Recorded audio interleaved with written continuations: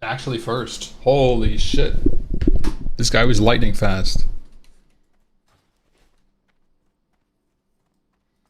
What can I get for you today? How are ya?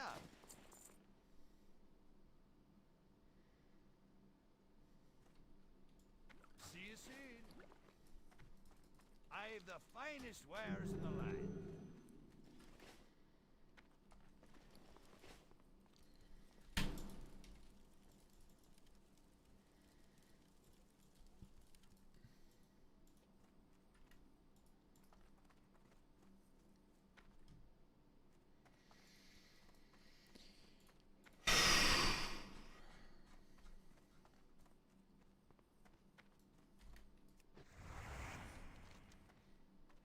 Where is the rat catching dude? I think I missed him. Oh fuck my sleep schedule. Hey, go to sleep, man. You're not missing out. What can I do for you?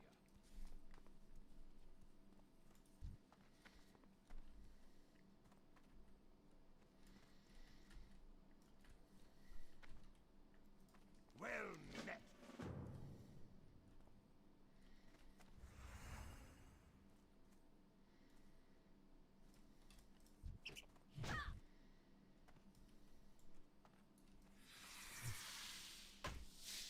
Oh no.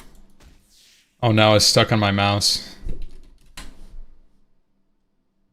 But yo. Yo, big swag with the prime. Thank you, bro. Hello there. Yo, yo, yo. Can't play EU right now? Oh, is it EU maintenance? This is hardcore. Doomhamel. It's a good server name, man. What? Who's Doomhowl?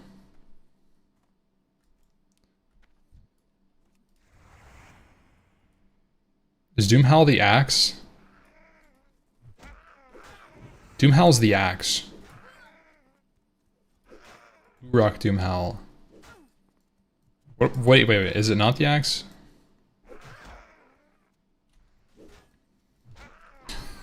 What's the axe from Prince Malkazine? Prince Malkazar in TBC.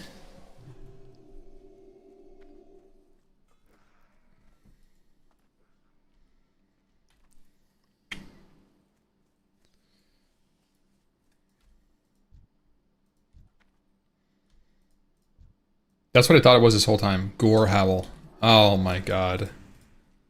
All these howlers, dude.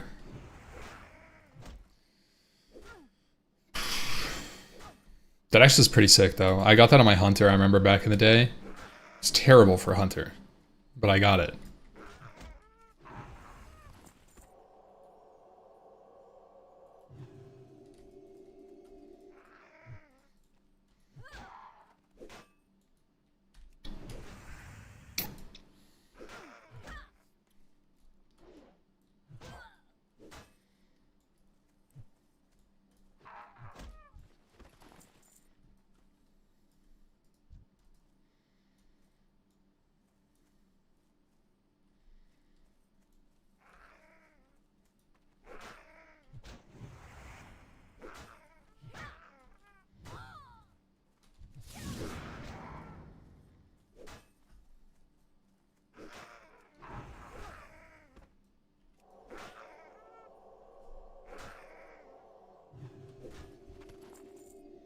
Yo, yo, yo.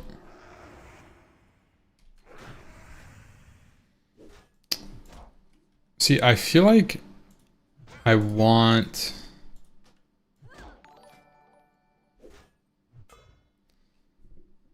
Judgment.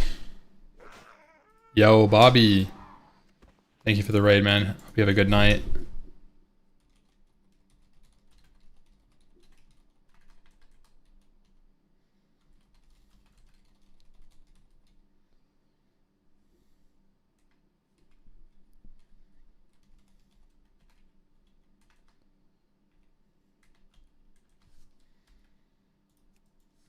Let's see if that works. See if that works better. Cast sequence tech.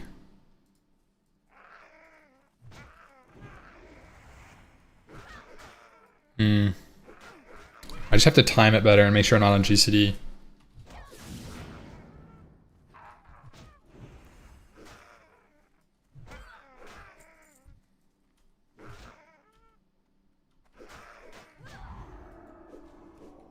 This is a little sussy, guys.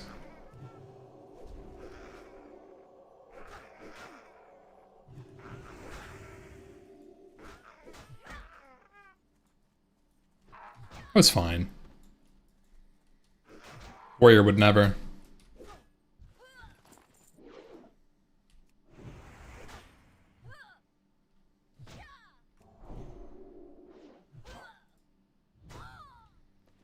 Yes, EU's or servers are still down? Oh, really? Do you guys have an 8-hour maintenance as well, like we had?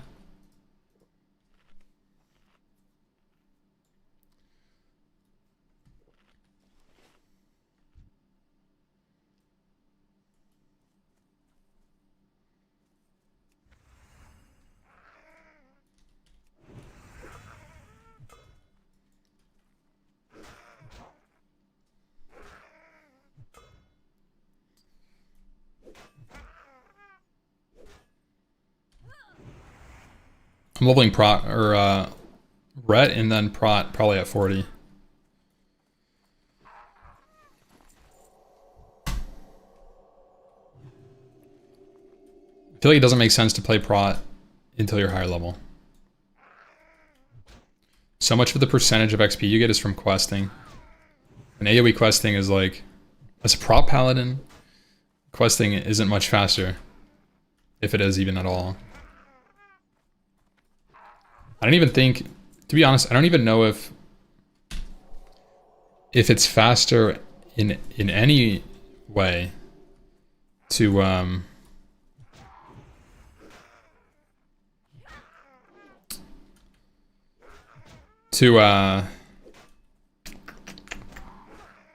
level as Prot versus Ret. Like doesn't Tommy just level as Ret? I'm sure he knows what's up. Duo? It doesn't... What? Duo Prot? With who?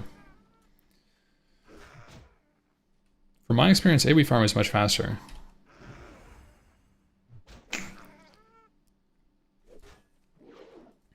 I don't see it.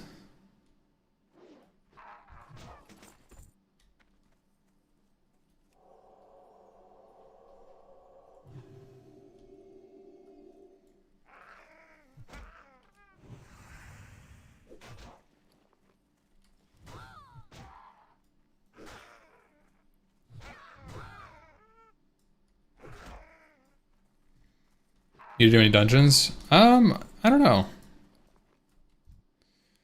Varigan's Fist is pretty insane, isn't it? Maybe. I've never leveled a paladin in 1x. I always boosted my paladins with like a mage, like mage boost them, you know?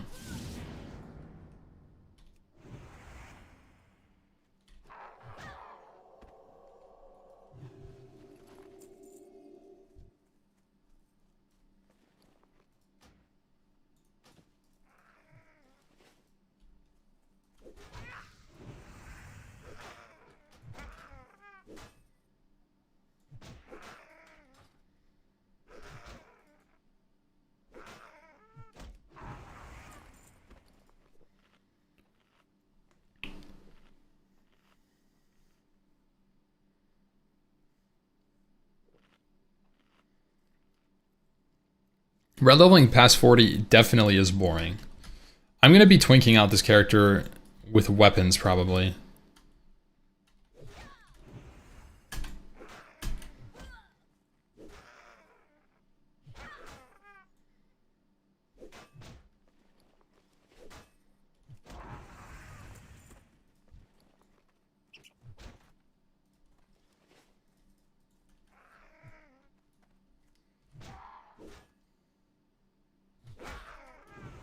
$40 in sub 2 days?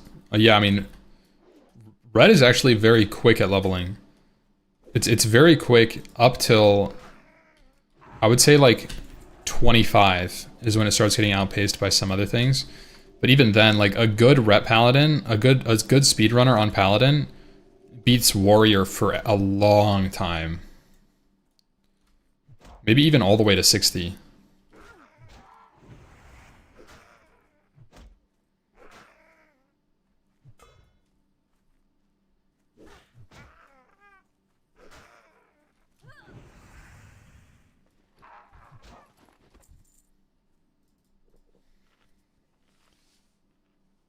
Fiery procs off seals? Wait, is that true? I had no idea.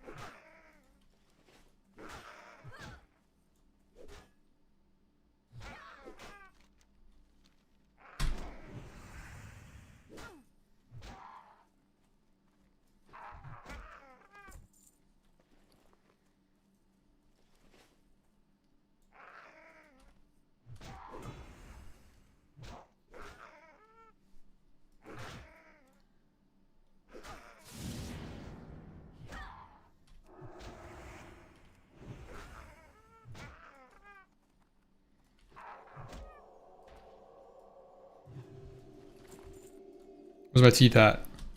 5 out of 8. Speedrunning 120. Just kind of chilling.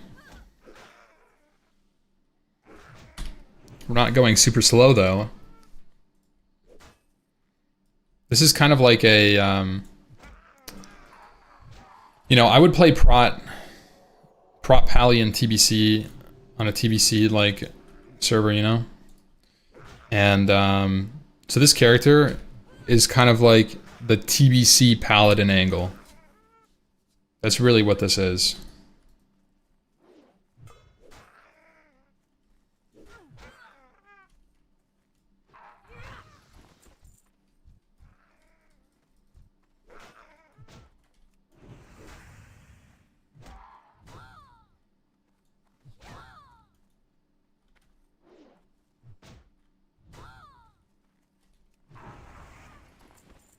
TBC Prop Paladin? That's right. The Prop Paladin.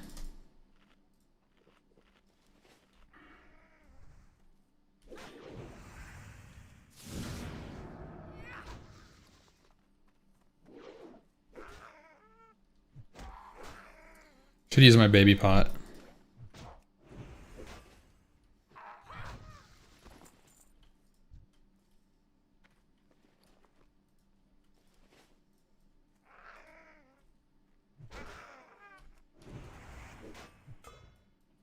Sit down on it. There it is.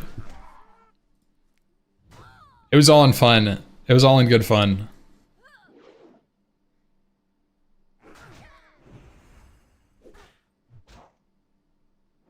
Night Slayer angle? This is not Night Slayer now. This is hardcore, but I'm gonna transfer this character to the PvE server, you know, for some TBC action. I'm not on Night Slayer. I'm on Doomhowl. This is hardcore, boys. Death equals delete, the classic. How do you think faction balancing on anniversary servers will affect TBC? By the time you get TBC servers in 2020, all the servers were already one faction. Yeah,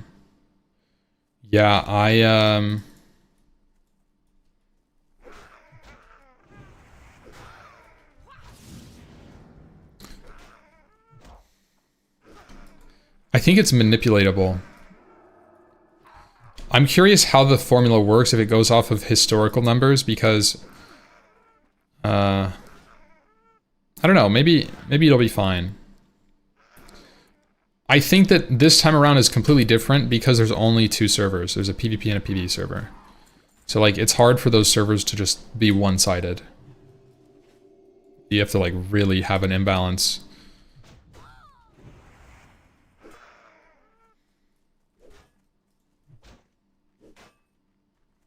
Killer character transfer?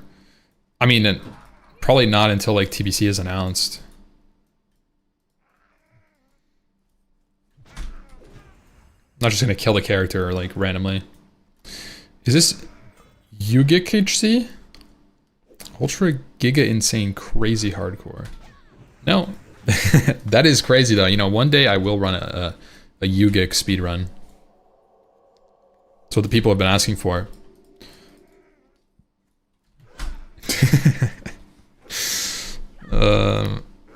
They'll probably enforce it the same as they did on PvP anniversary servers.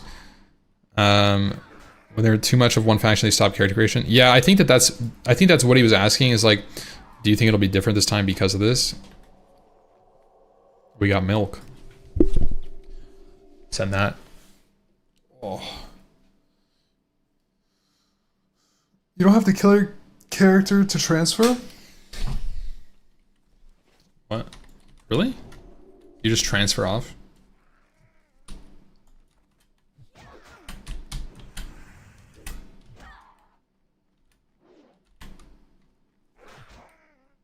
I didn't know that.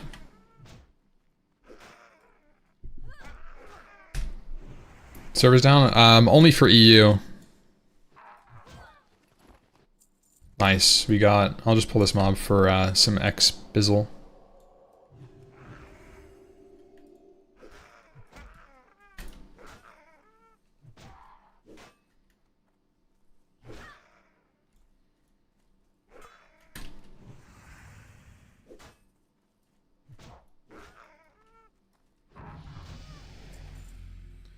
Go out trying to do dumb stuff.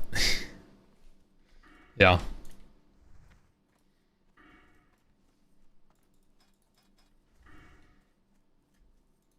Chat, what's the talent tree here for ret leveling? Is it like 5, 2, 3, 1? Ooh. Pursuit of justice.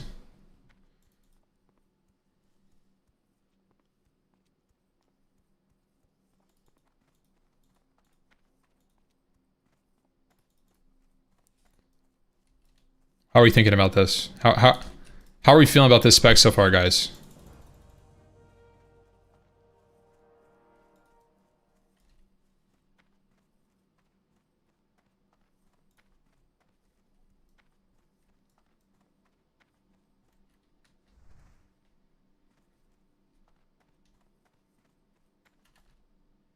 This is not SOD.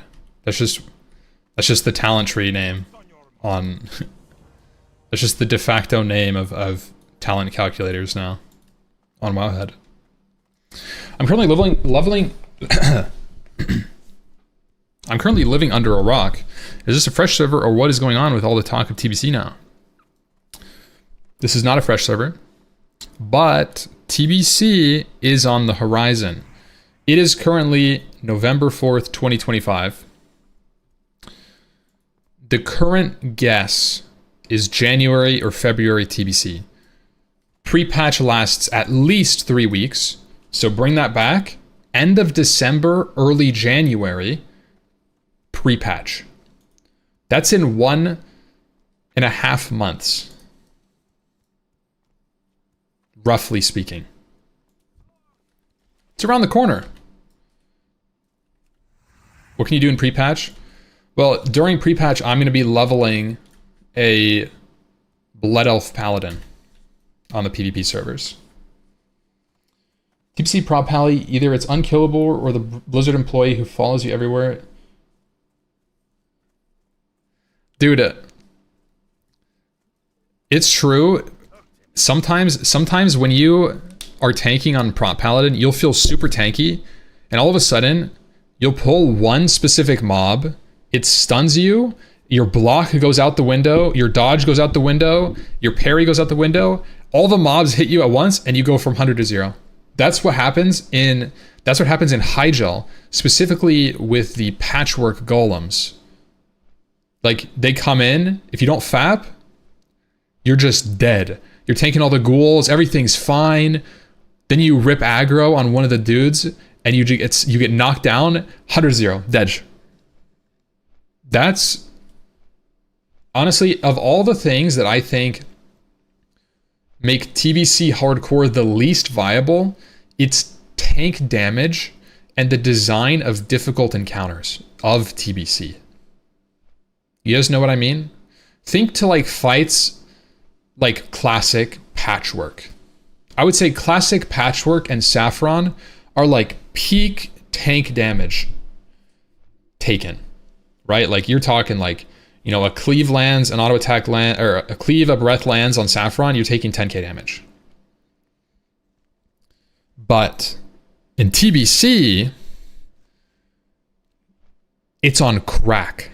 Like you have 20k, let's say you have 20k HP in TBC, just to keep it simple. Let's say you have 20k HP, which is like a pretty good number. 20k. When Mother Shiraz hits on your progress kill and you don't have any tier 6 and you're on Mother Shiraz and you get hit for 18k, that's how they made the fight difficult, because sometimes your tank doesn't resist anything of the Shadow Cleave. A crit or not a crit, like a crushing lands or some like double hit lands and you just die. Or you're tanking in early tier 5 and you're tanking Morgrim Tidewalker and he just chunks you. Like he just auto attacks you really hard right when an AoE goes out and you die. You just die.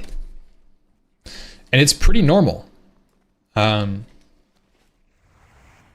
Or like Prince Malchezaar, yeah, from the YouTube chat.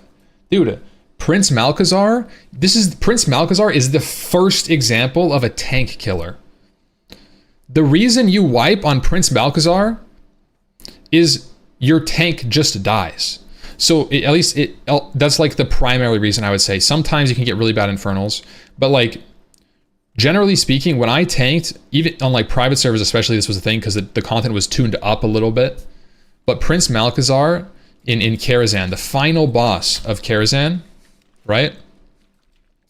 He hits so hard in his second phase. Basically, phase 1, he's just chopping you with one axe. Phase 2, he brings out a second axe, and he just doubles his attack speed. And the way that you would do it, yeah, what Goose is saying, during phase 2, that's the hardest hitting fight. In phase 2, he's dual wielding. Phase 3, he goes back to single weapon. So in phase 2, you would not attack. You would make sure you had enough threat to tank the boss all the way from 65 to 35% HP without hitting the boss, because if you parry hasted it, you would just die. That was the tech.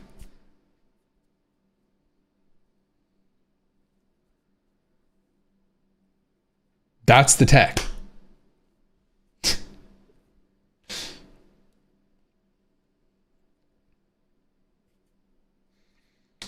Yeah. Yeah. I don't really care about Seal the Crusader.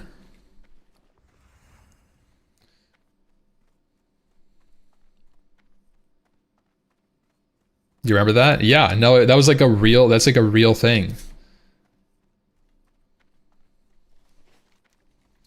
Just Hearthback. One bad parry haste. But yeah, so that's like, sounds kind of idiotic, but like that's the level to which tanks died in TBC. You don't really get that in Classic.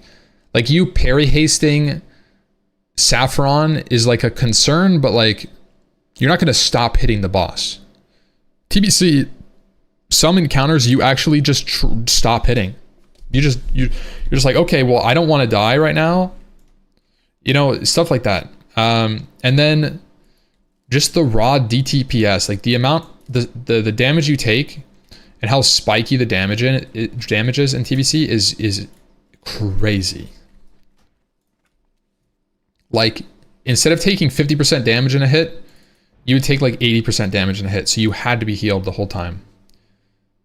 And now there's obviously classes like Druid. Resto Druid is a great class at smoothing damage taken. Very specifically, that's like one of the biggest reasons you would roll a Druid healer in a raid. I'm not gonna try ultra. Ultra hardcore. Sulfur on Hammer on the auction house.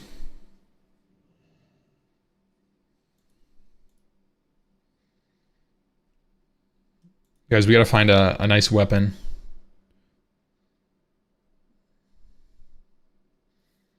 Why are the weapons so expensive, by the way? 18 gold for this bullshit?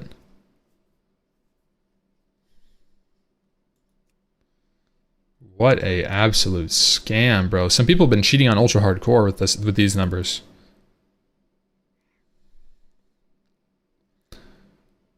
Some people have been cheating.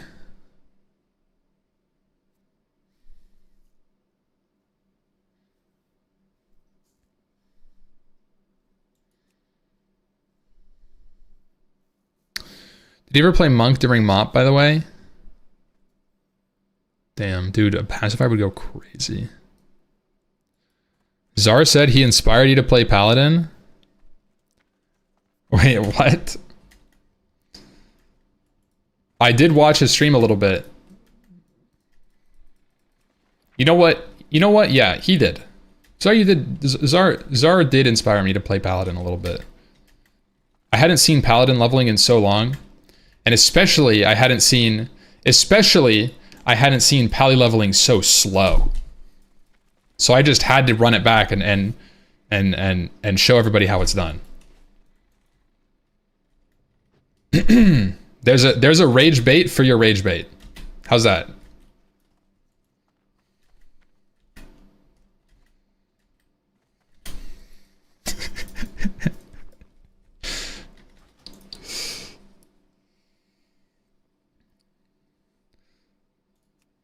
Oh yeah, let's just send like a couple gold over. Playing TBC. I mean, I'll try it out. I don't know how serious I'm gonna play it though.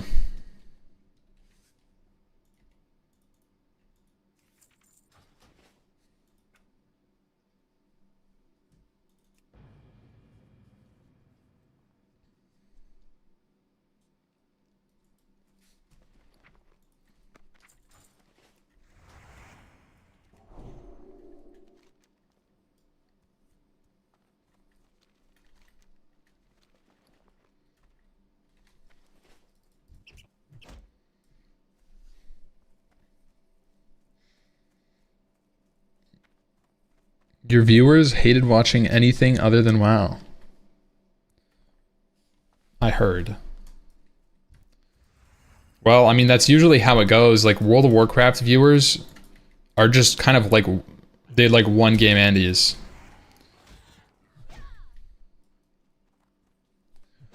I've heard rumors of a WoW TBC, a WoW token in TBC. If that's true, I'm fully out. You know, I'm actually the reverse.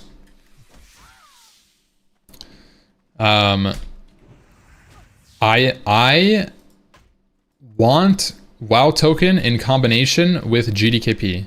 Why? Because I don't think they would do GDKP without WoW token. So I'm okay with WoW token because that's one step closer to GDKP coming back.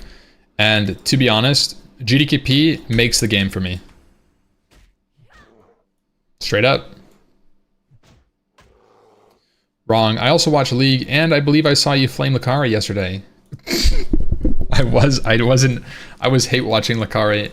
I wasn't actually hate watching, but I was like trolling.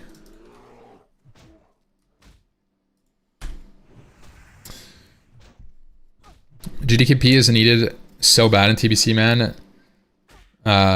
It's so alt heavy. Yeah. I mean,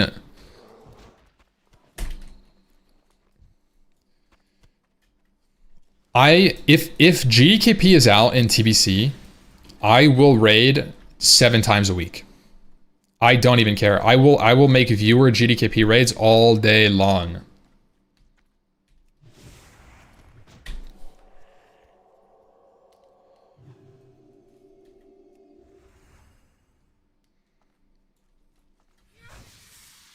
Viewer GDKP raids would be demonic. And that's the best part about it. It would be ultimate omega fun. But also, just so you know, Ampy viewers, statistically speaking, on the level, the skill bracket level, like if you would go like, I would say like on the bottom is probably like Peekaboo viewers. in terms of like, you know, skill. And then because they're all retail players, and then it goes like, yeah, at the top is like going to be Zeroji, and then probably like Simon Eyes, and then I'm probably below Simon Eyes, actually.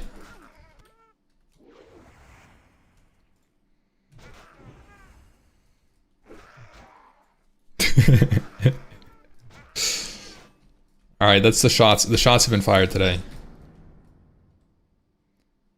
Put some knickknacks or decorations on the shelves behind you.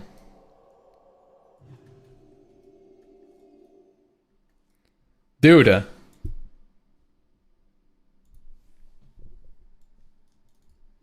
That's what's in that box. Right there, that box goes on the shelf. I'm not unboxing it. I got WoW to play.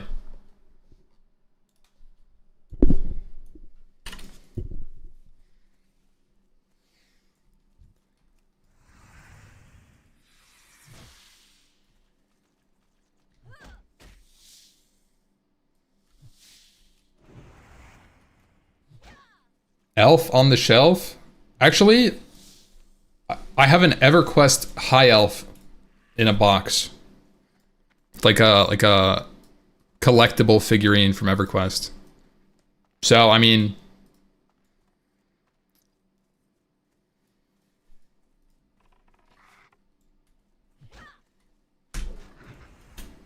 I retired from the game. I did. Yeah, no, I did retire. And then in my retirement, I figured out I had nothing left. Because this is my entire life. EverQuest streams when? EverQuest streams when? Didn't you ask that yesterday, bro? Are you the same guy that asked that yesterday? I'm checking the logs. Okay, you're actually not. So I'm gonna let that slide. I'm gonna let that one slide. I respect that as a lurker myself. By the way, guys, I have 5 spider ichor. What the hell is going on? EQ streams when? Probably if a server ever comes out for P99, like Omega, whatever comes after green. What color, guys? Think about this logically. What color comes after green that's not some obscure color? The servers they released went from blue to green. What's the next in the sequence?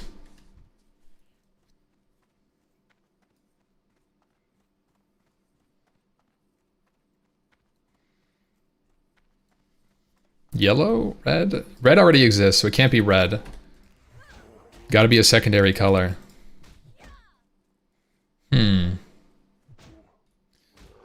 Yeah, we gotta get into color theory here. But no, so like honestly speaking, I would love to play some EQ on a fresh server, but I don't want to play on a progress server. As for,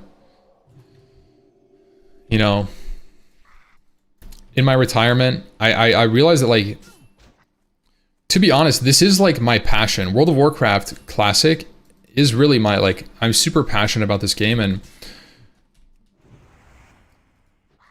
when I wasn't playing it, you know, after like 3 weeks, I was like, dude,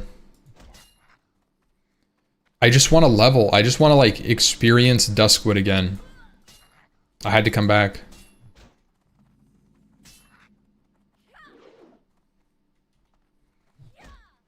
Did it go red, orange, yellow, green? No, it went green, then red, then, or no, blue, then red, then green.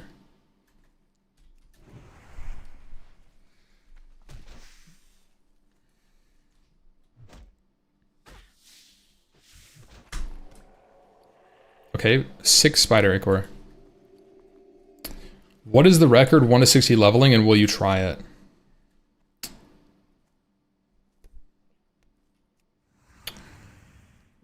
The record is like 70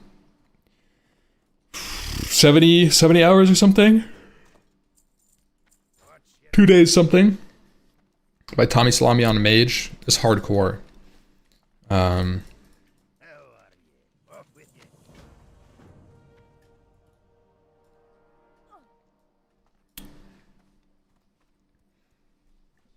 Oh, it's 58 hours? Sheesh. Yeah, that's pretty fast. Would I try it? Would I try it?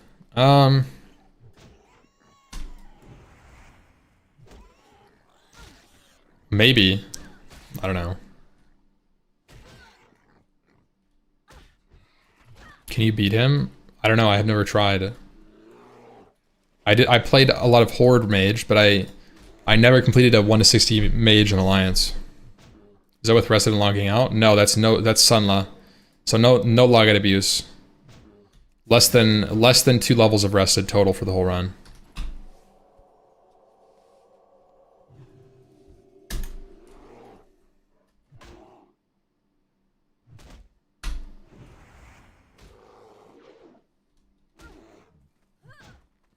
Shadow Priest good in hardcore? Okay, no, because Shadow Priest takes 40 levels to come online. You're just a priest for 40 levels. Once you're level 40 though and you have Shadow Form, yeah, it's pretty decent. Is it much better than just wanding? No.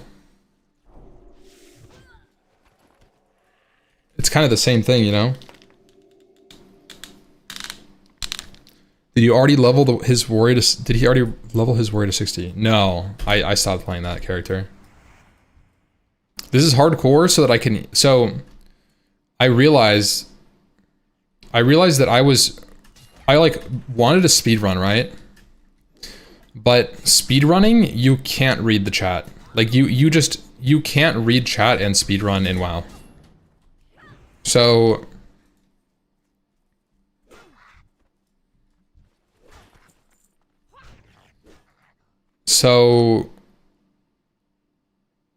I'm just playing a character on hardcore right now just so I can yap, you know?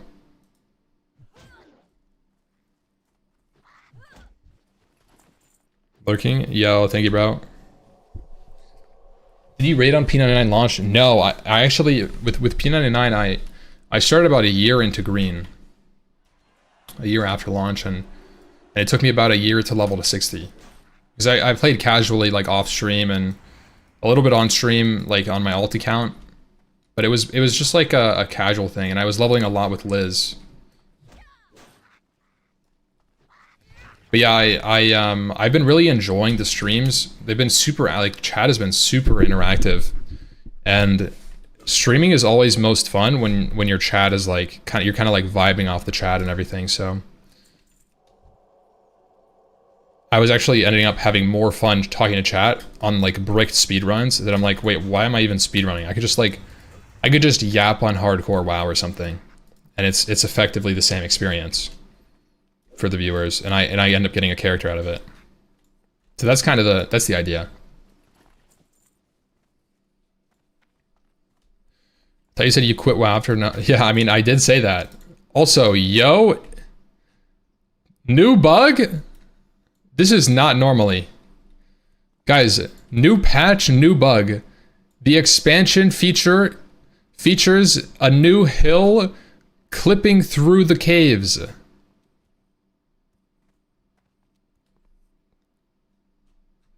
We are so back. Holy. It's a feature of the new patch. When is the EU server up? Well, the NA server took like 8 hours to come up, so I would expect about the same.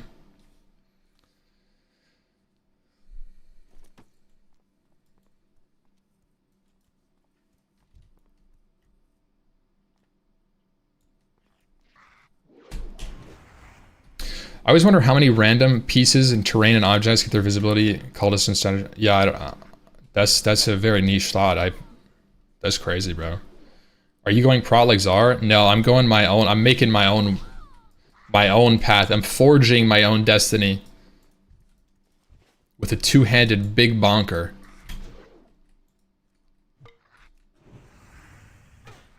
Zarya waiting room.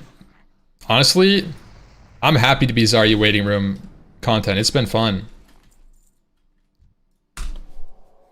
I'm on the night shift right now, guys.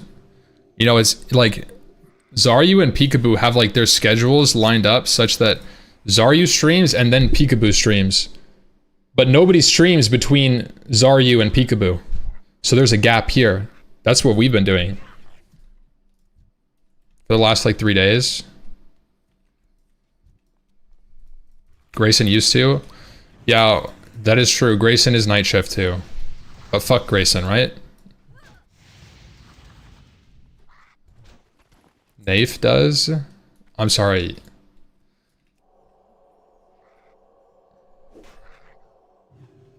There are people that stream at this time, yeah.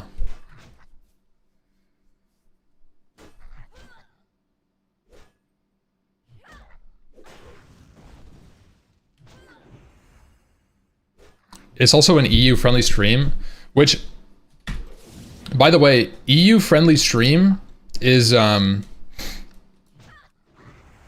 completely not, it doesn't exist. For whatever reason, no Europeans play Classic WoW anymore. They just all only play Mythic Plus. You know what I mean? Like, nobody streams at this time.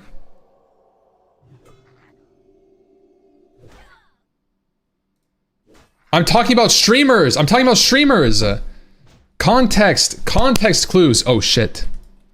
Chat, use your brain, use your noggin.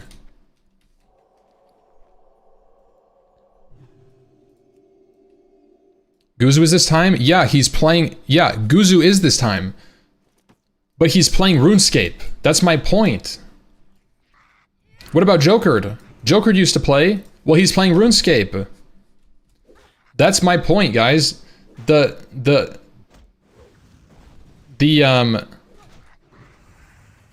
streamers that used to stream at this time just like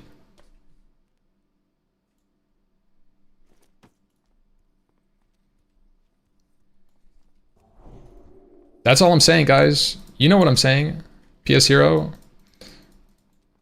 Yeah, but okay. This is a gap. This is the gap window. Early morning EU.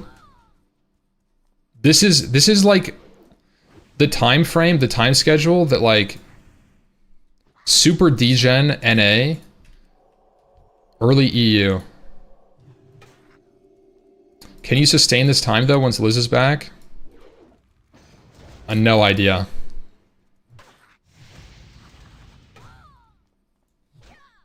Uh-oh.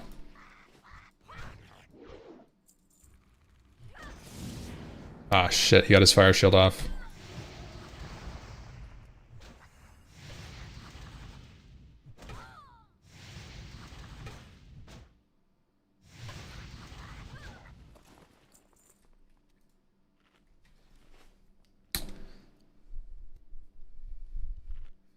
Unemployed EU hours, Degen NA. Or Super Degen EU. True. Did I find myself being very bad and panicky when I PvP in Classic Fresh? Quotes, I play mage. Or parentheses. Is there a good suggestion on how to combat that? Practice. Look.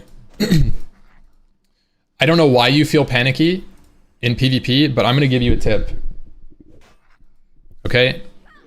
All you need to do as a mage is polymorph. Whatever it is. Okay? Nova, polymorph. That's it. If you don't know what to do and you press polymorph, it's probably a decent idea.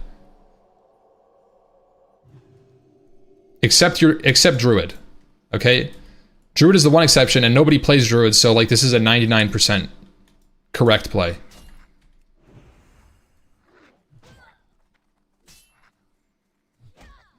Okay?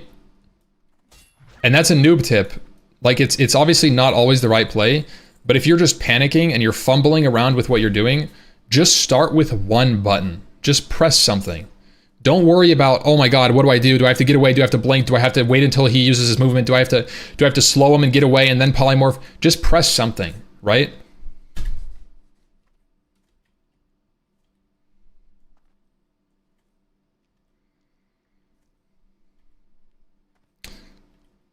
This is hardcore.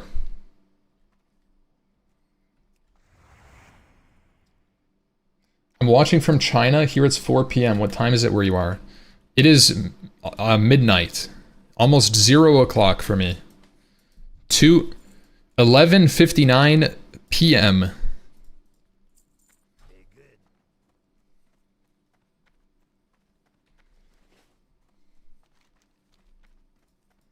Interest you on a pint? Off with you. 0 o'clock.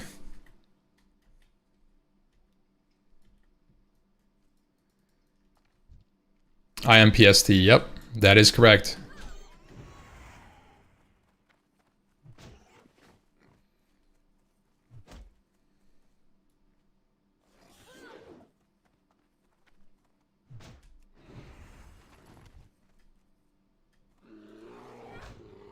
How is hype for the special China servers? Bro, I wish I could play on them. I bet, you know what? I bet that the Chinese Classic WoW team is 5 times as large as the NA Classic WoW team. Privileged, man. It's fucking, it's such a shame.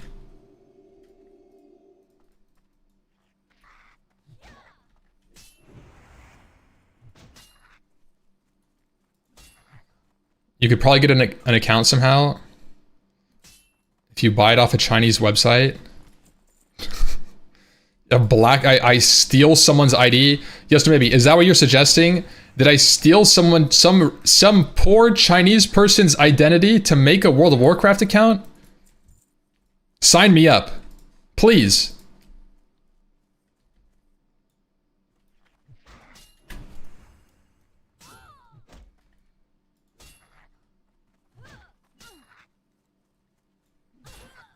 Who do I contact? Dude, and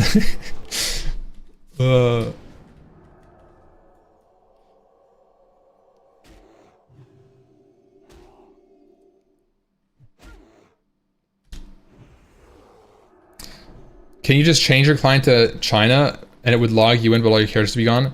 No, you cannot just log into the Chinese WoW servers. The only way to log into a Chinese WoW server is to make a Chinese WoW account for those servers, and in order to do that, you need a tax identifier or like some identification from that proves that you're like a person, right? That you're a real person, an individual, and you're only allowed to have one account.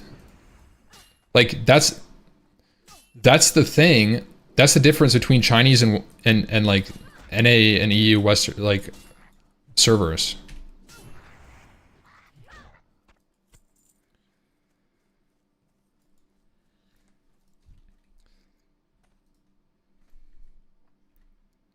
The Chinese WoW numbers are probably insane compared to Western numbers, to be honest. Dude, they have insanely big servers. No, actually, I'm pretty sure that have you seen? Look at Warcraft logs. Look at Warcraft logs. And go to like, how do I find it? How do I find hardcore?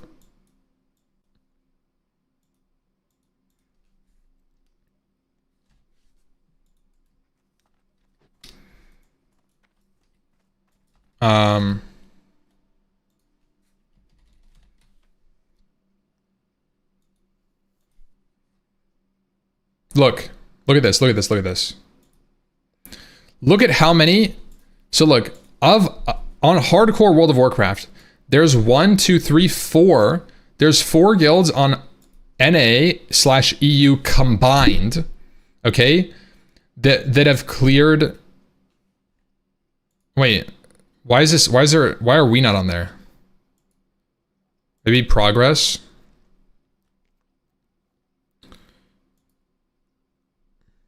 Look at how many Chinese guilds there are.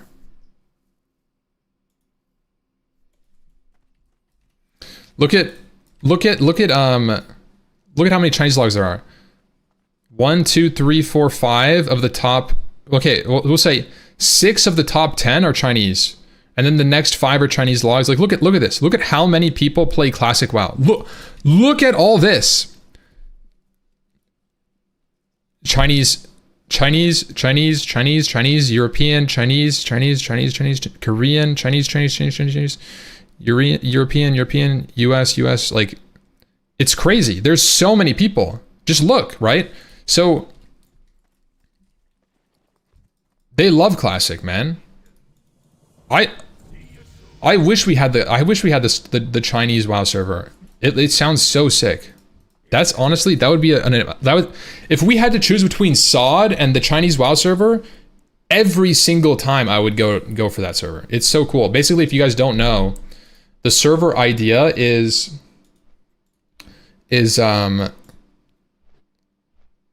classic to Wrath with randomized progression. So you could go your direction goes from your progression. Let's say you started with MC. Let's say you did MC as your tier 1, your first raid. The next raid could be Black Temple, right? And it's really interesting. You could go with Black Temple to ICC. And imagine a world where you have all of these different randomized content pieces and their set bonuses with other set bonuses. Like in Classic WoW, you have some set bonuses that are pretty cool. Like, let's say, what's a cool one?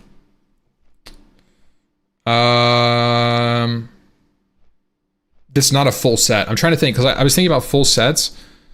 Like, that hurts my brain. There are none. There are some from non-classic, to be honest.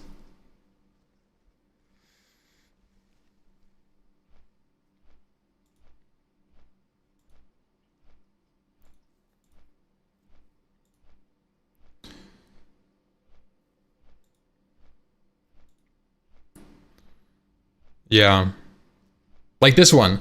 Like you get Shaman 3-piece tier 2, and then you get like whatever 6-piece tier 6 Shaman, like combination, and you're just like rocking some like crazy unique set of like you would never run. So it reimagines BIS lists too.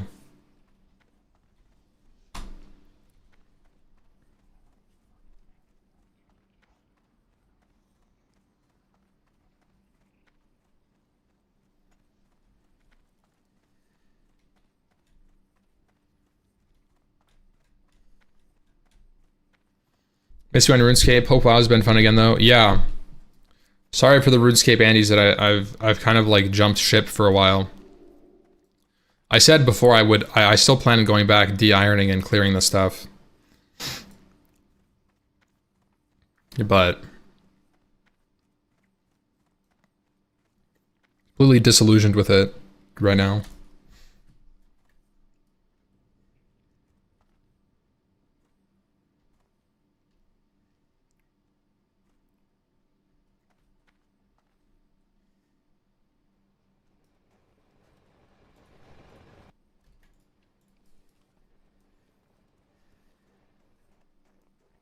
I think you would enjoy a lot playing the Ascension Bronzebeard server. I've played Ascension servers before. I played Ascension WoW a long time ago, like 2020. And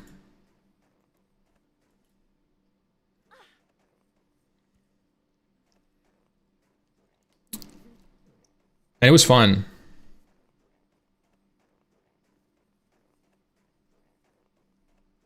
Drop rates deleted your interest in OSRS. I can't mentally handle 500 plus kills to get something. That's pretty much what I said. Bobka streams it. Well, Bobka streams it, but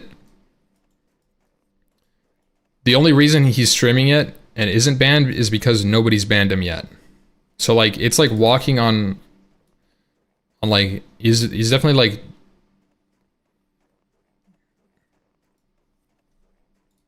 only allowed to stream it because nobody has enforced the rule yet. But it is TOS to do that, you know?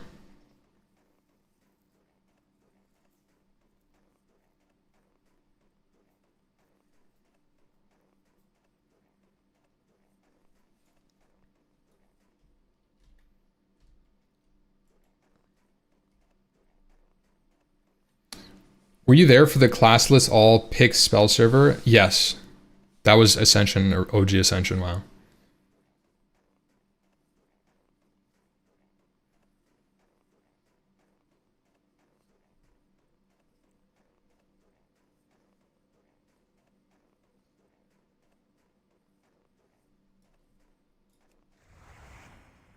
You're doing the skips, guys. I've done a lot of these skips. I've done the skip a lot of times.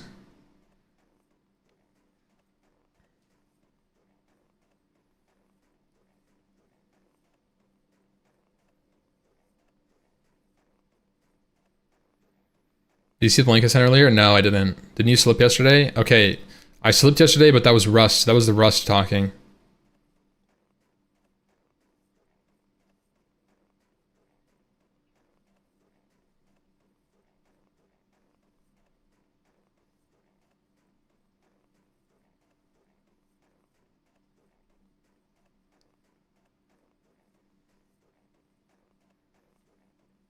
Jimmy video was fire. Love to hear your take. Yeah, it was a really good chat. Jimmy's a really good interviewer. It was really fun. What layer are you on? I don't even have an add-on to check. What was the last retail expansion you played? Realistically, early Battle for Azeroth. BFA release date. So the last time I probably played retail was like very beginning of 2019. So like 6 years ago.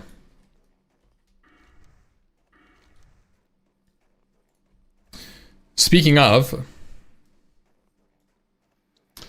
I will be playing Midnight. Me and Liz will be playing on Midnight. And we'll do some Mythic Plus. It should be fun.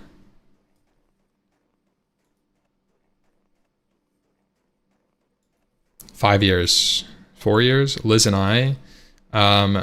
Actually, it got reworked. Is name plus me grammatically correct in 2025?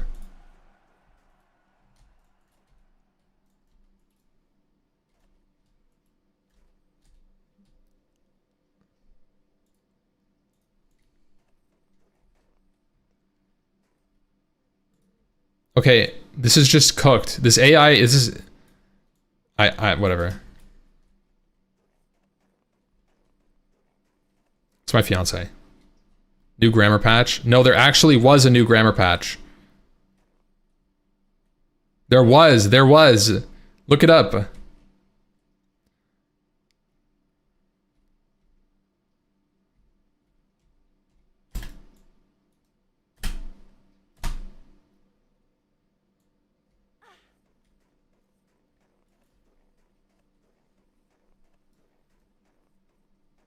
Hi, yo. Dude, this watch streak thing is crazy. Wait.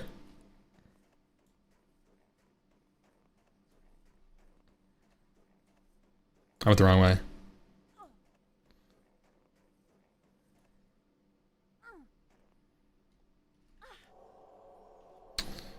Do you have a marriage date?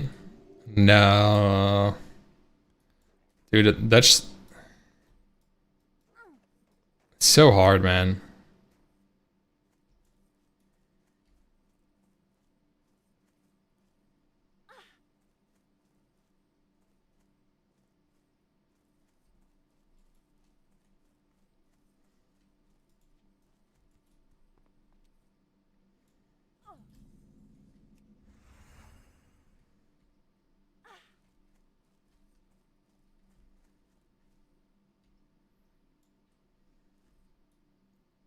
Easy way to remember the me versus I in a sentence is to remove the other person and see if it makes sense.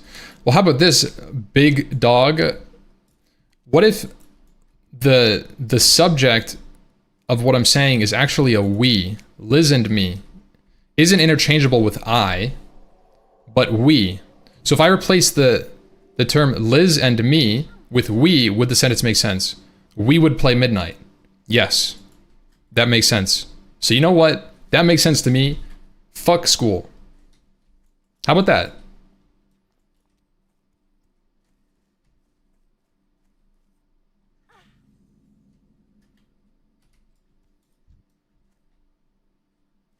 Me would. But we would, not me would.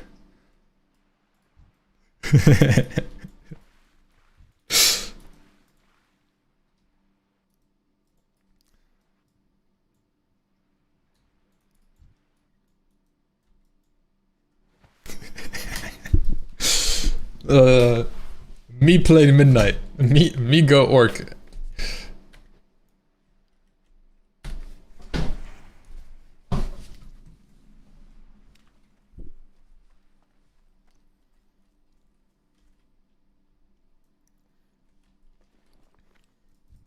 Here there. Well, great to meet you. Great to meet ya. What a guy. Thank you, bro.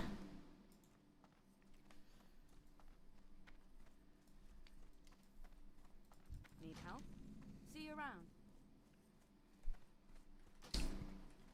How does it feel to go from a hero class, warrior, to an auto attack class, paladin?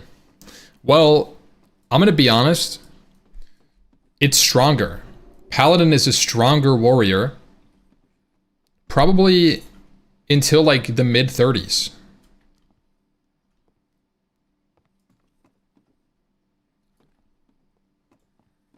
Imagine not getting the flight point. Couldn't be me, right?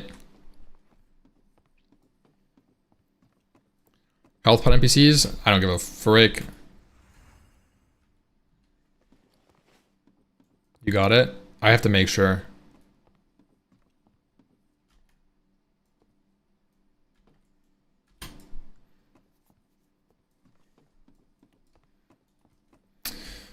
Warrior with Whirlwind Axe is stronger for sure at 30. Okay, but a warrior with 30 axes, you're comparing twinked characters versus like you're not getting a Whirlwind Axe at level 30 unless you're going way out of your way to get that. And then of course, yeah, you're stronger. But also, if a warrior dueled a paladin, and the warrior had Whirlwind Axe, and the paladin had Varrigan's Fist, who do you guys think would win?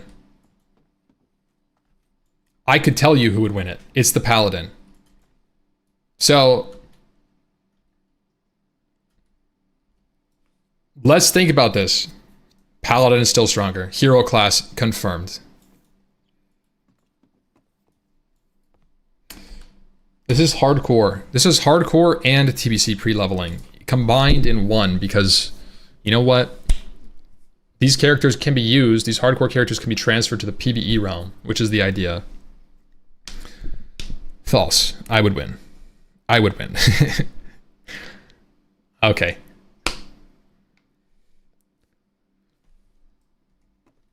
Mental gymnastics? That's what people know me as, the mental gymnast. Can never be wrong that way. It's the pirate software tech. False. Me would win. Come on, guys, let's use proper grammar. Yeah, me.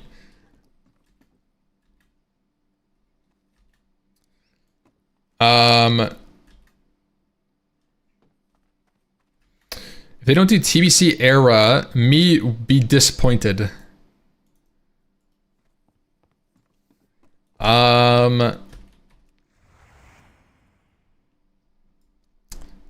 I don't think they're going to do a TBC era. I thought about this. We talked about it like in the Classic Plus leak discussions. In the leak, there was a line that was like, you know, Wrath era server, no TBC era server. And we talked about it there. I think a TBC era server gets boring after 2 months. Because the population will slowly dwindle to nothing because there's no new content coming out and they're just farming Sunwell over and over, and everybody has glaives in arena, and so they're just getting bullied by glaive rogues and season 4 bist out Resto Druid rogue comps or like insanely geared mage rogue, and it's just the only people that would play are like high-end PvPers doing arenas, and everybody else would quit. And unfortunately, the amount of high-end PvPers that play this game are not enough to keep a TBC era server alive. in my opinion. Now, people would play and log in every once in a while, but I don't think that means it's an active or populated server, right? Hello. Farewell.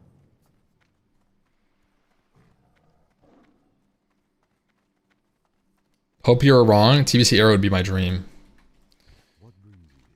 I think that the solution for TBC Andes isn't an era server, but a fresh TBC server. Like, you know how I talked about how this was a while back, okay? This was a while back. You guys might not remember this. But basically, the way I would want this ecosystem to work, possibly, you could do this, is let's say you have a classic server, and in these, it's, I'll just write this. It's a 12-month timeline. So each one of these bricks is 12 months long, 1 year. 1 year. Or even less, 10 months to 1 year. Okay? And you do the same thing, you do a TBC server into a Wrath server, right? You can imagine each one of these blocks being a expansion. And what I think they should do, or what you could do, is this.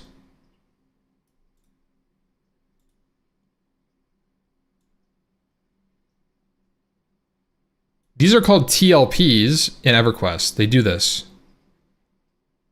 right? They do this all the time. This is the model of EverQuest Classic.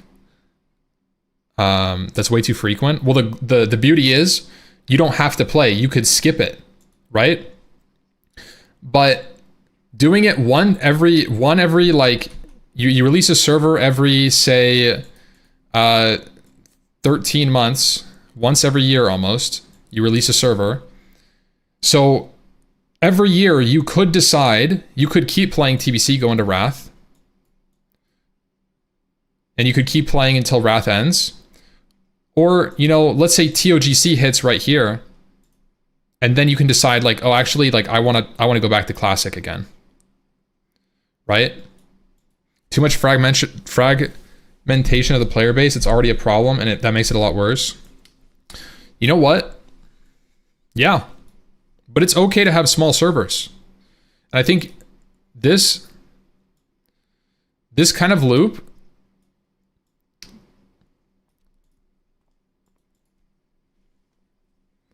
like this would be entertaining for me, because you would get, right? You would get people in a position basically where, like, if you're a TBC kind of guy, which there's a lot of TBC guys specifically, thinking about like I'm going back to like private server days, there are people that only played TBC. People like TSW. Do you guys know TSW? All he does is play private server TBC. And once he finishes it, he goes to the next TBC private server. There's so many people like this. Right? And so everything, right? Everything at the end of it gets funneled into a main Wrath era server. And maybe what you should do actually is make these Wrath boxes, right? Like, oh wow, I should not have done that. Let's go back to here. Let's go back to here. So like what you can do is make these Wrath boxes a little bit shorter. And then give people like an accelerated Wrath experience, and then put those people onto the Wrath permanent era realms like this. And then there's a permanent Wrath era server. This is the, right? The two servers that they have that you can do. Right? You can either choose every time this happens right here, you can either go into this block, or you can choose to go into TBC. And then the same thing could happen at the end of this. Well, actually, and then your character eventually de facto ends up in Wrath. So like this is good for people who like freshes, which is generally speaking, I would say the classic audience likes new freshes. It's super fun. That rush is the most fun part of the game. Now, if this does fragment the player base, but if you're a TBC kind of guy, you have a permanent TBC experience with like a 2-month break after the server finishes. So you could just like, maybe you go play like classic, you get your character ready, and then you go into TBC with a ready character again. You know what I mean? Like this would be sick. Right? For people that like TBC. Or, you know, maybe you don't like TBC, but you like Wrath, and you could do like classic, and then kind of level your character to 70 for Wrath, and then start playing classic, and then go into Wrath. You know?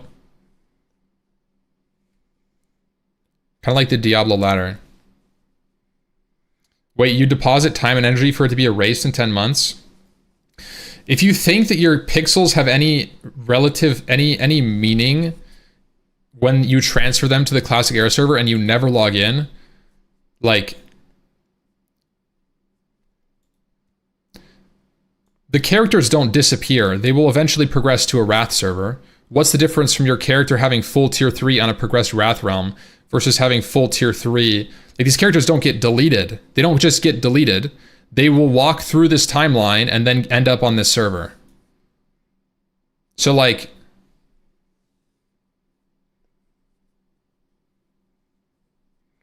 the classic audience deserves not getting Classic Plus when they love playing re-releases so much.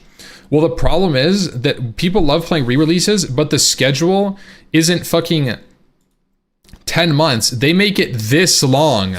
They stretch classic content this far. And people, no wonder people quit, right?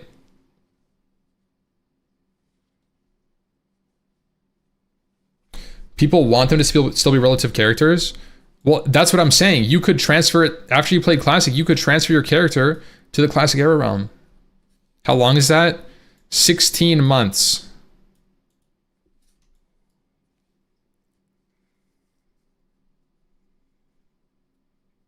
More loot? No, you don't need more loot. Loot scarcity drives experience. You have Shadowmourne on red and I haven't logged once. Yeah, like, that's kind of what I'm saying. Like, it'll always be a fast experience to get through Classic if nothing is different. But the difference is, when you have a 10-month timeline, you're not bored playing AQ for, right? Like, think about this, right? A timeline, let's break it down. Let's go through your 10 months.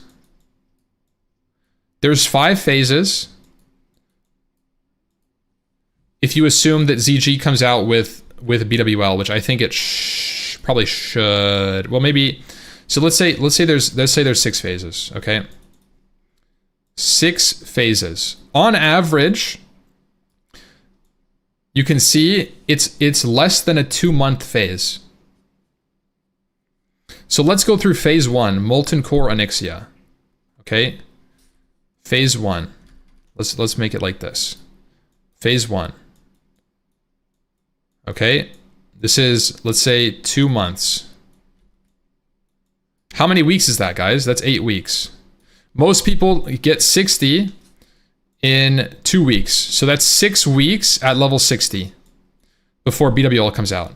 That means by the time you're doing MC, you only have 5 resets.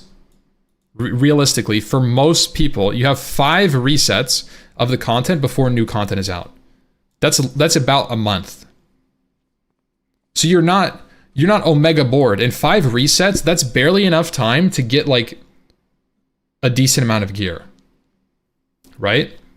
And so then phase 2 comes out. And you make phase 2 6 weeks. This is just BWL. Maybe let's actually say this is 4 weeks. And then let's actually go back here. That's very fast. It should be 8. Okay, but hear me out. Like let me finish what I'm doing before we do that.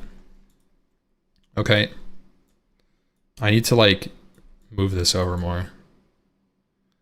10 months. Okay. So phase 2. Let's say phase 2 comes out.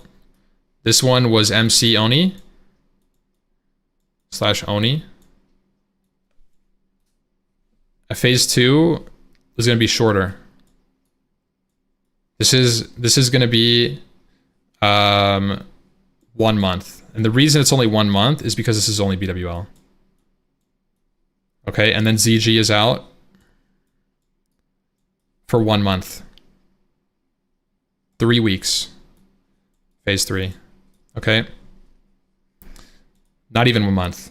And then after ZG, you're going right into AQ. Right? This is an AQ. Let's make this one a little bit longer, so people have a little bit of time to catch up. Phase 4 should be 2 months. And then Nax is out. And it should go into TBC, right? And obviously, what is left?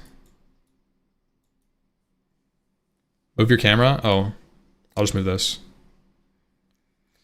So like, how many months is this? That's 2, 4, 5, almost 6 months. So that would be 3 months of phase 5, and then you'd have 1 month of pre-patch TBC, right? And that's your 10-month time frame.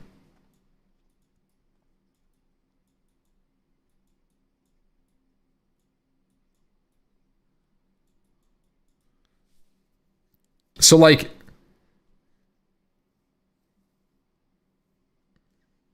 one month pre-patch? Yeah, I think that's fine.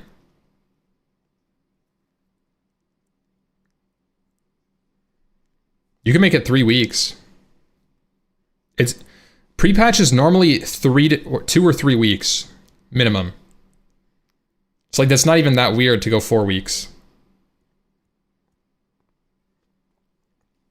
EU server up. Oh shit. I don't know. This is my idea. This isn't like everybody's dream, but this would be like, if you're a classic Andy and you love speedrunning, or you love TBC arenas, or you love Wrath, this is like, you get to do the thing that you want about classic.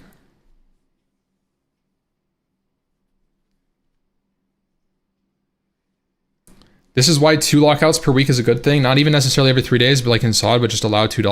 It's too much rating. Rating twice in a week devalues the rating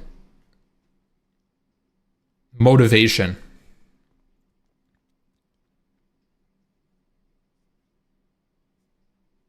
Tight loot is very fine if you're MT plus GM, by the way, not as an average Andy. Okay, even average Andys with a 13-month time frame don't get fucking loot. What do you mean?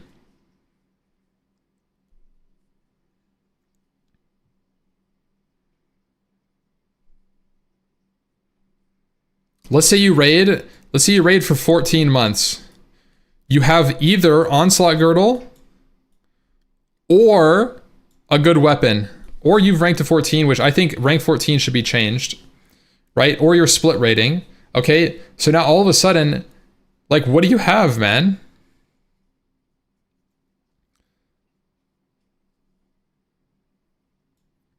Like, there's so much Nax gear, for example. I don't know. 2 raids a week is bad because of consumables, I think.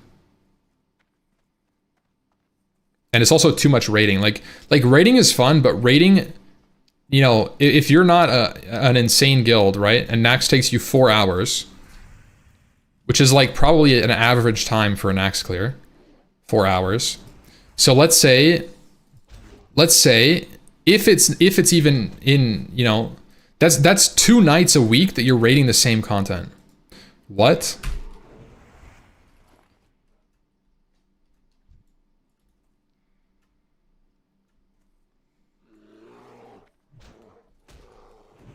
Four hours is a lot? Nah, not for your average guild.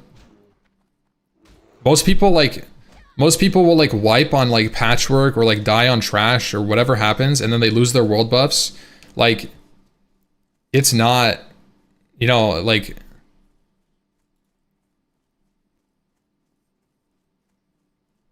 it's not good. You know, wiping on Saffron 4 times, like, some people don't even clear Nax, right? They just clear, right? Like, a lot of people don't even clear it in one day.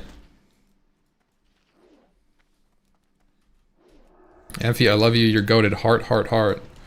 Bro, thank you, man. What are you okay? Are you good? I never accepted the Buzzbox quest. There just needs a better system for targeted loot. Okay, I agree that there should be a better system for targeted loot in a hypothetical world that you're doing a shorter timeline for whatever. And I think a decent way that you could do it, okay? I think a decent way you could do it is by having some sort of maybe crafting material. So instead of, right, I would say that the only way you could make this work isn't to make the Abyss items drop more, but to add more loot drops in the terms of secondary Abyss or like lower tier items. So like if you look at it, and let's say you have a 10-month timeline instead of a 14-month timeline. What is the difference, right? 4 months of loot is equal to 16 lockouts. So let's say you want to bump the total loot difference up by 10%. Let's just say it's 10%, okay, to keep it simple. So like what you could do is say 1 to 2, like let's say you clear MC and you get some raid material. Let's call it like a little fire. It looks like a cat. It's a fire cat. And if you get 10 fire cats, 10x of these.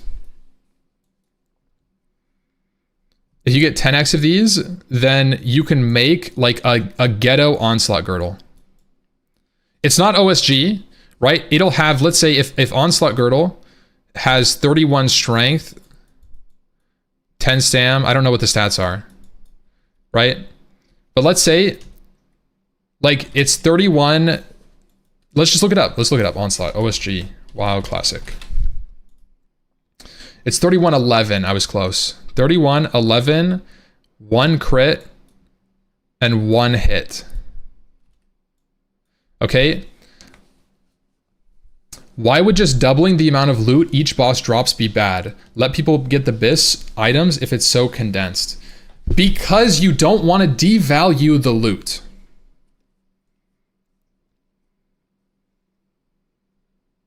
You can't just double how many Thunder Furies are in the game, because now everybody's Thunder Fury is worth less. But you can give people some more reward for if you're going to shorten the time frame, right? You could get something like this. It would be easier if bosses dropped 1 more item. Okay, I don't think it can be the same items, what I'm saying. What I'm saying is I don't think it can be the same items. Because, right? Because, like, why should you get free Abyss loot? Like, that's just going to increase the variance. And then all of a sudden it's like, oh, we got 2 onslaught girdles from our raid. Right? You can't make it the same level of RNG because onslaught girdle itself, you can raid for 5 months and never see. So what does it do? You get an extra item, you still don't get this.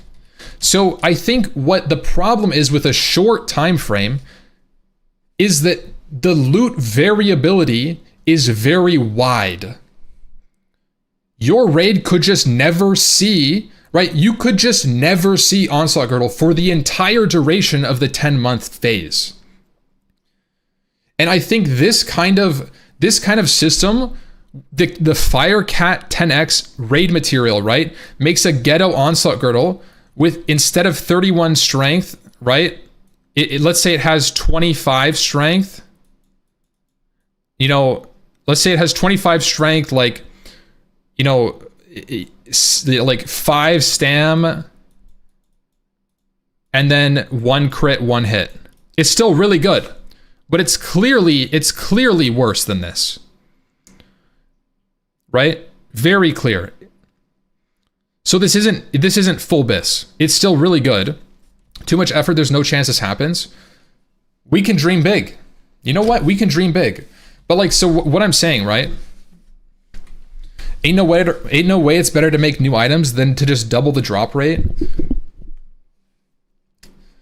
Okay, doubling the drop rate is how you get sawed shit to happen, and then all of a sudden everybody has fucking sulfuron hammer, everybody has thunder fury, everybody has XYZ item. It's no longer special. This is something, right? When you're not reducing the value inherently of the rare piece of item. 25 strength is too high. Yeah, maybe you go to like 21 strength, right? But like this right here is still better than the alternative items. This is second bis. This is number 2 bis belt until onslaught girdle. Number 3 behind mentor. Okay. So the problem is, right, when you are looking at shortening a time frame, I think this would be a really good change. And on top of this, the Firecat currency, let's say it's think about it like Nether Vortex, right?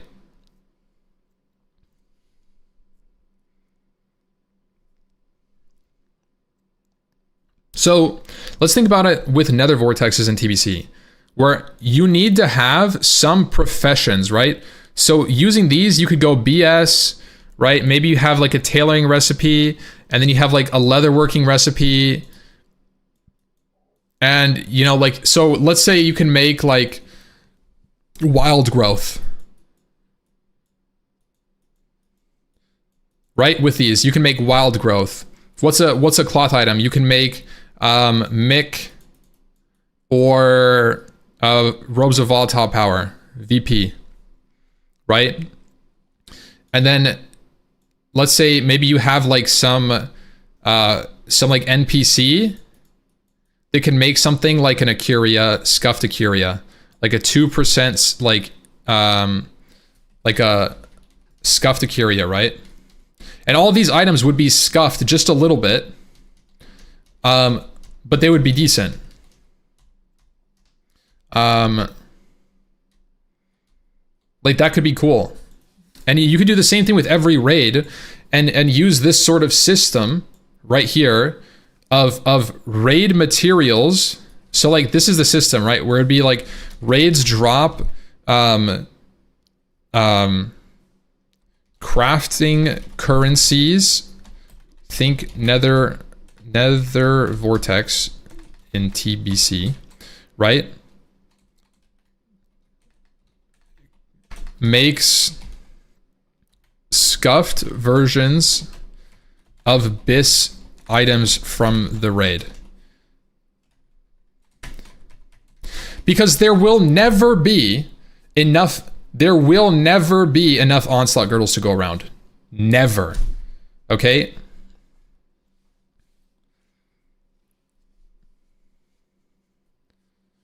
I personally would find a kind of catch up through dungeons after the next tier gets released better than your system. I'm just trying to smooth, so the idea, the goal of this would be to smooth raid loot RNG in a shorter time frame schedule, like shorter patch cycle lengths. So let's server. Right, the goal is this, to smooth raid loot RNG. It's not to double drop rate, because then you have higher variance. Yes, you can get 2 onslaughts, but it's likely you'll still get 0.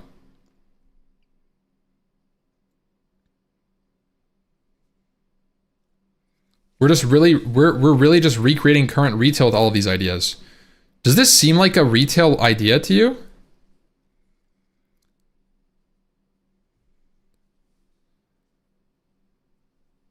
But imagine trying to convince your autistic raiders that it's better for them to take cope item instead of being next in line for the BIS drop. Well, there's always give and take, right? It's like, okay, well, if you're not going to take this, Jimmy's going to take this, and then he's getting Onslaught Girdle.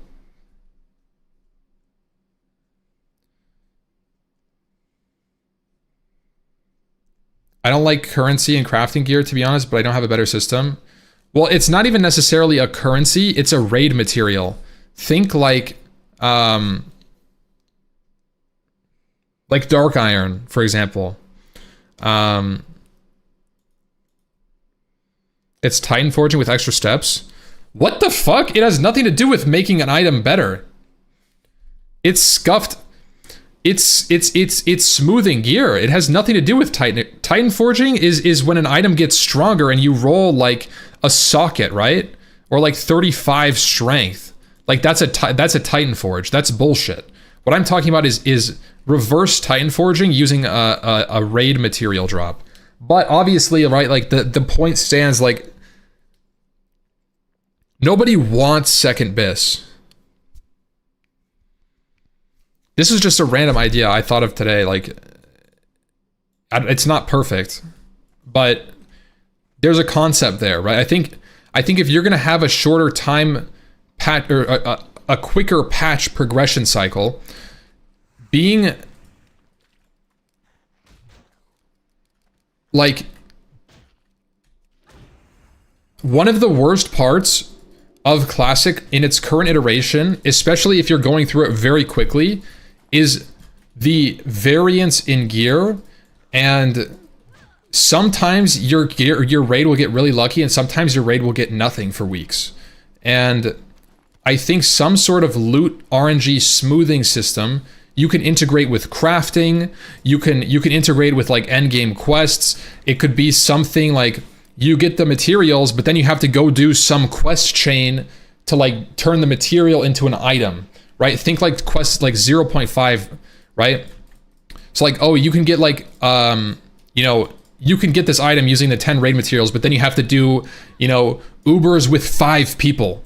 And that's the quest. It's a quest. It's not a raid quest, and you have to kill Dracasath. That's the kind of quest that I'm talking about. Like, it could be content. It doesn't have to be just, oh, go to a vendor with 10 fire cats and get an onslaught girdle. That's not what I'm talking about. I'm trying to create systems with the current setup that solves a problem that's a problem. And that's how you make it. That's how you make good content, I feel like.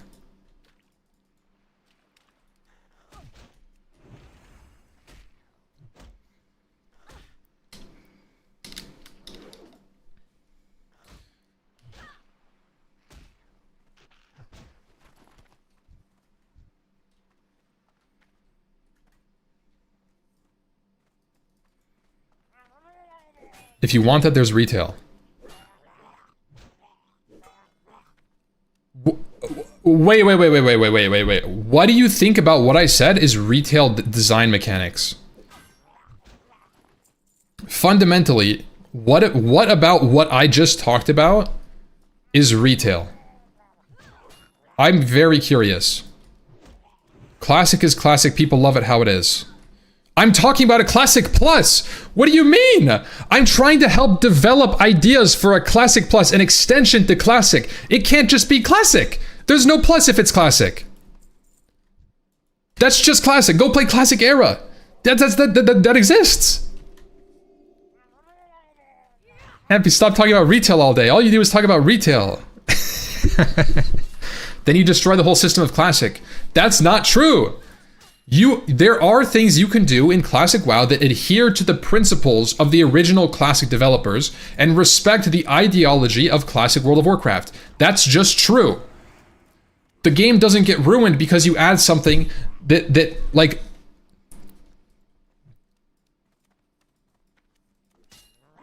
Okay, let me ask you this question. This is a key question. If the team that made Classic WoW in its entirety came back to develop a Classic and they added more things, Is it less classic? This is a genuine question. It's the same team. They're making the same design decisions. They're under the same philosophy. Is it still classic? You're going to say no because there's more stuff? No, it is still classic.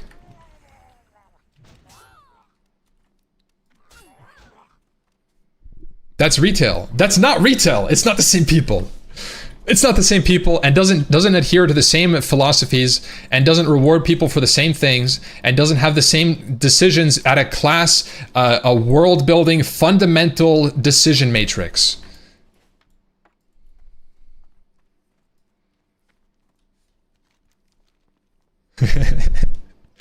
It's like saying OSRS is ORS, but not when it's updated. Yeah, like, I don't know, dude. If it's the same team or a similar team that's trying to adhere to their principles, I think that's fundamentally good. I think that's how, stop saying retail in the chat. Next person to say retail gets banned. How about that? You guys are gonna get the Badan hammer. It's not okay. Say it. Boom. Boom. You guys are getting, stop typing, you're typing too fast. You guys are all getting timed out. Straight up, wait, somebody added it as a... Okay, I'm unbanning them. I'm unbanning them. I'm sorry. That was a moment of weakness, guys. I'm sorry. Except for that guy. I'm leaving that guy still banned. Wait, he didn't even say retail. Oh no, he did. Okay, I think that's everybody. If you're not banned, if you're not unbanned, message KittenXD. I'm volunteering KittenXD.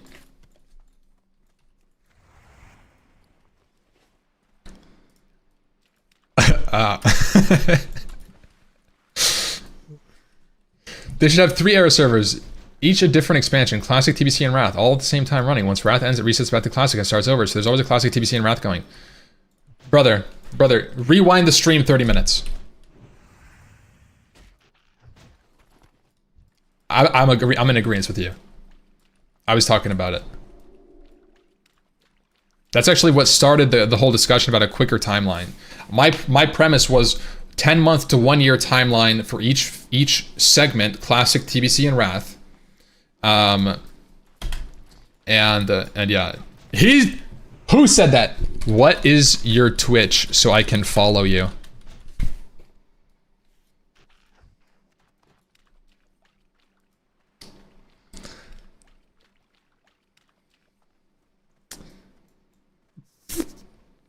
Twitch.tv/.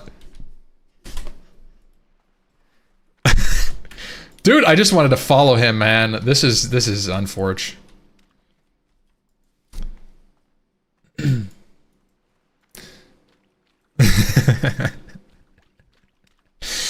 Worlds should be OP until 10. Huh? You talking about classic, like leveling? Like level 9 Warlock is good? I would have loved the Wrath era when it was current and would have paid to copy my characters after Ruby Sanctum. Boom. I like Wrath. Yeah, I agree with that. People love Wrath servers, honestly. But servers get stale when they don't have progression. And that's just the truth. When a server is maxed out and there's no new prospects and there's no new content, you hit a wall that you cannot progress further. So your characters have a time, like they have a life cycle. Once you hit the wall, you're only going to play that character until you get bored and then you're done. There's nothing else.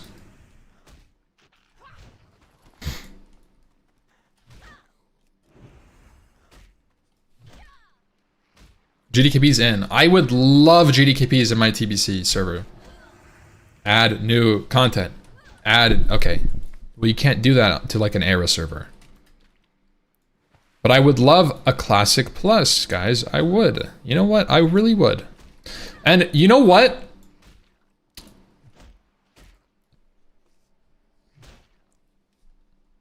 I wish I could sit down and chat with someone from Blizzard about Classic Plus. I really do. Sounds like you only like retail WoW with all these changes you're trying to make. Okay. But you won't. I would love to, but I won't, yeah. For free. Free of charge, man. They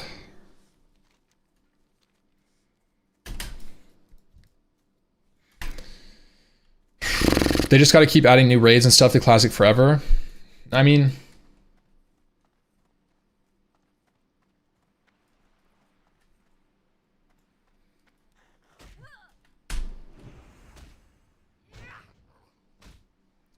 The thing is, like... See you soon. Yo, have a good day, man. Stay safe. You sound crazy, bro. It sounds like you're on some very potent shit, man. Stay safe. Rating is... What? What is... Crazy comms. Community reps for Classic Plus when?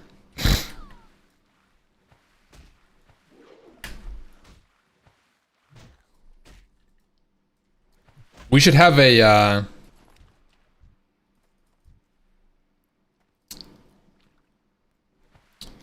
We should have a World of Warcraft, like, House of Representatives, you know?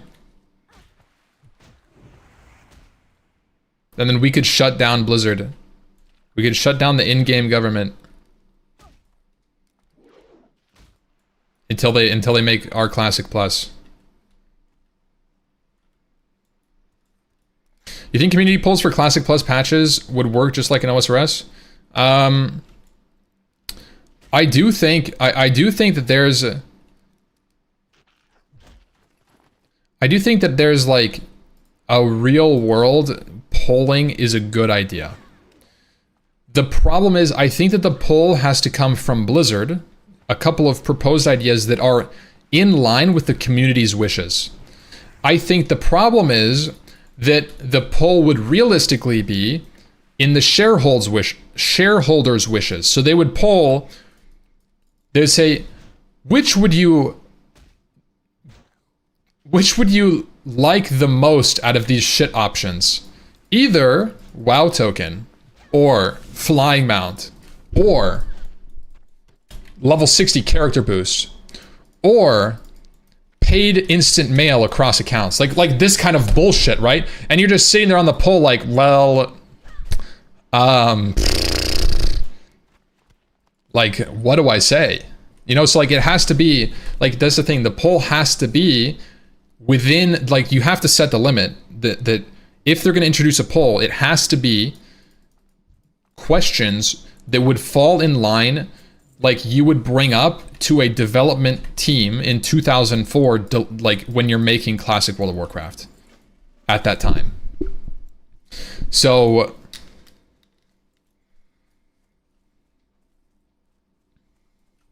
Nice retirement. Yeah, it was a short-lived.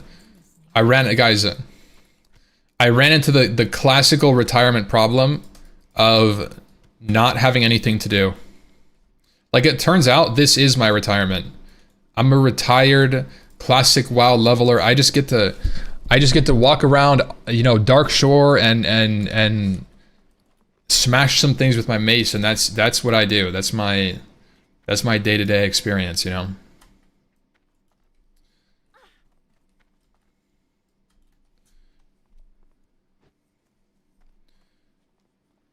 This game is insane and has a lot of depth, just do more of that. Fantastic way of saying it. I agree. I think that's exactly what we want, right? I think generally speaking, as a community, that's what we want.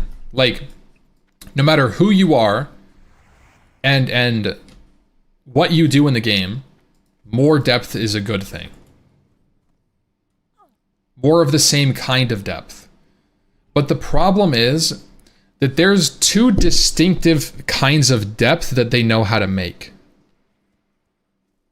If you look at Season of Discovery, did any of those raids...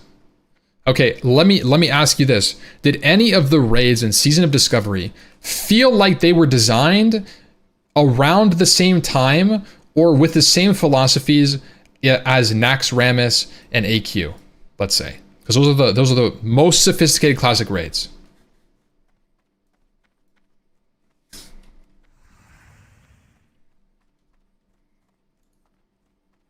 Because for me, there's a very clear answer, but I don't want to say anything. Scarlet Enclave was really good. I never played Scarlet Enclave.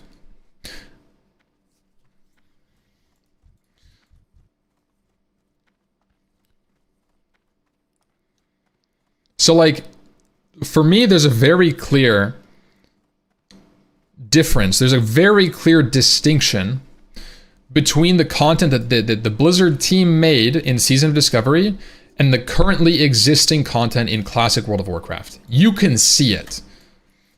Like, look at something like Sunken Temple. This is just a lower level raid. Sunken Temple. Irenicus. Okay, think about the mechanics of Irenicus. You have a boss that's summoning ads, like randomly around a room. It has pools on the ground that you need to step in or dodge depending on phase. And then it has, what else? I forget what else. But like, I feel like they need to make sure, like the way that plays almost feels like a Wrath / Kata level, like entry level normal mode fight. It doesn't feel like Classic. I feel like the very distinct way that Classic World of Warcraft makes things hard is by tuning the numbers to be such, not necessarily to make complex mechanics. And I'm not saying that the raids have to be super straightforward in terms of mechanics, but I think that keeping it simple is an easy way to make something fit into the game. And you can make things hard that are simple. Patchwork is a hard fight. It's very simple. It just hits really hard. Saffron is a hard fight. But, you know, it's very simple. She flies in the air and makes people ice blocks. Hide. She summons a blizzard. Move out of the blizzard. There's no dual purpose mechanic where it's like, oh, boss spits fire at you. Sometimes fire good, sometimes fire bad. You have a debuff, you need to go step in the fire during the debuff window. You know? And there's, for me, I noticed it. It was almost like immersion breaking because you go from like a very simple world doing very simple things. Thaddeus fight is very simple. There's no other mechanic. You just stack on your debuff color. There's 2 debuffs. Stack on the same color. It's very simple. The thing is, like, in Classic, they don't really have dual purpose mechanics.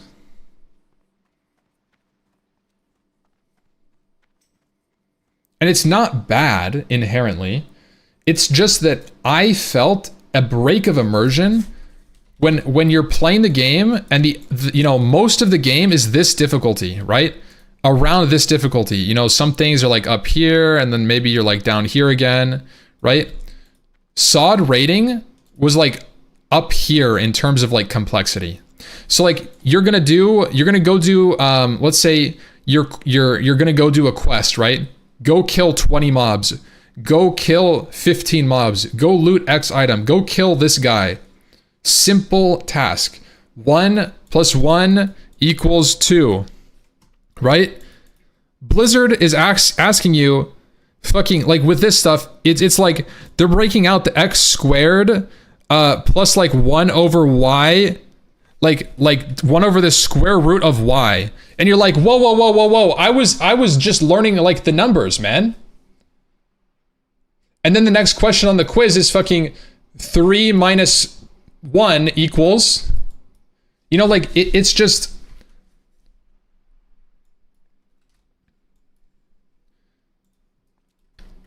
and it's not that like this difficulty level, like this like difficulty level is too hard. Sod wasn't too hard. It was just a mismatch. Like the whole game, I think, has to be the same difficulty. Unless, right? It's like, actually, I'm not talking about difficulty here. Complexity. This is a complexity argument because it breaks immersion when on your simple arithmetic test you have multi-variable like algebra. Like you're a second grader and they're teaching you the fucking alphabet. They're teaching you the whatever, and then they break out fucking, they combine them. They're like, wait, whoa. That's all. So I felt it. I felt it with BFD. I felt it with like,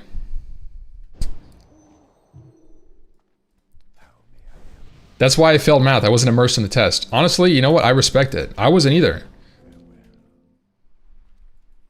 BFD how? Okay, so BFD broke my immersion because it just didn't feel like it belonged. Right? You go run Deadmines. Go run Deadmines right now. Go run Deadmines and you'll see what I mean. Go run Deadmines. Go run Stockades. Go run RFK. Go run SM Graveyard. Go run any of these dungeons, SFK, and then go run SOD BFD. These are the same level range. Everything around the game in the early game was brain dead simple. And just because it's a raid doesn't mean that you should change the formula. Just make the numbers bigger. Make the boss hit harder. Right? But SOD wasn't a leveling dungeon in SOD. No, I understand. I know that that's true, and I understand why they did it. What I'm saying is that there's other ways to make a raid hard than to make... Just do both? I think you guys are just missing the point. The world doesn't feel congruent. That's the problem. There's the congruency breaks when you have that. And that's a gripe of mine. I don't know if it's a shared gripe or if I'm just an old grumpy classic Andy. You don't know what that word means. Let's look up the definition. This is nice. In harmony, identical in form.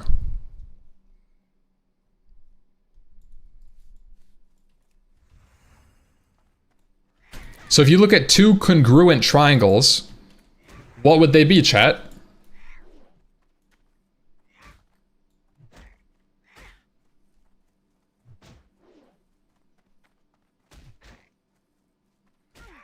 Helping you guys with your geometry homework here. That would be retail. Okay. Guys.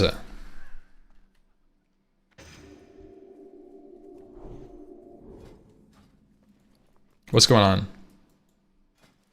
Oh, thank you, bro. Are these... Wait, is Risen allowed to play non-self-found? Oh, thank you. You made it. Oh, thank you, man. Holy... Oh, shit, thank you. Yeah? Oh, okay. Same angles. That's right. Oh, wow. Oh, wow. Holy shit! What do I have? I have everything right now. Thank you, bro. I'll pop these bad boys. Boom. Save these for a difficult situation. Thank you, man. It's just a community guild. Oh, okay. No bags facing Dark Shore. It's okay, I don't need to loot anything. I sent myself gold. I sent myself gold, but I didn't send myself a mace. What a loser. Oh wow. Oh my goodness. Bro, did you take that bag off your person? Did you combine your inventory? Take a bag? Tell me you don't have 3 bags right now. Take this bag. Take this bag back. What you felt in Iranicus is the RNG when bosses' abilities combine at the times that you're not expecting, which is a retail design. Right. Exactly. That's what I'm saying. It's like, dude. That's a lucky bag. Thank you, dude.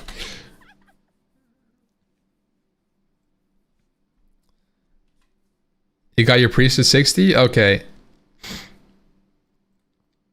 It's good luck. Okay, it's good luck.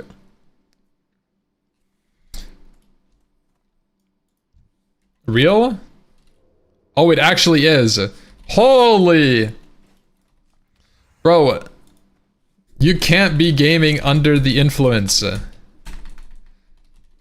You're gonna die. Stay safe, man. Bro, this guy is 100% on like Molly or something. Way too happy. Like, there is no way. I appreciate you though, seriously. You on CBD? Bro's on that good dose. It's not anything bad. Hey, dude, I'm not... you're good, man. Don't worry about it. Just trying to get free coaching? I don't really coach. Yo, good shit. Hope he makes... Oh my god, broke your shoulder. Oh my Jesus, man.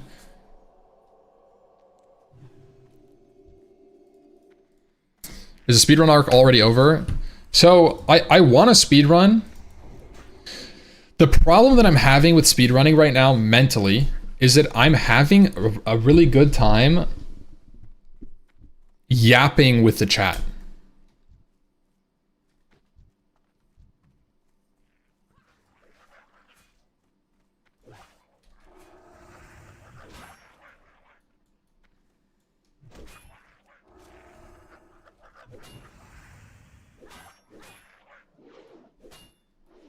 I'm doing a yapathon. Yeah, that's right. This is the first time I hear you yap. Look, I don't yap often, but when I do, I yap strong. What are you on? Nightslayer or Dream Scythe? Doomhowl. Can you make a TBC comp where Fury Warriors are allowed? Guys, Fury Warriors are legal. Oh, we got the drive-by. Fury Warriors are legal in a comp, man.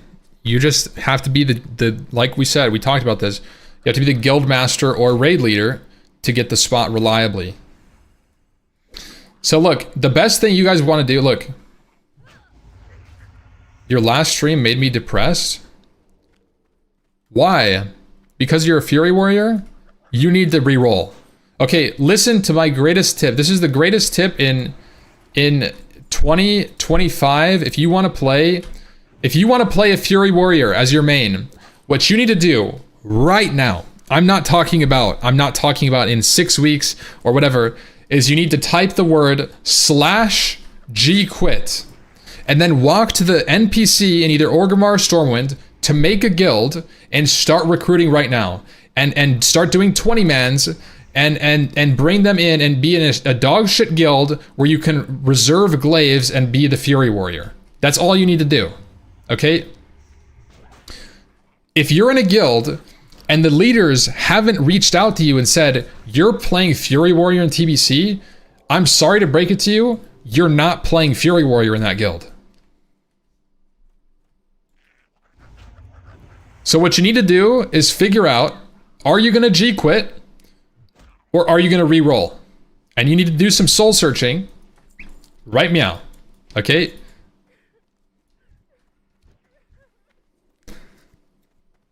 Yo, I hope you're doing well, Bezomar, man. I saw your Discord message. Hope everything's good.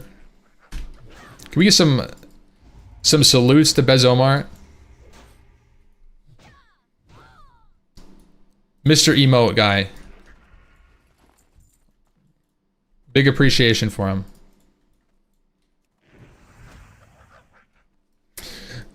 My plan is to leverage my enhancement shaman and mage to get a slot for warrior. The creator, this is my favorite.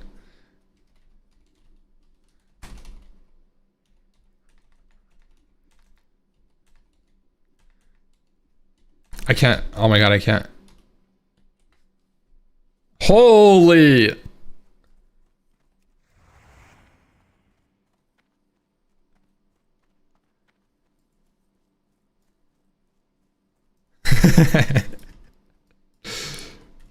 Look at the binoculars. Ampy, oh wait. Amphi. Make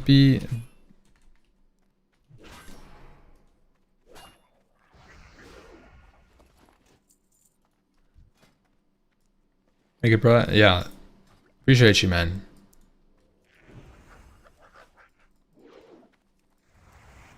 Big love. Are there any monetization additions you would accept in order to get more resources for Classic Plus? Yes. I would be willing to accept the following for Classic Plus. A dedicated sub.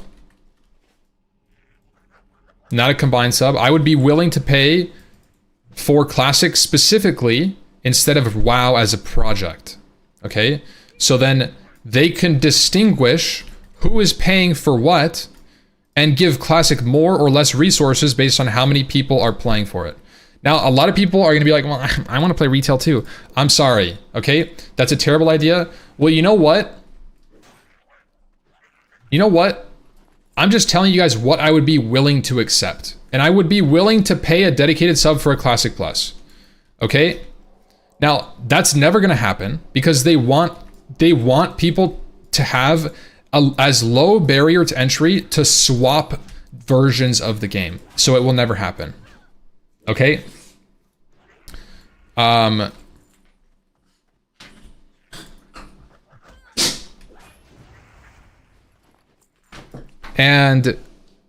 what else? People have multiple accounts anyways. That sounds good. I mean, that's what I do. When I play, I have so many subs. I would accept WoW token, although that should be the last. That should be the last thing. I would be willing to pay a box price, like let's say, you know, Classic Plus costs $40 to gain access to it. I'm okay with that.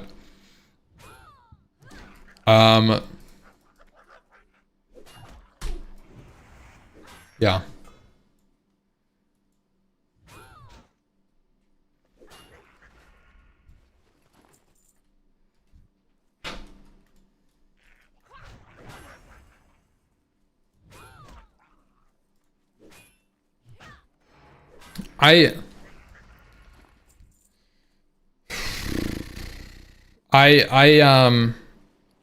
I'm okay with the WoW token personally. Okay, personally speaking, I don't mind the WoW token.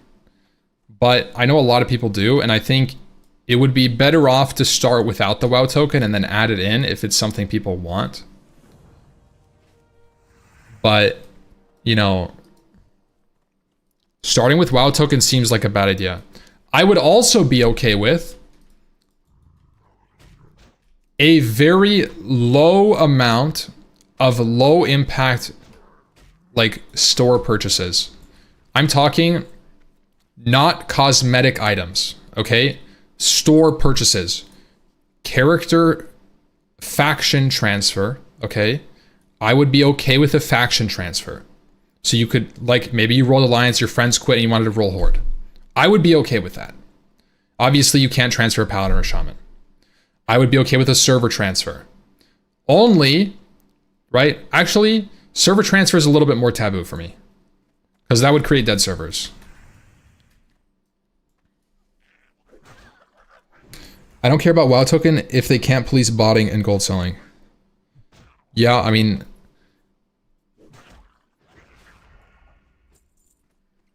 server transfer is a big problem. Yeah, but I think that faction transfer I'd be okay with. I would be okay with race transfer. And even if it's a paid service, I would be okay with it. Race change, like, I think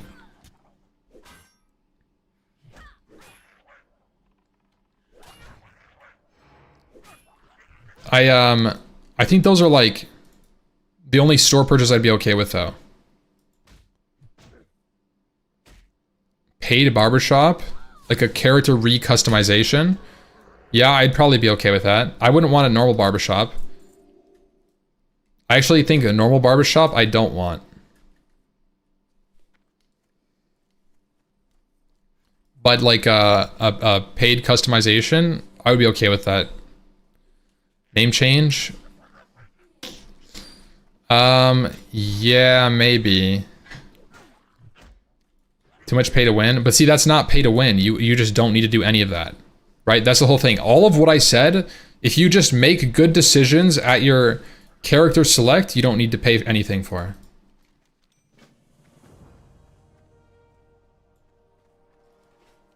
Why is it a big deal if I want to change my character's hairstyle? It's not a big deal for you to change your character's hairstyle. But it's very classic to have a specific look. That is very classic. And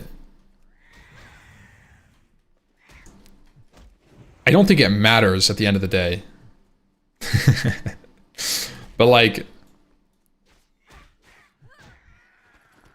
yeah, you want the bald guy to stay bald.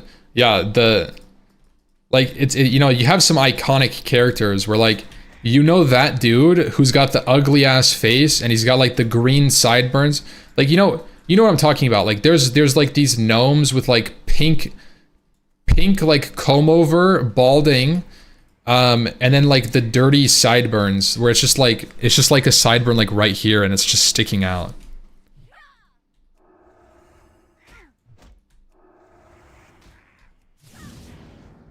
It's part of your lore of your character. You're right, exactly. I think I view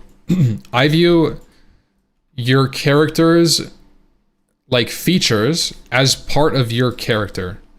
And in the same way that I wouldn't want you to be able to change race randomly or change faction randomly, I don't think I would want you to be able to customize your character randomly.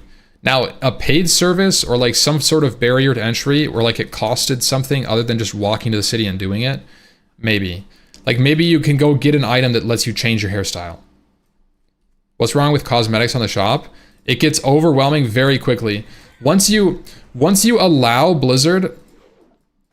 Once you allow Blizzard's foot in the door, look, once you allow Blizzard's foot in the door and like they add just a pet, what's stopping them from adding like a misc mount? And then what's stopping them from adding like a little bit of a transmog? What's stopping them from adding, right? And then all of a sudden, people are walking around in like really cool looking gear that they've transmogged on their character. And they just like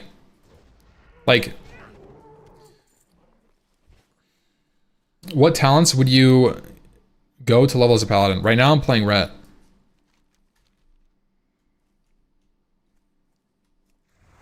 Paid customization would 100% get them clowned on. Yeah, I don't think it should be in either. To be honest, I just don't think they should have any character customization option like that. I just don't think it's needed. I think it's such like a small thing anyways. Like, I don't really care if a barbershop's in, but like, why are we spending energy to add a barbershop?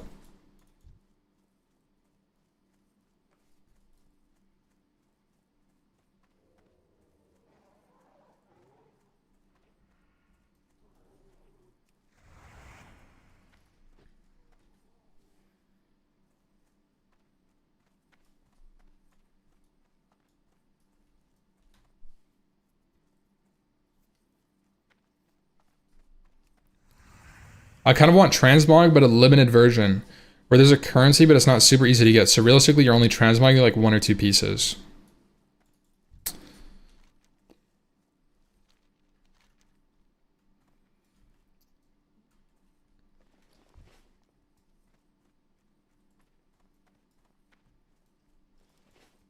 I don't really want transmog at all in my classic.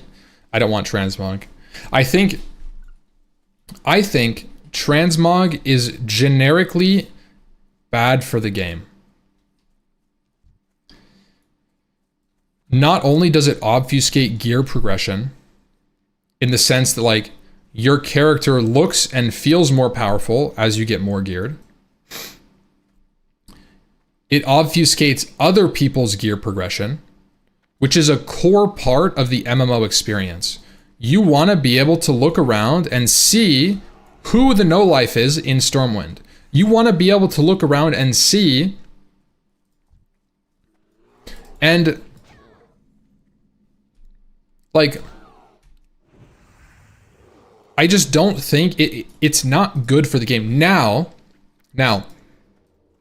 I think that there are options like recoloring your gear slightly. Having a variant of tier 3 that you could dye red with X item. Let's say you kill Kel'Thuzad, right?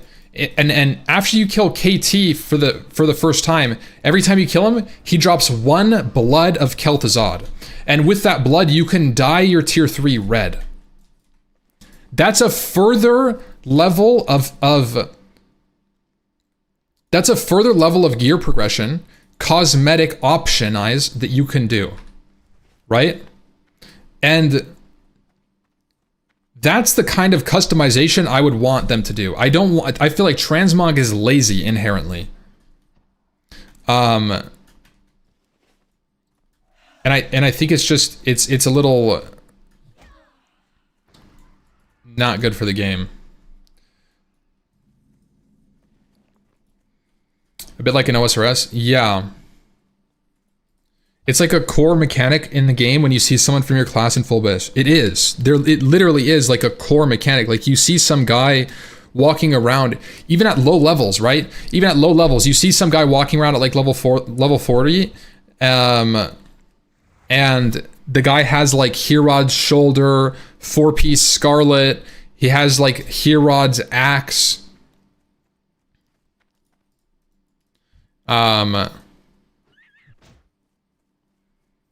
You know what I mean?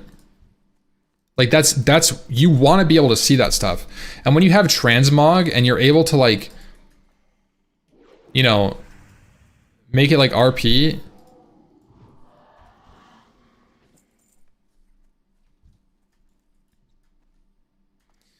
Yeah. Even full Defy set. Like, yeah, there's like a good amount of gear progression in the game.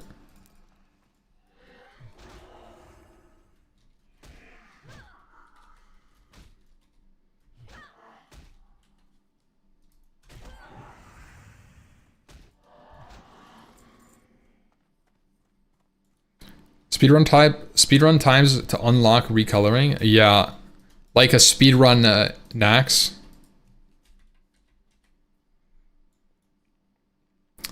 I loved when I saw some dude in full Storm Rage set back in the day. I was amazed. These days, you know, I mean, that's true, right? Like the barrier to having cool looking gear is lower than it used to be. So I think that there could be very low hanging fruit in terms of distinguishing yourself with higher gear progression using items like from the raid. I'm getting this weird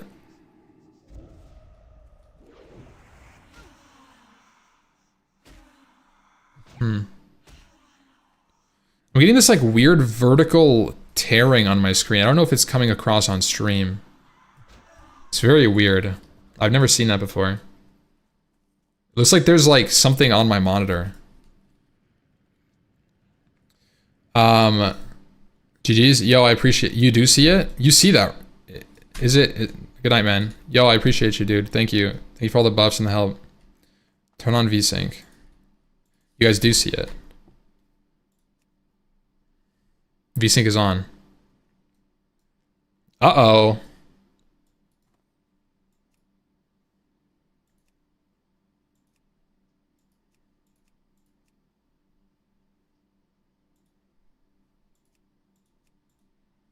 What the fuck? Why did it make my game smaller? Yeah, I see it. It's so weird.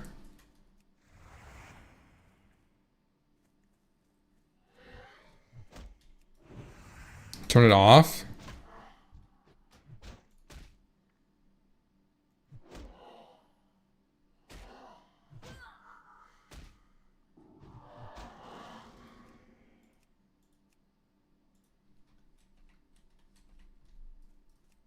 No, it's still there. It's still there. You guys see it, right? It's very strange. I've never seen this. Graphics card up to date? Maybe, maybe not.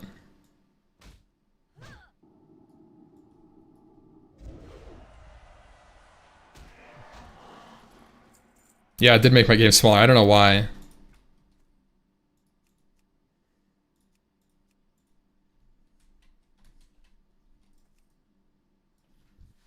Weird, I don't see it. Huh. Maybe it's just my end. Maybe it's like actually my monitor.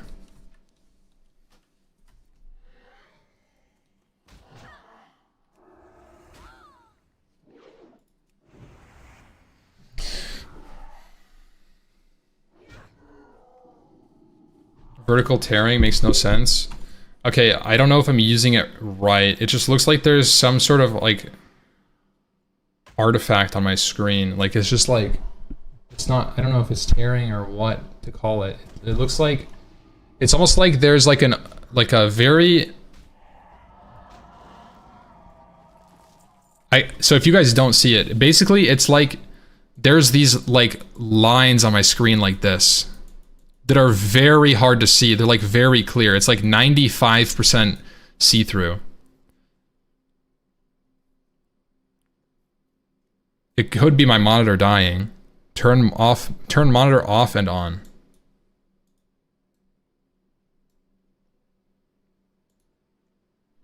O7 monitor. Oof. I do have a dead pixel that showed up like a week ago. Okay, chat, I'm gonna unplug my monitor, but in order to do that,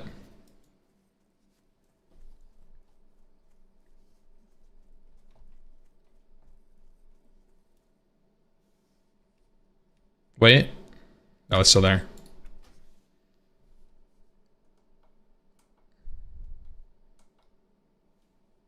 Monitor is off. Okay, we're turning the monitor back on. Burned his monitor from playing too long. It doesn't look like a burn-in though. Like what? It's not burn-in. It's like.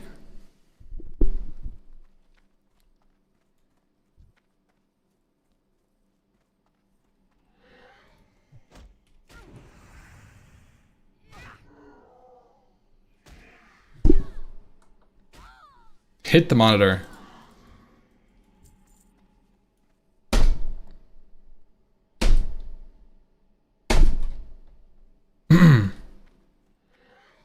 I spanked it.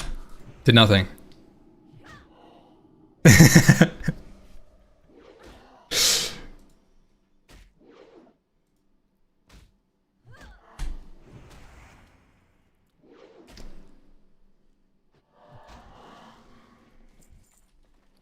Oof.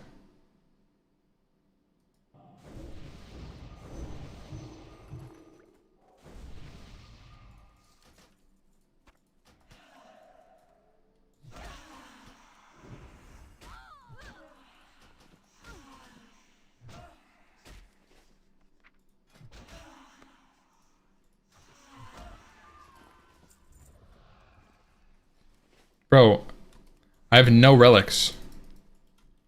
Is it just a smudge? It's my entire screen, it looks like.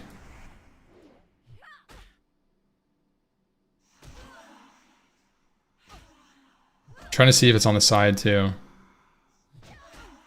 It looks like it's just on WoW, so.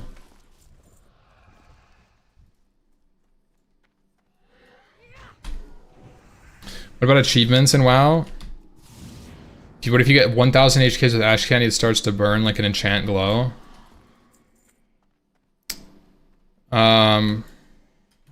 Is that that Omega Gigabyte? It is.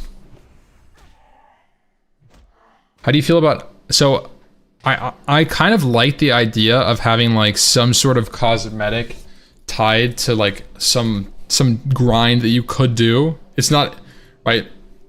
Not a mandatory grind by any means, right? Pure cosmetic thing that you could opt to spend time, like, for example, like maybe getting exalted all main factions would give you like some cosmetic item. Maybe it gives you a tabard or something. You know, like,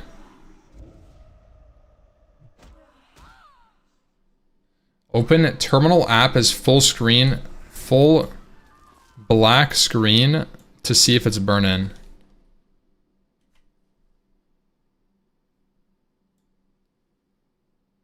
No, there's no picture. That's the thing. It's not. It's like black lines on. It's like a black grid on my. You know, on my screen. Just very, very faint.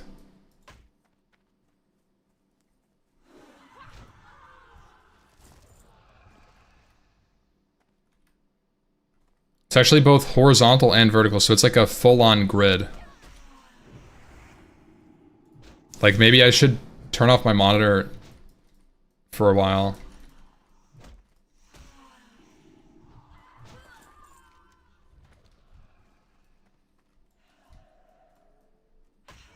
Put its monitor off. Open paint. I mean, I've been painting, like, right, there's no burn-in, there's no image. Also, I just flashbanged everybody, man. It's too late to be opening paint like that. You guys baited me.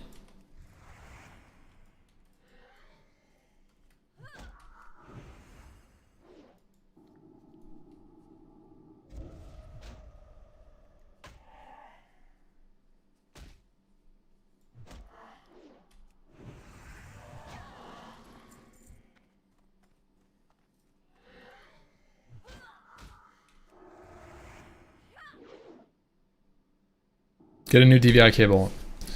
I actually have another cable, but I don't think it's, I mean, maybe it's the cable. I mean, I'm just gonna deal with it for now.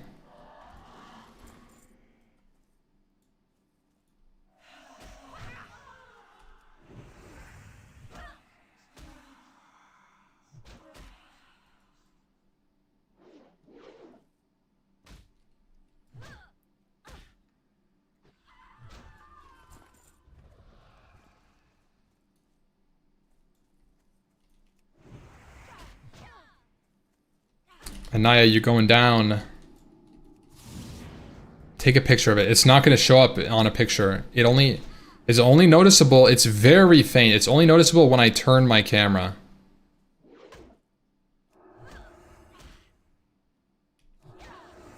Maybe I can take a video, but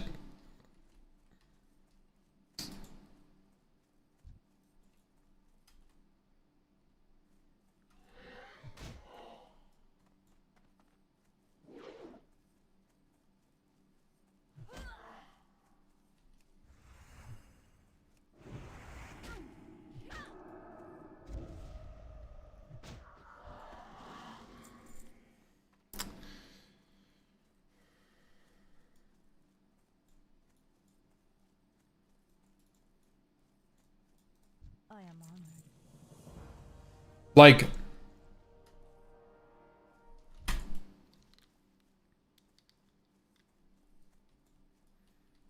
mismatch of your refresh rate in the game. Turning the camera. Yeah, I mean,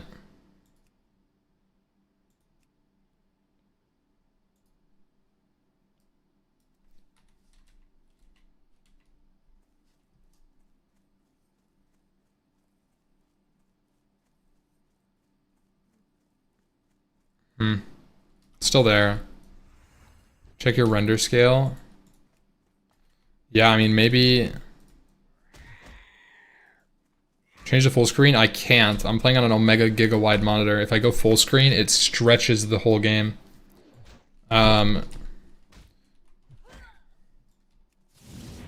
What's the command to...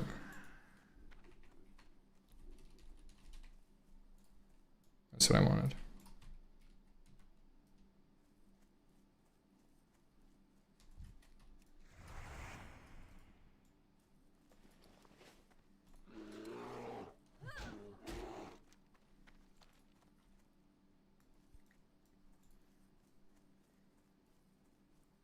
Any change?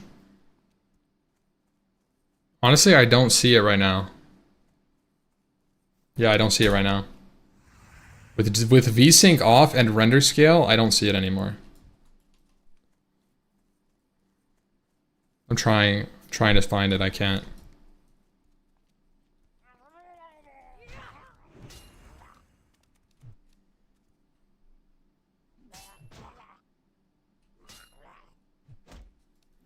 Your bitrate goes to such shit when you move your camera here. Yeah, so like when you move your camera, it looks like TV static. That's just streaming.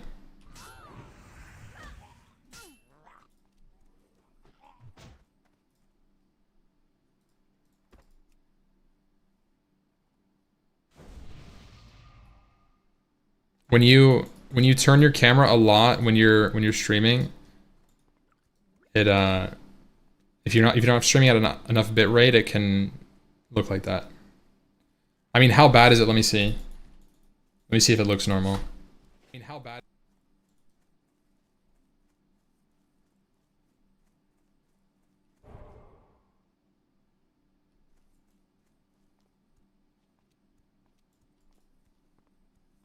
It does look a little grainy.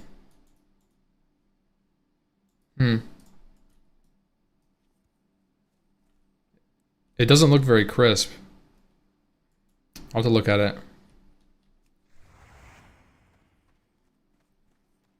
Not right now, though.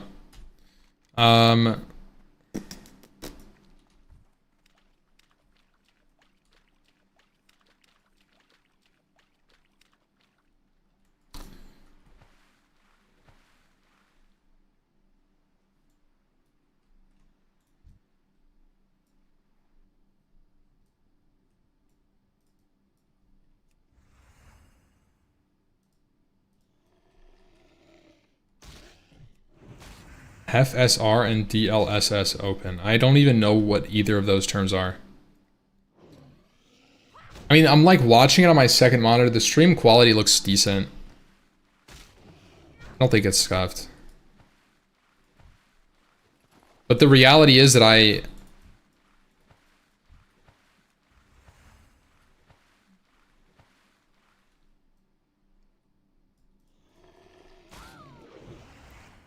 can't really stream at a higher bit rate. For whatever reason, Twitch caps, I mean, it's probably because it's more data, right? But Twitch caps the bit rate of streaming, which means there's only so much bit rate you can actually use. And if you're moving around a lot, the more you move around and turn your camera, the more bit rate you're going to need to be able to sustain it.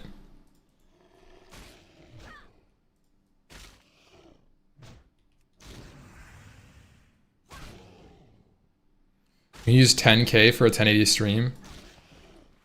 Ooh, I need to look into that.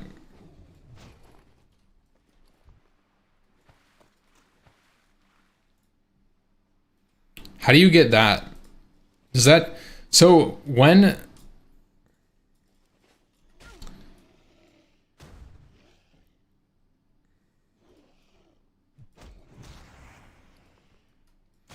Oh no, wait. Have I been not looting?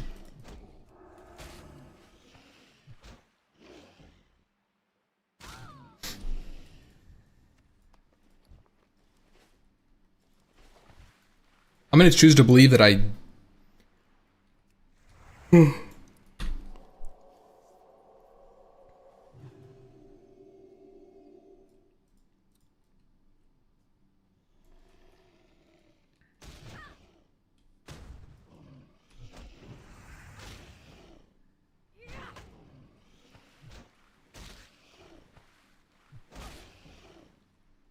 Thorns is so good.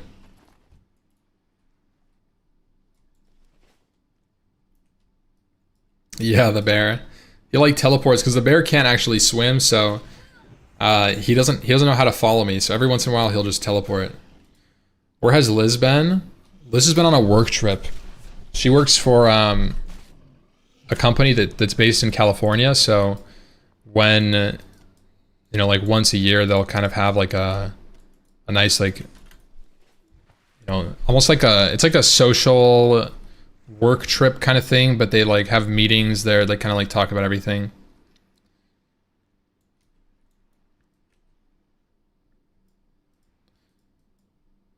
It's not necessarily a retreat.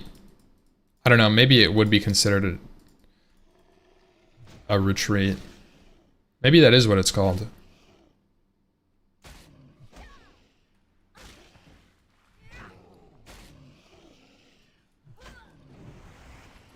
But she does work in sales.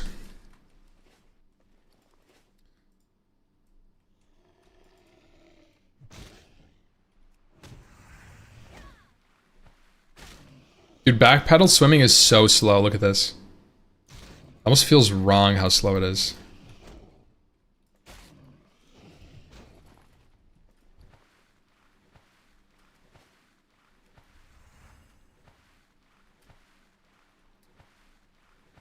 You gotta hype up your moneymakers, yeah.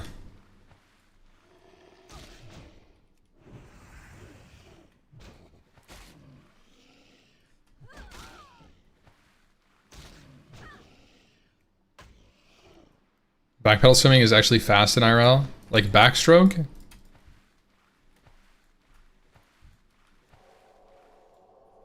Dude, I wish I haven't been swimming in like probably like 8 years, dude.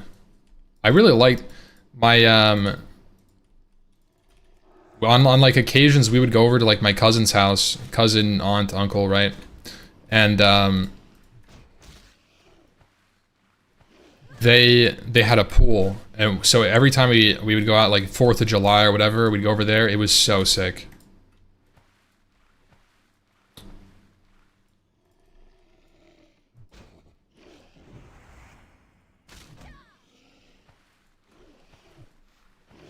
Do you think Rogue should reroll for TBC? Okay. I'm gonna break it down for you.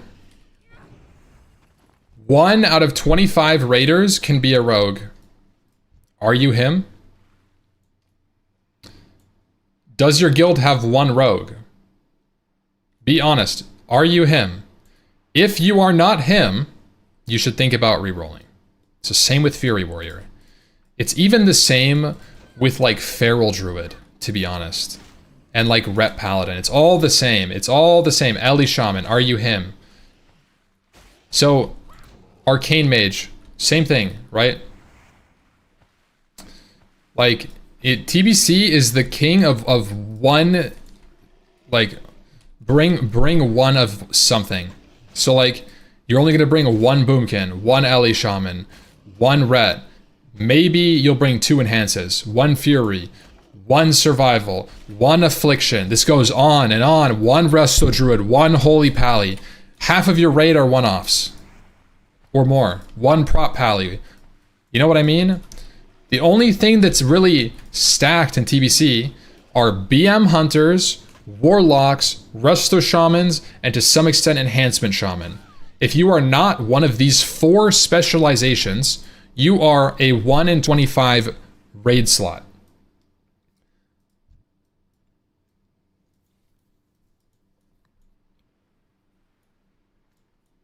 I am him. Am I still good at Hunter?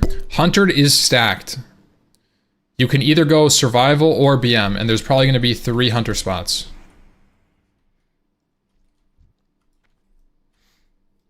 Nice retirement. Thank you, man. Yeah, it was a great retirement. It was a blast, honestly.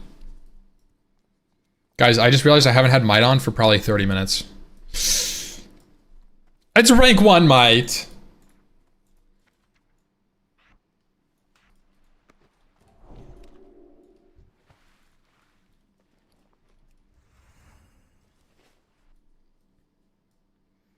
Also, I killed so many Threshers and didn't get the 3rd eye, by the way. Nice Paladin. Yeah, it's a no weak rep Paladin, you know. It is what it is. I'm terrible with buffs. Do you have any stories of your stupidest deaths like drowning? I don't have that many deaths in hardcore. Most of my deaths are like endgame deaths.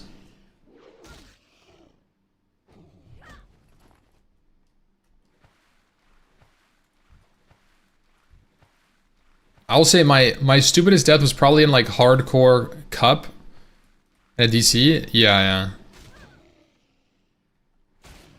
I think my stupidest death was to one of these Moonkin. I played a Night Elf Hunter and I was like level 12, and the enraged Moonkin was like beating my ass. You know when they go red at like 20% HP? They just do like insane damage. Yeah, I got beat up. Those blue Moonkins are built different.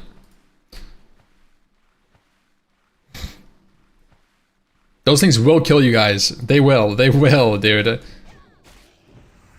They are no joke.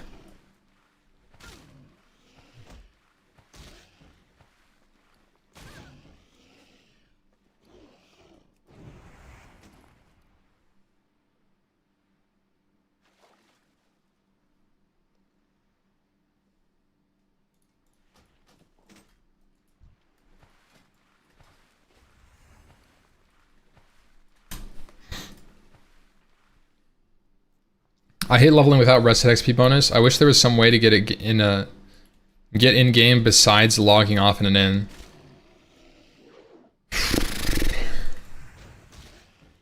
I think I really do think that the leveling pace could be increased by not necessarily like a rested XP value, but a 10% XP bonus. I think a 10% XP buff across the board would probably be well received. Some had a 5% XP buff. Some had a 25% XP buff on quest returns and a 50% XP. It had like a 25% XP increased from quest and also a additional reward for doing elite quests, didn't it?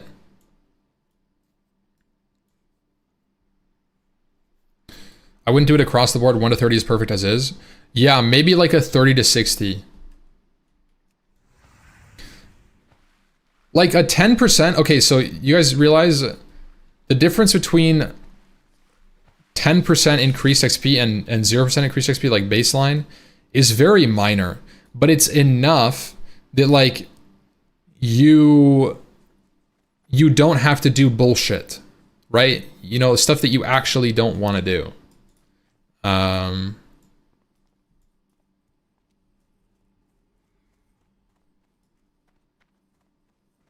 It's like 30 to 40 hours for noobs. No, it's not. It's probably like 20 hours for noobs. People really are taking 15 days played. The reason they're taking 15 days played is because they're not leveling.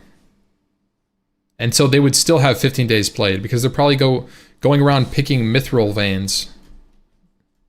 You know, like that's why they're not leveling.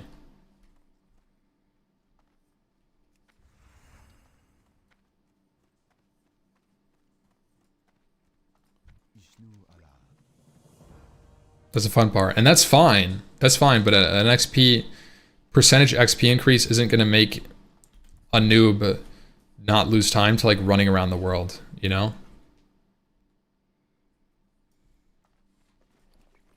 Hot take, but I think XP for crafting professions was a good addition to WoW.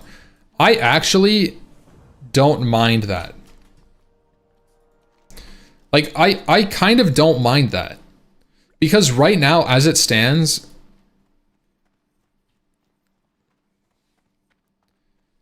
professions like blacksmithing, leatherworking feel kind of undervalued as a leveler.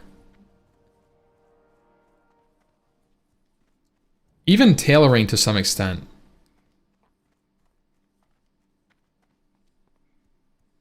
Maybe you could add, instead of just doing like a blanket thing, like, oh, you get XP for making items, you get, you know, some value based on the level of the item you craft.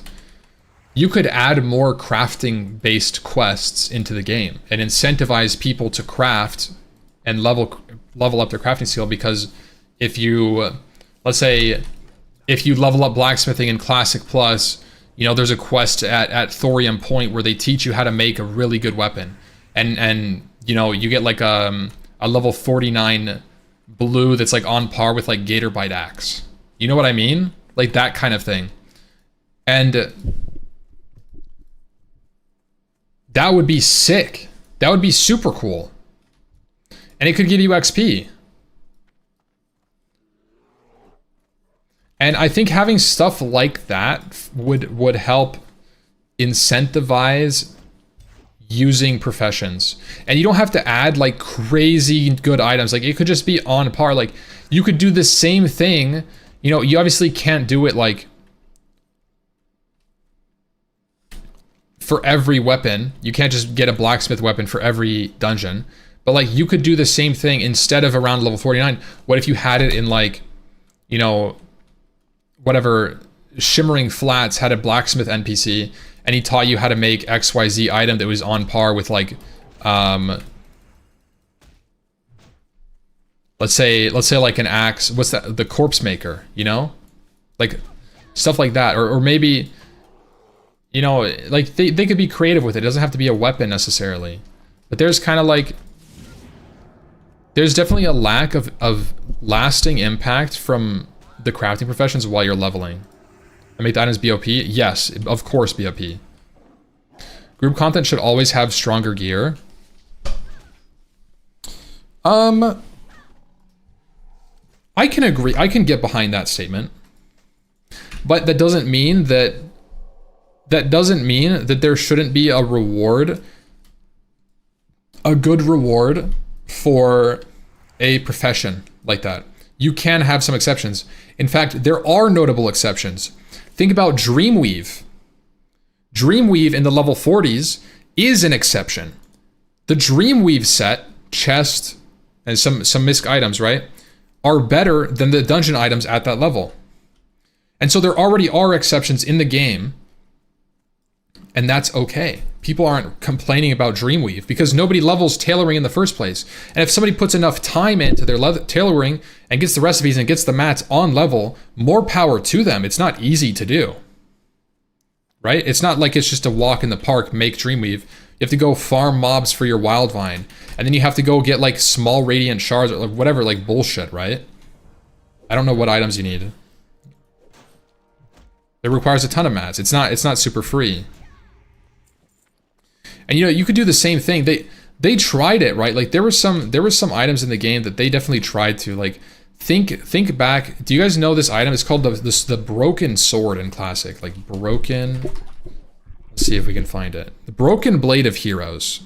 So this item drops. This item drops in like from like random mobs. I always got it in Hillsbrad and Alterac Mountain, stuff like this, right? So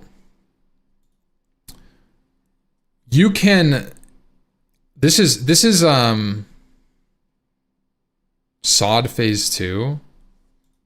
There was one that wasn't Sod though. Maybe it just says Sod Phase 2, but it's not. Like this is a classic item, yeah. So like, you know, you can make this item by getting the broken blade and then getting mats and then turning it in with whatever. But like getting it at level 33, like there could be more of these things and in the game because right now they're really rare. You've never seen this? It's very rare. You're not going to see this unless you've leveled a lot.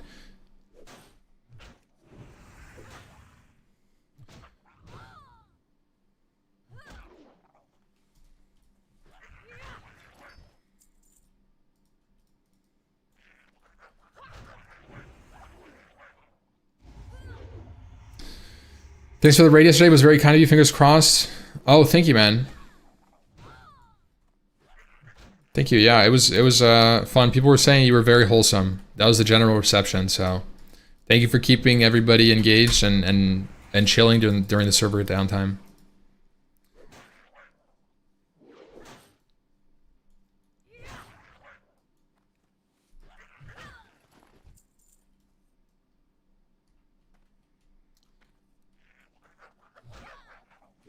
Just sounds like you want horizontal progression of some kind. Dude, horizontal progression is just this like buzzword people say. Like,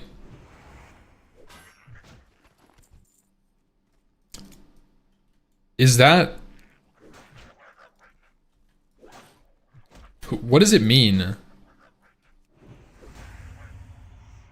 Like, I guess it is a sense of horizontal progression in that if you have like blacksmithing and you did Nomer and you got like a slight upgrade, it like doesn't necessarily replace it. It's it's like a speed difference, but maybe higher DPS. Like, I think that, you know, what I'm asking for isn't necessarily horizontal progression, but rather alternate reward paths from underutilized parts of the game. And I don't know, is that horizontal progression? Maybe that is. I mean, maybe that is exactly what we want, right? But is that not what that is? To me, horizontal progression is like, instead of adding an item, so like horizontal progression to me, sorry about the flashbang, is like, you know, you have dungeon 1, oh my goodness. Dungeon 1, right? Drops item level 200 gear, let's say. This is vertical progression. And then dungeon 2 drops item level 300 gear. This is vertical progression in that you are replacing all items that you've gotten previously with the new content. That's vertical, right? And to me, horizontal would be something like Raid 1 and 2 both have 200 item level, but maybe Raid 1 only has trinkets. Right? And then this one only has weapons. This is like horizontal to me, in that you're adding an item, right? You're adding content, and it's not devaluing your previous content. Right? So what would devalue this would be if you added, right? This would be a sense of vertical progression, is if you added 250 item level weapons. That's vertical. So like, what isn't vertical, for example, is in WoW, you have MC, BWL, and let's just say, let's just stick here. Let's just stick at BWL. Let's say that, and Oni. What are some key items that are at the same tier level? So this is, let's say like BIS items. BIS items. Okay, TF, Akuria, we'll say BOA, OSG, you know, and it goes on and on. Cauterizing, because there is no second BIS ring for healers, for example. There is no belt from BWL. There is no 2% hit ring. There is no Thunder Fury replacement, right? So like all of these items, it goes on. TOEP, right? You could add TOEP here. You could add, right, like things like this, right? You could add Viscag, Deathbringer, tier 2 hat, right? This also has tier 2 pants. This has tier 2 everything else. You see how this is a system, right? Where they have made 3 pieces of content, 1, 2, 3, and this is all the same tier. You're getting the same item level, right? The high end has the same item level. Now tier 1 from MC only is lower, and that gets replaced, but this is the meat of MC. This is what you're actually looking for. And so this is the long-lasting effect, and it's not invalidated. This is vertical, or this is an example of WoW's current progression, and it's very horizontal. Now, after MC and Oni, all of this gets pretty invalidated with AQ.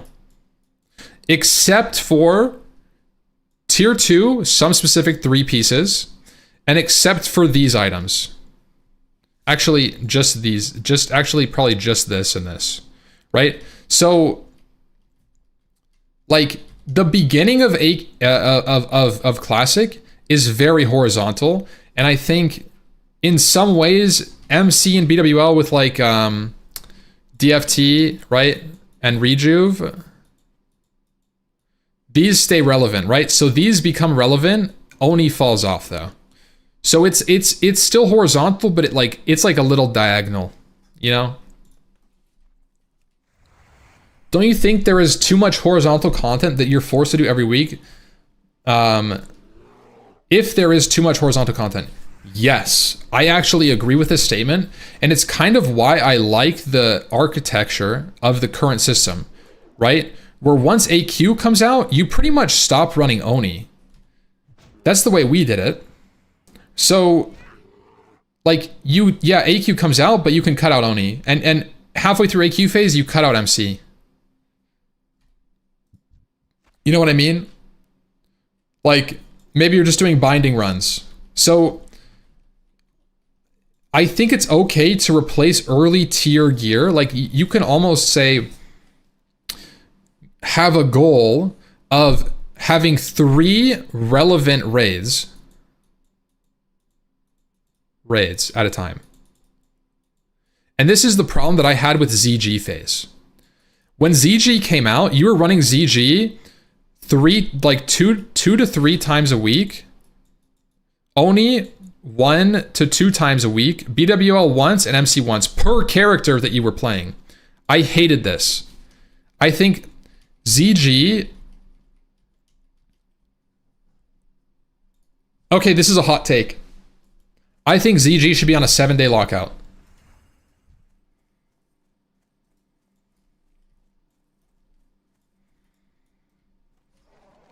It's too much ZG. I got fucking tired of doing ZG. Yeah, make it, look, make ZG give more rep, make ZG give a little bit more rep, make it drop maybe 1 more token per thing, make Hakar drop 3 items, and make it a 1-week lockout. No, I agree, I like that idea from Ventura. No, it's too much. Running ZG 2 to 3 times a week is burnout central. It really fucking is. I hated it. And it's per character, right? And AQ 20 is the same way, like, or sync with Oni 5-day. I just don't think Oni should be on 5-day either. I think it should all be 7-day.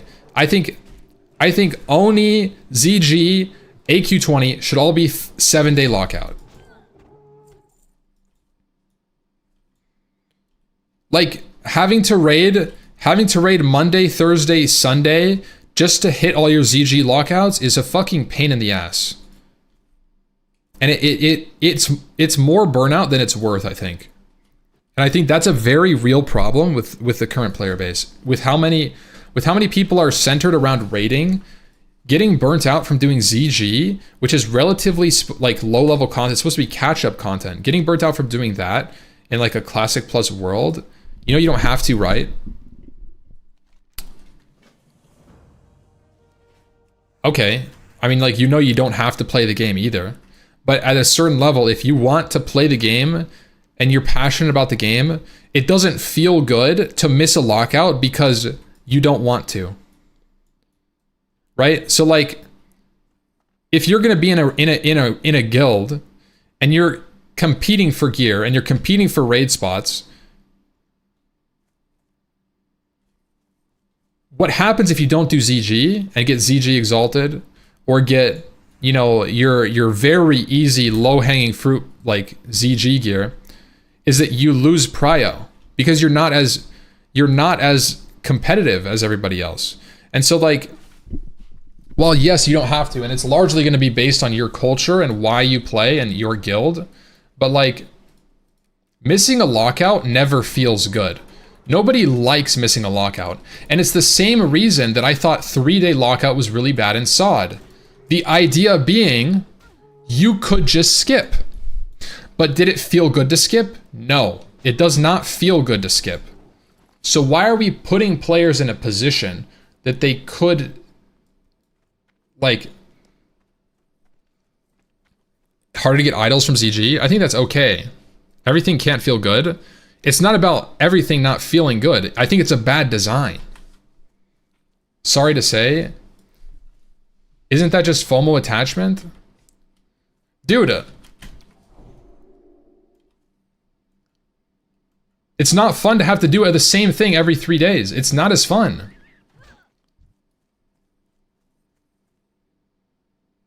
It doesn't feel good to skip, so let's force the skip. No, what I'm saying is that you raid ZG way too much. You guys are missing the fucking point, man. You guys are missing the point. 3-day lockout. 3-day lockout means if you want to be a person who's relatively passionate about the game, you're rating ZG all the fucking time. That's the full stop. You are rating it all the time. Oh, you have a free time? You have a free day this night? Go, guess what? Oh, it's Thursday night. Oh, you're free? ZG, baby. Like, either you haven't experienced it or you're baiting.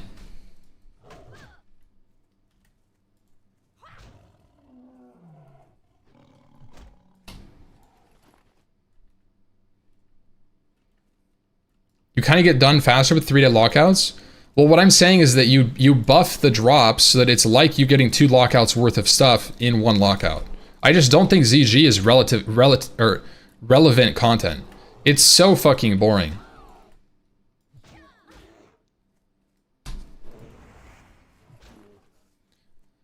So many people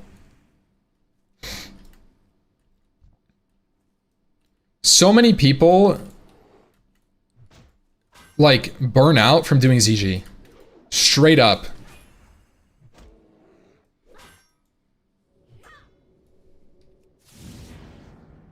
And you're, you know, if you have more than one character and you're running ZG 6 times a week, like that's not fun either. Like the repetitions kill me. I want to raid more, but only good raids. I mean, that's what I'm saying. Like ZG isn't a good raid. Like people are just pugging it with like shit. Like I don't know. I'm not a big fan of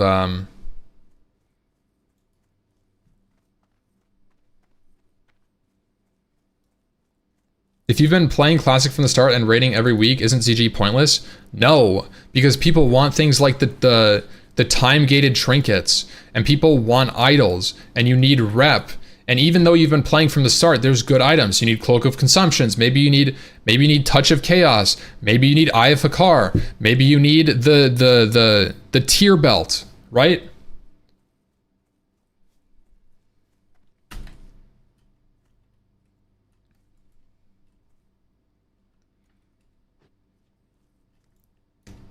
Then make it good instead. What the fuck? If the problem is lockout is bad, if that's the problem, lockout is a bad solution lever to pull. No, lockout, 3-day lockouts are a recipe for burnout. Anybody who played SOD knows that to be true. And there's a reason they moved away from 2 to 3-day lockout. There's a reason. Okay, 3-day lockout is burnout. So if you make ZG more interesting, you cannot keep it on 3 days. That's what I'm saying. What I'm saying is that I don't like 3-day lockout at all for any WoW content. I don't think it makes sense. And what I'm saying is doing, like, when you're logging on and all you're doing weekly, like, think about this, okay? Think about the experience of a player. Let's completely disregard the system, the items, the everything about it, okay? Completely disregard anything about the systems, okay? You're raiding once per week. You're raiding MC 1 time, Oni probably just 1 time, and BWL 1 time.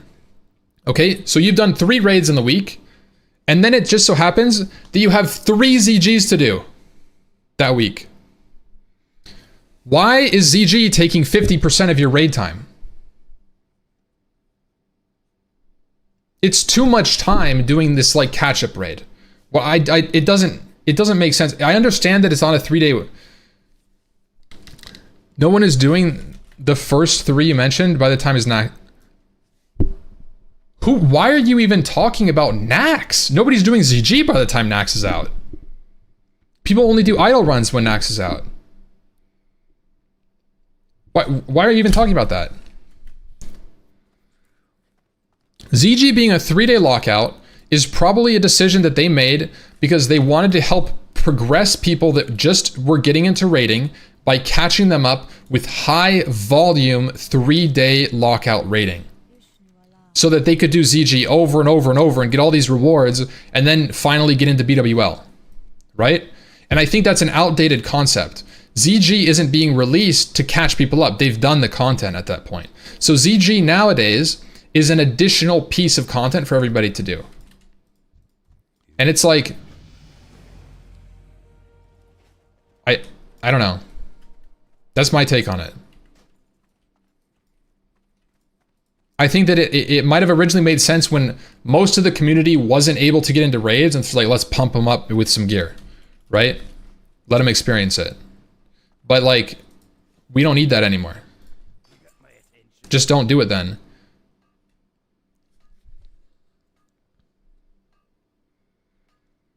Why are we going to keep an antiquated system to say, oh, just don't do the content?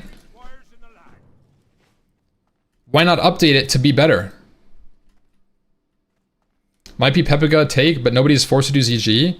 The unfortunate reality is that until you're exalted, you are going to feel the lack of runs that you do. Yeah, but 3 weeks, after 3 weeks, you don't do it 2 times a week anymore. I just don't, I don't see the value in running ZG so often. Just make it 7-day. I don't understand why is it so weird to think that 3-day lockout just shouldn't be in the game. I understand that you guys are saying just don't do it, but after XYZ time, you just don't need to do it anymore. Why are you having to do it that much time in the first place?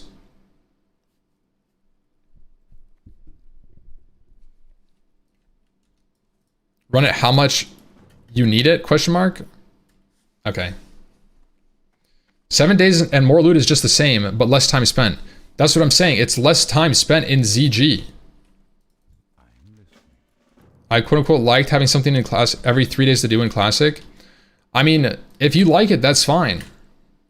But I definitely think if you're playing on more than one character, ZG is oppressive when it first comes out. And it stays oppressive for a while. May the stars guide you. They should just delete AQ20. Why are you even bringing AQ20 into this? I don't think that... Why okay, AQ20 is 3 days too. I think it should be the same. I think it should go 7 days and buff the loot chance.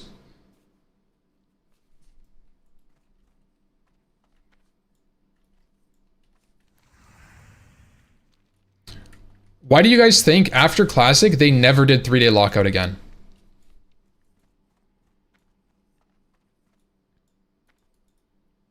Honest question.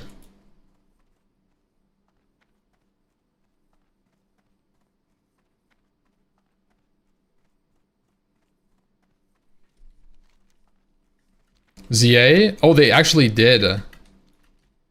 Holy shit, ZA, you're right.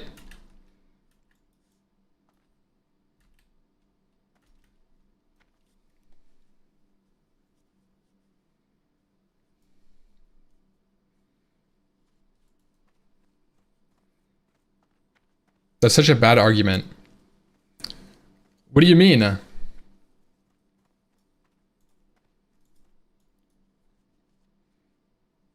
Just more rep and leave it as it is. It's a completely different time. Elun adore, Vishnu Allah.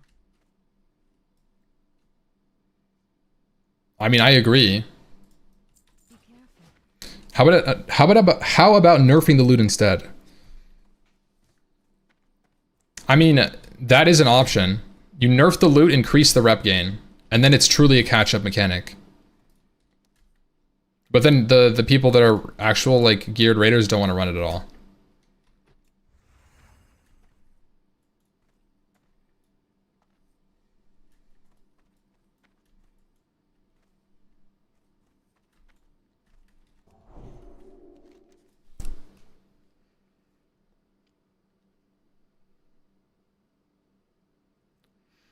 Why would it be bad to add idols to AQ20 so you can choose which 3-day you run to encourage diversity? Because AQ20 isn't out for fucking months after ZG comes out.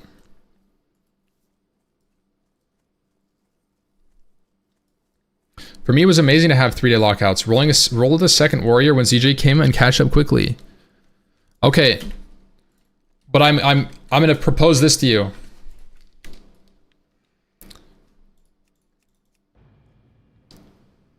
In a world where you could choose, guys, between running ZG once and running ZG twice in the week, but if you ran it once, you would get the same amount of loot and rep as you did if you ran it twice. which would you choose? Would you rather run it twice or once? You'd rather run it 3 times. Once. A. Okay, let me ask you this next question. Why would you only want to run it once, guys? Not a fair comparison. Why would you only want to run it once? Why? Actually, I can't go through with this argument because it's time, and I'm sure that even if I brought Nax into this argument, you guys would only want to run Nax once. Like, if it was, you know, so like, it doesn't even matter. It's just stupid. Like, I don't know. I just swear by the fact that 3-day lockout is burnout. It really is.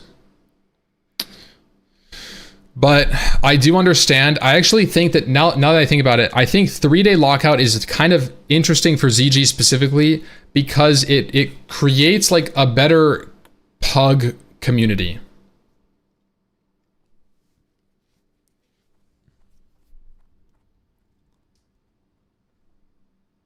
So like when you're committing to a run on ZG, you're only committing 3 days. If it goes to shit, it's whatever. You know, but I still think that like it's so bad. Like when it comes to like rating and you have like, you know, the 3-day lockout lines up that you're gonna do 3 idle runs, 3 AQ20 runs, a BWL, a binding run, an Oni, and then an AQ40, and that's like your raid week. Like you're raiding 5 days out of the 7 days of the week to hit all the raids that you need to do.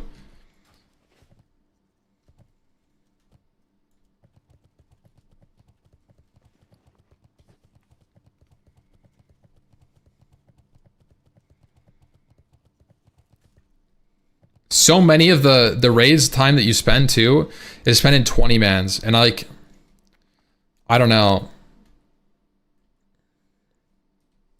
I kind of like the idea. I don't know what you guys think. Would you guys like it if ZG was less mandatory for main characters?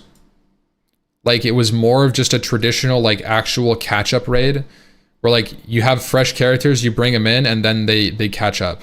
But it's not like, you know, you don't need a cloak of consumption. So like I don't know.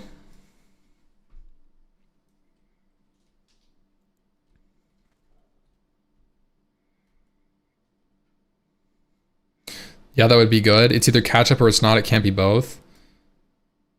Right. Well, it is a catch up raid. Okay. So the reason ZG is a catch up raid and a relevant raid is because they added items that are BIS in that phase. But they also added a ton of drops. It drops 2 blue items that are also very frequent drops. Good starter items. They're not BIS, but they're good starter items. So it's both a catch up and a relevant raid. But I think if you're going to have it every 3 days, I don't know.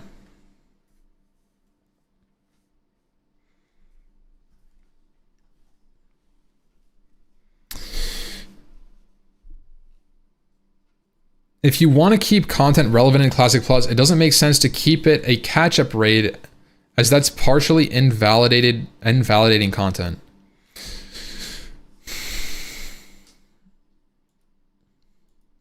I mean, you are right. I do think I really do think that ZG, like the architecture of the game pre-ZG and after ZG, this part is way more fun in my opinion than this part. Like than adding the ZG. And I think part of the reason, not even just 3-day lockouts talking, but like because ZG's out, this is less interesting. Tier 1 is deleted. You delete Tier 1 from the game. And you delete like TOEP from the game. And you delete like, you kind of like see, like you get blood vines. So you have like blood vines, so you don't really need like random, like you don't need whatever it's called, the chess piece anymore. And the game has changed from back in the day. People will literally optimize the fun of the game, which is exactly what you're talking about right now. Yes, I know, dude.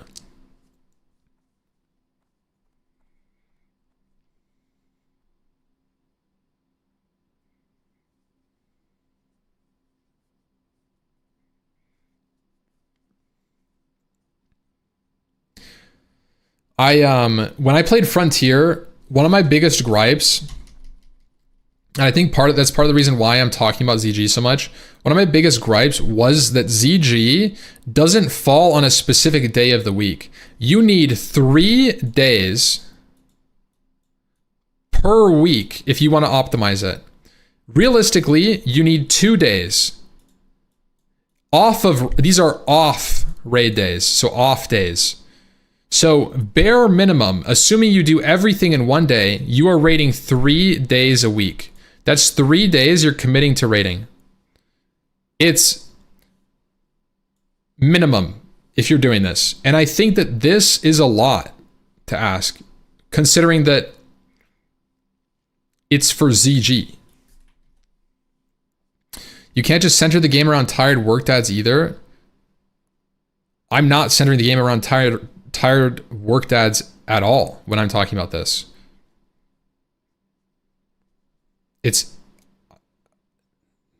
I don't want to raid 3 ZGs a week because this is compounding, right? No, I guess compounding isn't the right word. This is if you're playing 1 character. If you're playing 2 characters, you're raiding 4 to 5 days a week. Most of it on ZG. I don't know. Exponential, yeah. You should only play 1 character. I mean, I kind of agree. I think that the game should incentivize you to have a main character. And I think there should be lots of time sinks that you can do on your main character that you can reward yourself with. Like,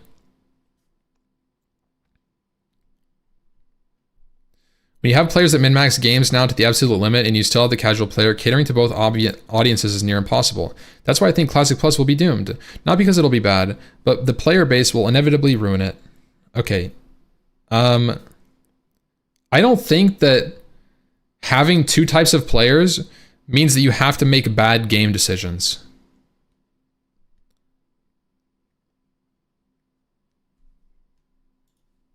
I really don't think you do. Like, what is one way that you can appease to both communities? Optional, let's just say optional cosmetics. Casuals love this, and so do sweats, especially if it's a time sink. Right? Something like it's not just 2 communities. Casuals and sweats are largely the majority of the player base. Either you're a casual or you're a sweat. Like Winter Saber, right? Winter Saber is a great example. Winter Saber. Okay. Winter Saber. What's an optional cosmetic? That's pretty much it in Classic. I think they should look at this. They should look at Winter Saber and find more things to develop around this. It's not hard to add something like Winter Saber. All they did to add Winter Saber is they added 3 quests to the game with existing mobs. It's not hard, right? And it doesn't have to be a mount.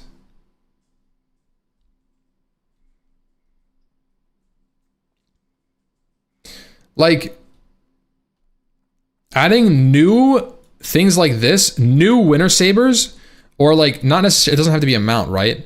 But like, let's say you added something like a Winter Saber where it's like, you know, it's like a semi-long grind, like let's say it's a 100-hour grind. 100 hours. That feels rewarding, right? That's a lot of time. You know, that is a lot of time. It's going to take people a long time. It's not easy to get. And then at the end of it, you get, I don't fucking know, some like,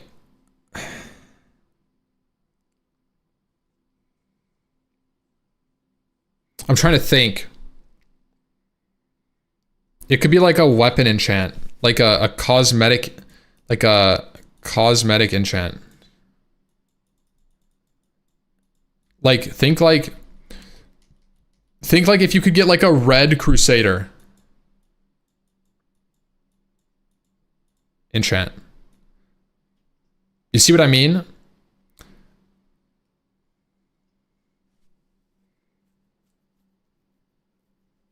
I don't think transmog makes sense for classic. But like you could have kind of like alternate. It's not hard to have a reskin of an item that's in the game because you don't need any artist.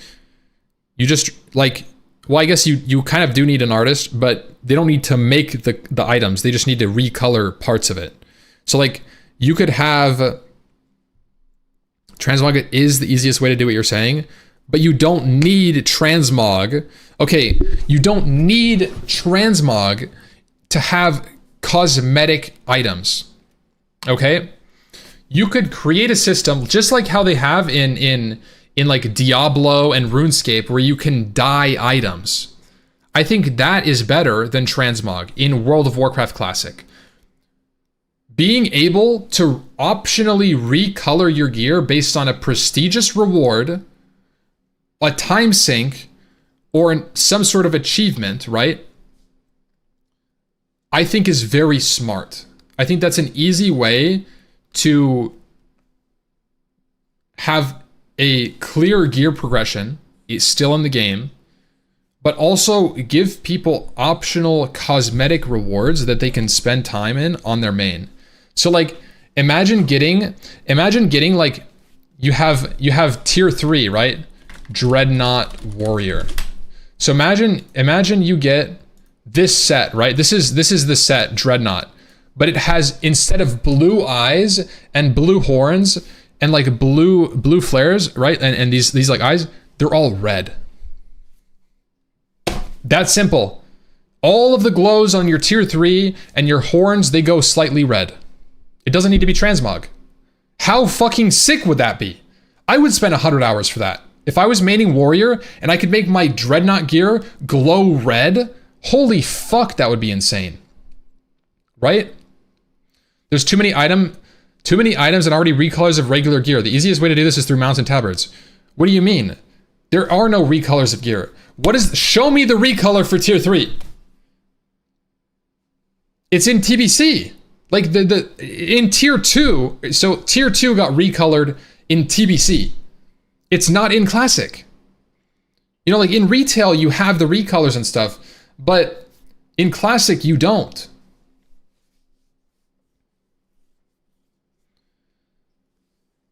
You know, like tier 0.5. Tier 0.5, I think, is the only recolor. But like, imagine T3 Hunter. WoW Classic. Imagine you get like a black, instead of brown, you can have like a black Crypt Stalker set or something. And you just look like a ninja or something. Let's say tier 3 Paladin, right? Instead of blue, you can go like pink, okay? So like tier 7. Tier 7 T7 Hunter.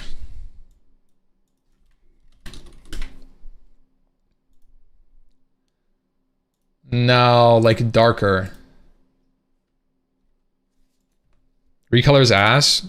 I'm just saying that there's options. Whether you agree or disagree, I think that recoloring and dyes, or like an alternate weapon enchant, like there's so much things that you can do that are creative ways to get the same effect of transmog, aka customization of gear. Gear customization option is the core of what Transmog is, right? And being able to have like sort of like the difference between like an elite set, like let's say like arena let's say arena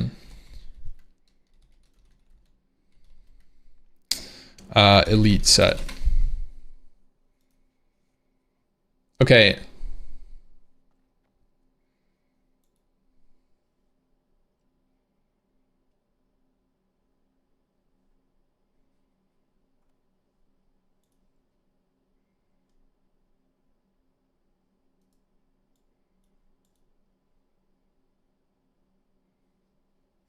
I can't tell if this is real. Blizz wants to have more player base. With coloring, it won't help. I disagree. So like, what does this do? What does having time sinks or achievements for people to do for cosmetic rewards do? What is the core idea there? The core idea is that you're creating depth at Endgame that isn't just raiding. It's being in the world, and you could put these things wherever you want. So let's say that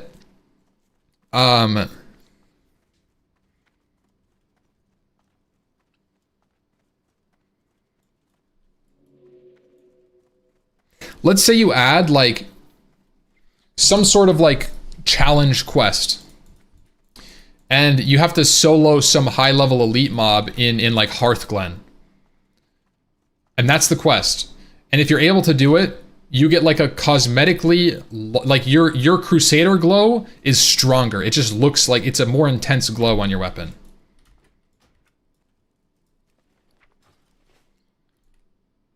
Or, you know, they add like some sort of like Winter Saber-esque grind, even if it's smaller. Just like stuff to engage with in the world, right? And you could add a respawn timer, put a 1 hour respawn timer on it, so people on a PvP realm are forced to engage with each other. Whoever wins all the fights gets to fight the mob, right? Like, it can't just be like one item, right? It's like whatever, right? These things don't attract casual gamers. Yes, they fucking do. Casual gamers love cosmetics.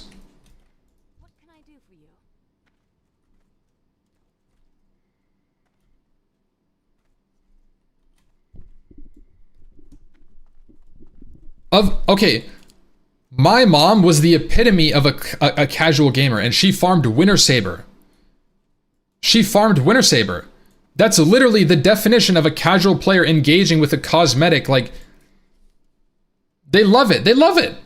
That's their end game. A casual player having an option to spend and invest their time on their character that isn't relying on having 40 people, that is casual. That's amazing. Casual gamer here, I only care about loot. Well,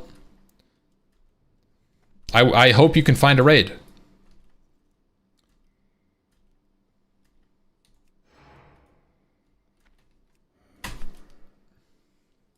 Players will go out and do activities in game to acquire alternate appearances for their tier 3. That's what I'm saying. Like, that would be insane.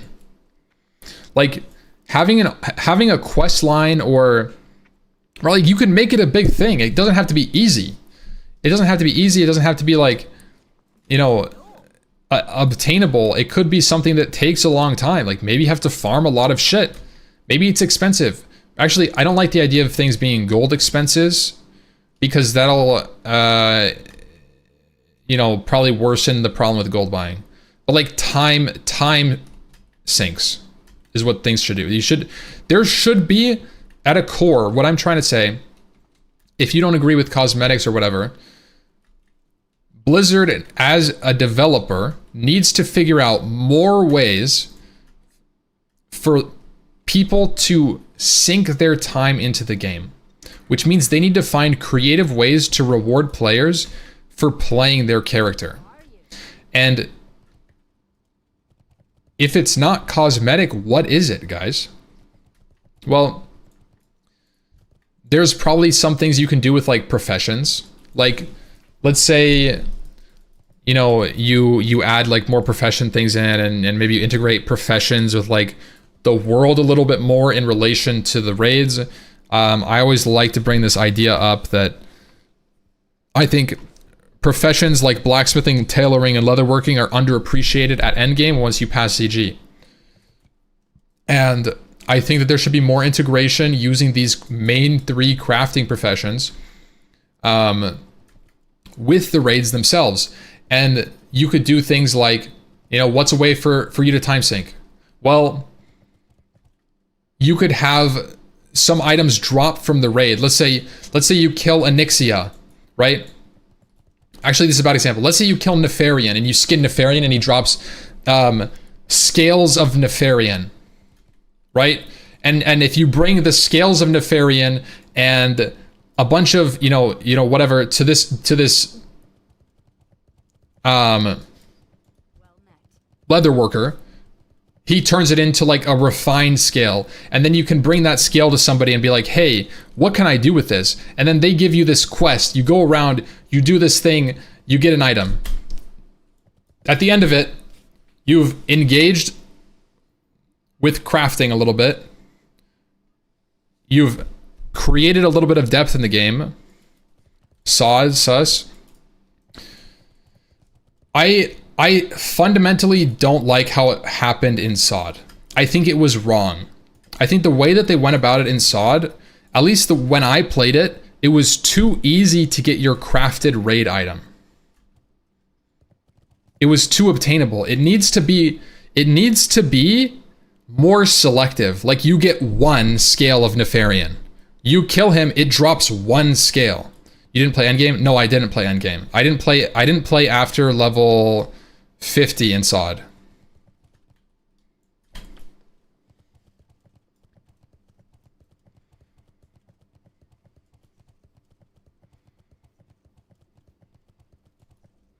If you're arguing that casual players like to do solo content, then why casual players don't farm Earth Strikes? Because casual players don't value the benefit of that item increase. And for the most part, Earthstrike isn't solo. It's actually like small group content. It's like a 5-man.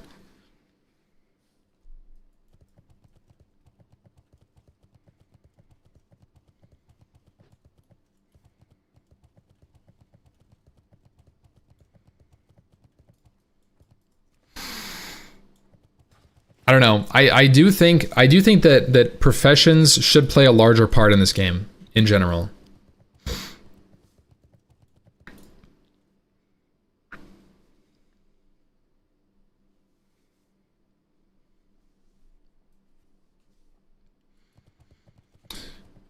You are thinking that it would create depth, communities, etc., but the second some kind of min-maxing or optimized way to do it faster or more efficient, those communities will fail. The problem is, like, let's say you make a quest, okay? I'm not proposing the idea that you should just have an optimizable systematic way to turn your crafted item into like an item. Like, I think there should be more Rock Delar quests.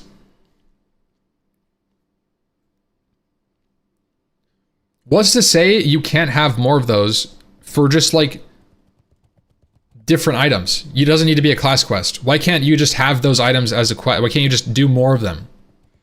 Why, like, I think it's such a shame that the head of Nefarian and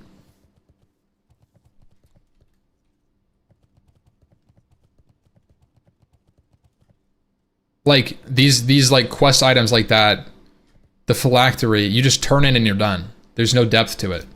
And I think there's a very good opportunity to like start a raid quest there.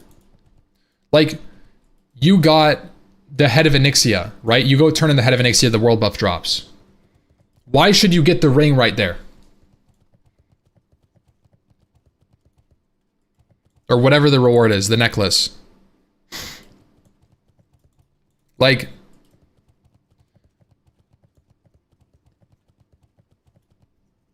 Are your suggestions for player retention or improving the game? I would say improving the game. Player retention.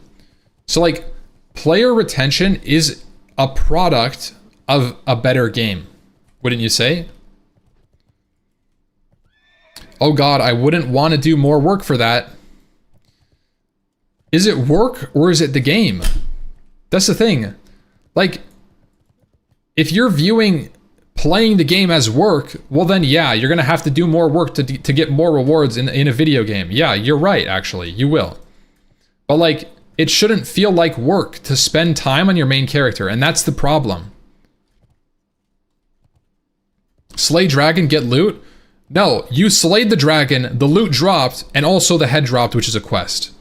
There's two distinctions that need to be made there.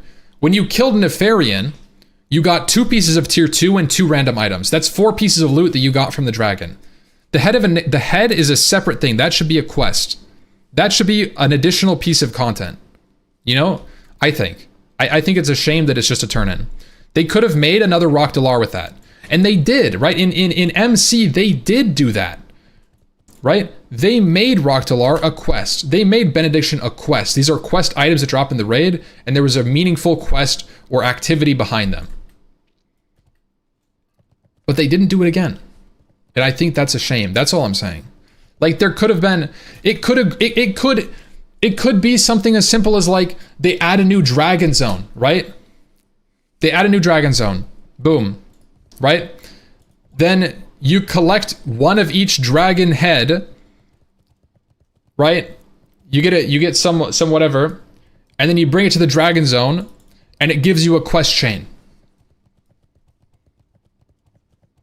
And at the end of it, you get an unlock for like the new Grimbatol raid or something. Put it in. Make it a raid quest. Make it a guild activity. Like, get it like an Uber's key for like the new raid. I don't know. That sounds cool. I feel like the Uber's key is a really interesting part. Now, it's annoying sometimes, but like, there's so many things that you could do and directions you could go. Like, it's impossible to just, like, these are just random ideas. But the Rock Dalar chain is low-key goated. It is. And there's so much opportunity for things like that. Nobody has, like, there could be more class quests. There could be a Warlock version of it. There isn't. There could be a Warlock, a Warrior, a Paladin, a Rogue version. There is a lot of, like, low-hanging fruit in terms of endgame questing. In EverQuest, I always, actually, when I talked about this a long time ago, Rock Dalar style quests for other classes, I bring up EverQuest. EverQuest has the idea of like epics, right? And epics are basically like your Rock Dalar chain in EQ, but they're much longer. And you have to do a bunch of raid content. And at the very end of it, you would get like a really insane weapon. But it would take possibly years to finish it. Obviously, the ecosystem and everything is completely different. But like, it was a meaningful way that you could invest your time in.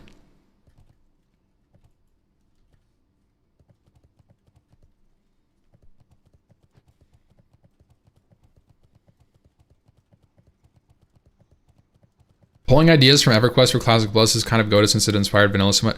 I kind of think so too, in the same... But, okay, so you have to be careful because there's a lot of things that intentionally got changed from EverQuest to WoW because they were shit.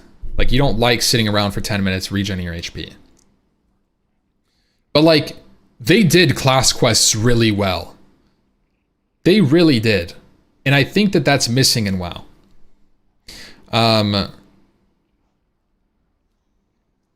I also think that, but my J-Boots is actually a really cool item as well. Like, they did a lot of really cool quests like that. I don't know if anybody's done it. Eye Patch of Plunder. I sat there. Okay, let me tell you a little bit about an EverQuest quest. Speaking of EverQuest, okay, I got Eye Patch of Plunder, which is basically a helmet that gives you a haste buff. It's like a buff that other classes have, but I'm a warrior. And I got the pieces. I killed a raid turtle and it dropped a quest piece. That's like a hard piece for the quest. That basically let me start the quest. If you killed the raid turtle, it dropped the quest. And then I started doing it. I logged in. It's in Iceclad, which is basically like an island zone. And you just like, you're supposed to collect a feather from a mob called Storm Feather. And I sat there. Guys, how long do you think I sat there? Straight. This is EverQuest. 37 hours later, the mob spawns and I kill it. Okay? 37 hours. It only spawns once on some window. It's like it spawns between 12 and 14 hours, but it can skip windows. That's the kind of limiting that was in EQ. That's how scarce the quest resources were. And so you could add things. I'm not suggesting going that far, right? But like, what that creates is a sense of progression when you finish it. And it's scarce. If there's only one layer, there's one world, only one person can get that spawn. It's like title charm. So like, you can add things in that are less serious than that, but like maybe you have to go find a rare dragon in Winterspring, or like whatever. You make the new zone, you make a new dragon zone, whatever, next to Grimbatol, and it's like Turtle WoW, right? And you have a random rare spawn dragon like roaming around the world on a 1 hour, 2 hour respawn, and everybody wants to kill it for the new quest. That could be cool. What that creates is a sense of scarcity engaging in the world and reward. And it's not necessarily a good idea for like, it's not a good idea for people that don't want to put the time in or find it, but you could also get really lucky. You could get really lucky and it spawns on you. And you're just in the world, and this dragon just spawns on you, and you get a rare item.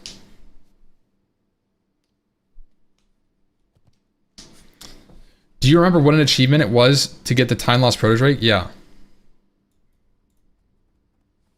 Wow, these bots are getting crazy, bro. They're typing yes but in the chat. Kazakh spawns on you.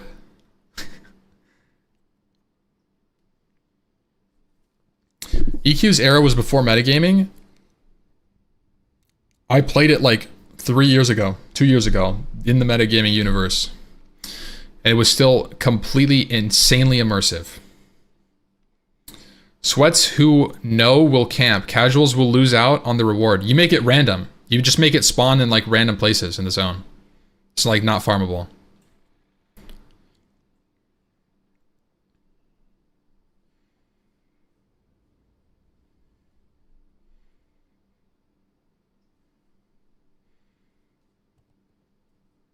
Like, just, there's ways to go around the sweats.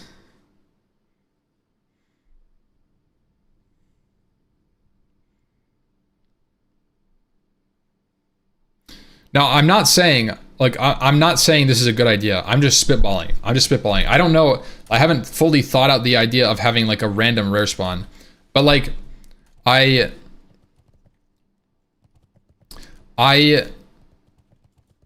I'm trying to provoke the idea that there's content ideas that fall in line with the classic universe, that create friction, that aren't very easy to obtain, that could be very meaningful and rewarding experiences if you do them. And that's a way that should exist for you to invest time in your character. And that's what's lacking from the game. Because you shouldn't want to log off because you finished your raids for the week. You should want to play and have something to do after your raid. You should be online and not want to raid because you're so engaged in what you're doing and you want to finish it. Like, that's how it should be. So we shouldn't sit here and be like, oh, but the raids, they gotta do better raiding. They gotta make better raids when most of the time you spend in the game is outside of the raid in the first place. Like, they need to figure that out.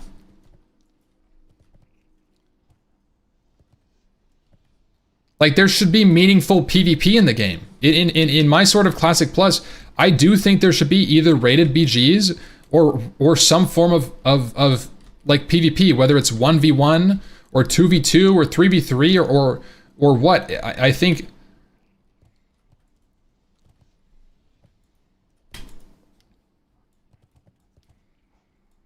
I wouldn't want to feel like, oh, now I have to find this 30-hour average rare spawn. I'm not suggesting a 30-hour rare spawn.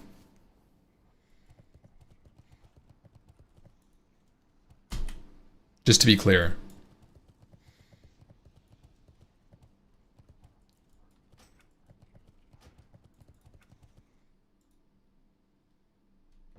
Oh yeah, I was gonna buy a weapon for my Paladin.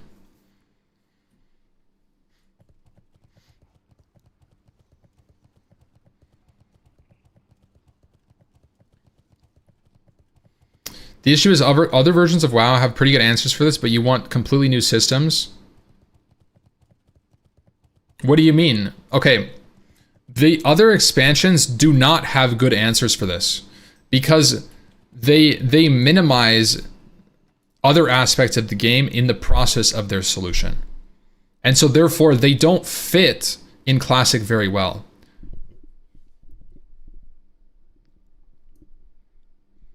Right? I think that having solo, I agree with what Mr. Frankie said. I think you should have long, hard, solo class quests. It shouldn't be a night thing. It shouldn't be a week thing. It should be something you do over the course of a month. Right? Long and hard for 1 month.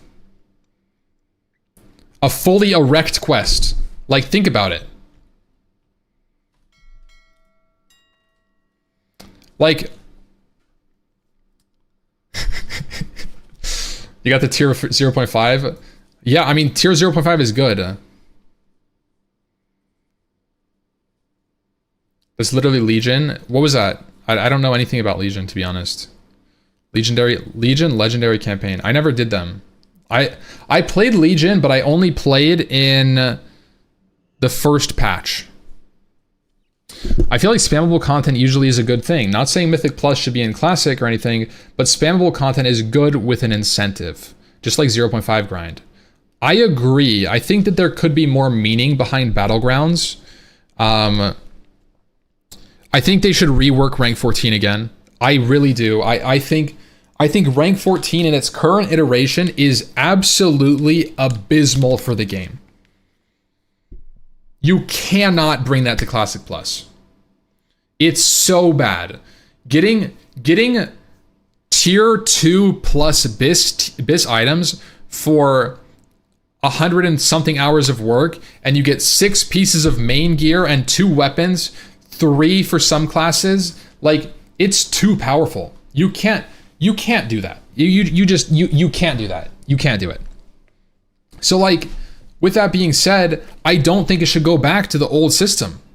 But I think that you could bring rank 14 back as a skill-based, pseudo-rating-based PvP thing. Like, for example, what if they added not necessarily rated BGs, but like solo queue? What if you could solo queue BGs and everybody that played got a rating?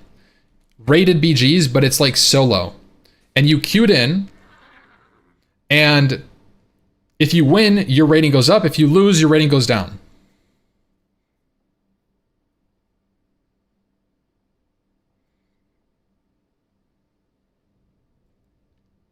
$160 hours of work is a lot. No, 160 hours of work for 8 bis items is not a lot. Think about that. 160 hours over the course of 4 months, 3 months. It's not in 1 week. 160 hours in 3 months for 8 long-term bis items is too powerful for everyone to be able to do at once.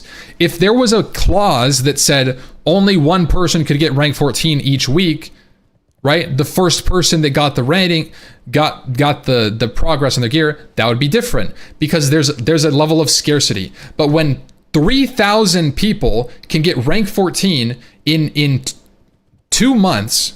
You have injected like 4,000 BIS items into the game. It's way too strong. You can't skip, you can't invalidate, 4+ months worth of content because you can spend 160 hours to play the game over like, it was like that in Classic WoW, it got changed. Pretty much every multiplayer game has a group and solo MMR mechanic. There's no reason WoW couldn't have it either. I agree. I think there should be rated BGs. I think rated BGs is a good way to do rank 14. Do literally RBGs, just like RBG system, RBGs in Classic Plus. And you say 2.5K, 2.4K plus rated equals rank 14 gear. 2.2K plus equals rated equals rank 13 gear. 2.2K and then 2K plus rated equals rank 12. And you just do this and you go down the system, right? So you can go to like, right? You can be like 1500 or whatever and get like rank 10. 1800 rated for R11, right? Stuff like this. And that's probably as low as you go. Nah? Why wouldn't you want that? Why are you saying nah? Do you not think these items should be skill-based to acquire? Casuals can't PvP for fuck unless your system is like keys and retail. Yeah, well, casuals shouldn't get rank 14. That's what I'm saying. No, like think about this. Rank 14 isn't you shouldn't be obligated to get rank 14. If you're bad at the game, guess what? You're not going to get rank 14. If you were bad at the game on private servers, you didn't get rank 14 because you didn't get invited to the pre-made and you didn't get the standing spot. Who cares? It's not an expectation to go there. It shouldn't be. It's turned into that, but it shouldn't be. And that's because of the new system.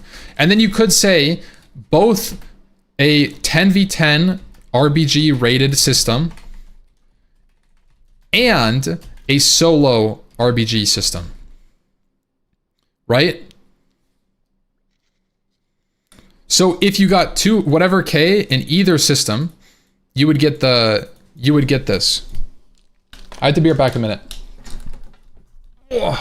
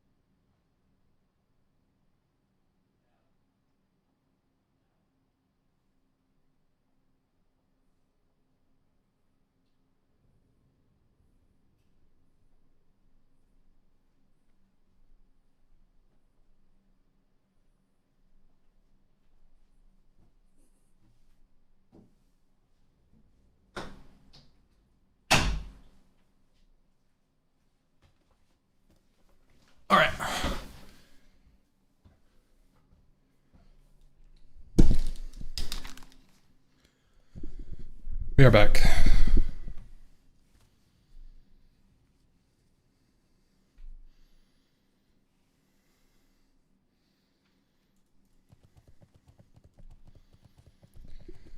What did I miss, guys? What did I miss in the chat?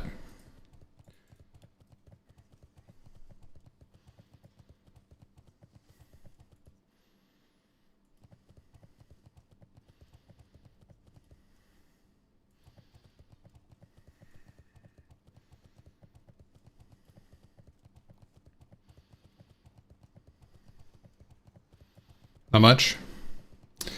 You just farted. Okay. Well, shout out to the Joker viewers in the chat. When are you going to play Arc Raiders? I'm not really an Arc Raider kind of guy.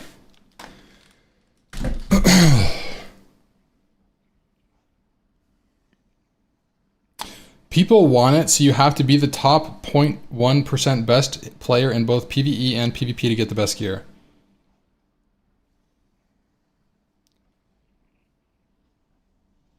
Wait, what is... I agree. I agree to an extent that rank 14 should be exclusive, but that doesn't mean top 0.1%. Maybe it's top 0.5%. Tying PvP to gear at all is stupid. I don't think tying PvP to gear is stupid. Because the idea is that PvP takes up your time, so you're not getting, like, it takes time and it takes consumables. If the respec, although you don't have to respec with dual spec as much, like, that it takes up your time. When it was the system that it used to be, you would not raid during those weeks. And so it's like, basically, there's two avenues to good gear. Either you raid a lot or you PvP a lot. And that was the idea with rank 14 gear. But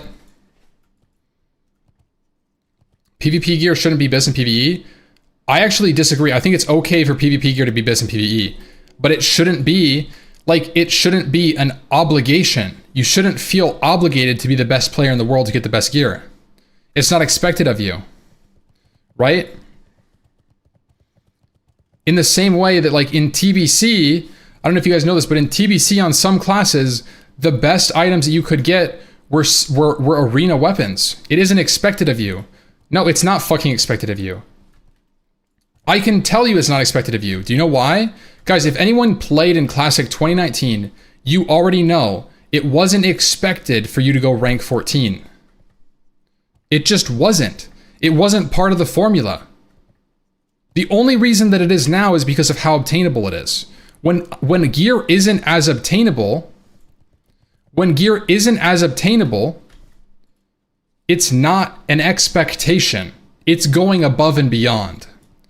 Back then it wasn't, now it is. That's what I'm saying. It's a bad system. Right now it's a bad system. So, like,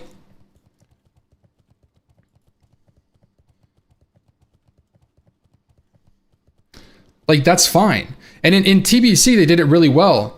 Like, you had to be 2K rated or whatever to get your arena weapon. And for a lot of classes, it's relevant. It's comparable, if not better, items than the rare drops that dropped. Like, let's say season 5, right?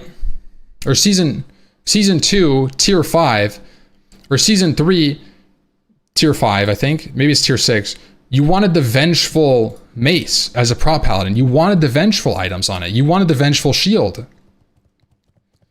And so, like, your arena rating, depending on how good you are, meant that you could get a little bit better gear. And it's minor, it's not huge, but it's enough. And I think that rank 14 is similar, that, like, rank 14 gear is good, right? It's BIS, but rank 14 gear isn't this magical solution. It's like a CTS, right? It's a little bit better than CTS. So, like, yes, it's really fucking good. But what makes it good is that it's obtainable. And if it's not obtainable, then it's just like a little bit better BWL gear. And if you're thinking about it like that, I think that's fine. Because the only people who are going to get it are insanely good. Presumably. Like, and that's a good system. Rewarding high skill players and having something like that has always been in the game. For, at least I think for a good point of it. Like getting elite sets or just, you know, having better Mythic Plus gear or having better Mythic gear or what, you know, like you just get better gear for being a better player a lot of the times. And I think that's especially true, or that was especially untrue with the current iteration of anniversary servers.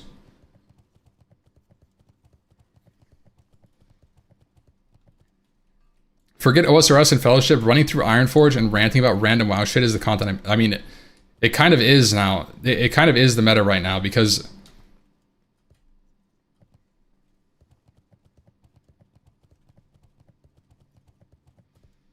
you should not compete against your own faction PvP ranking.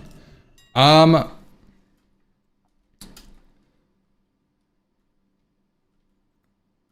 agree, you shouldn't queue alliance to alliance.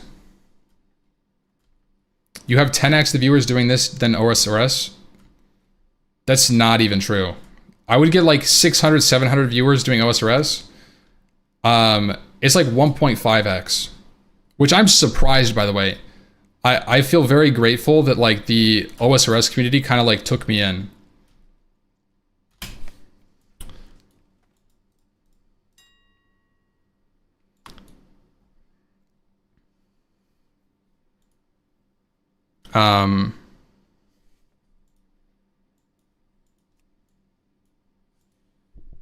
If you're 80% alliance on the server, you just have no BGs.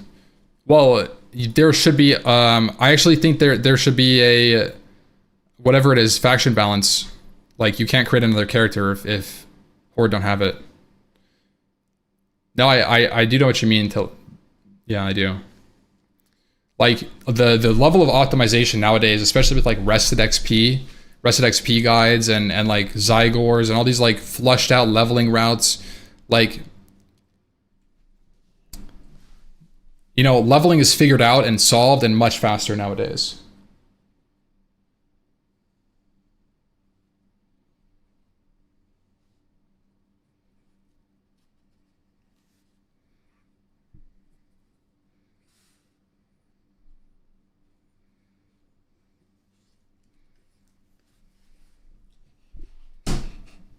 Hi, Zoe. Come here.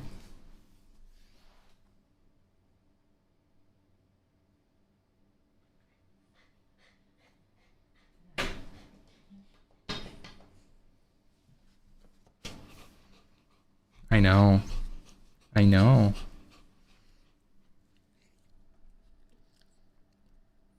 You guys see the puppy?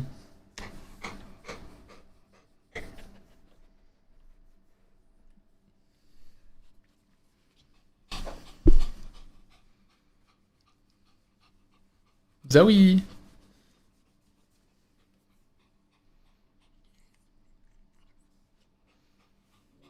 She's an old man.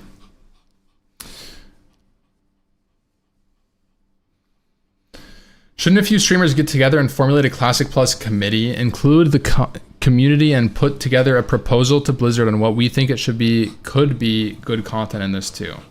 Otherwise, we rely on Blizzard getting it right on their own? Question mark. Well,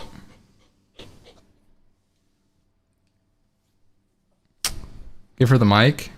She would break your guys' eardrums. She's got a mighty bork. I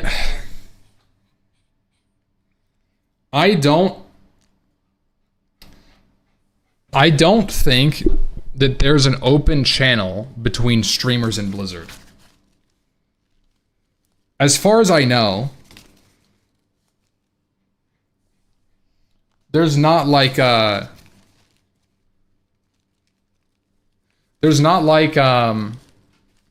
oh hey Blizzard, I polled my community and Classic Plus wants this.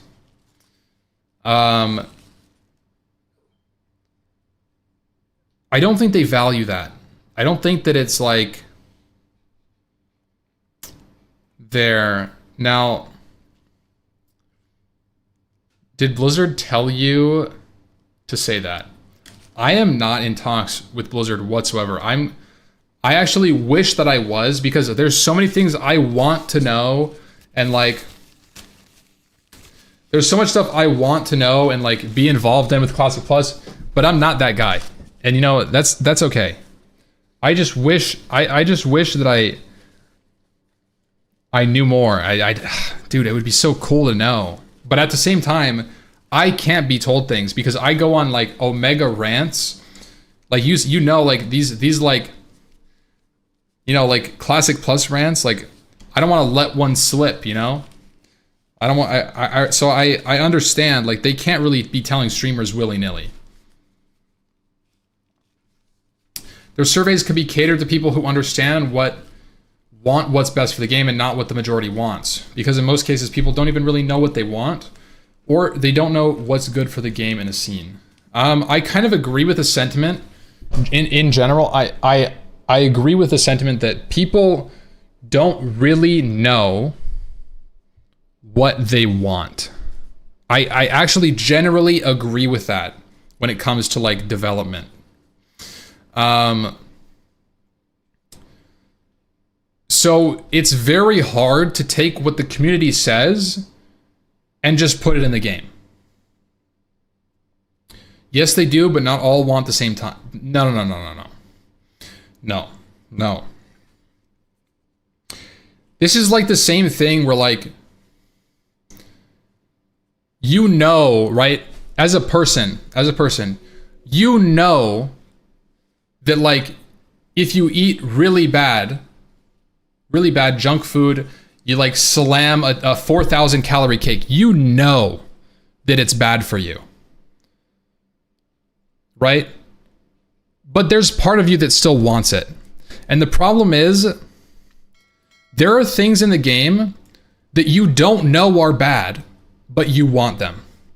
And so oftentimes the consumer doesn't know the consequence of what they want.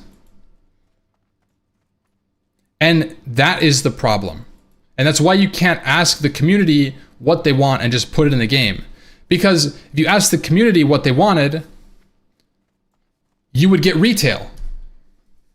You would get fully balanced classes, homogenized out the ass, that are basically just glorified archetypes with like different weapon types. You know, and it's like,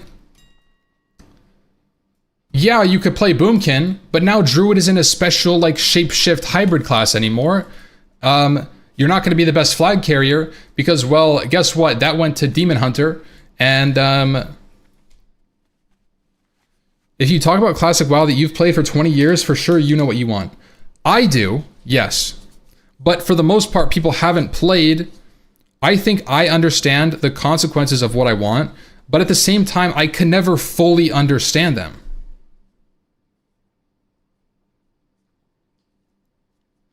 So it's hard, right?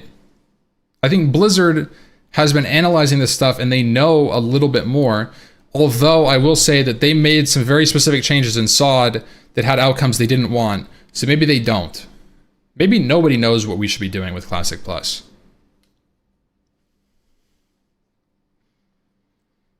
B-Wax with a tier 1 thingy, bro.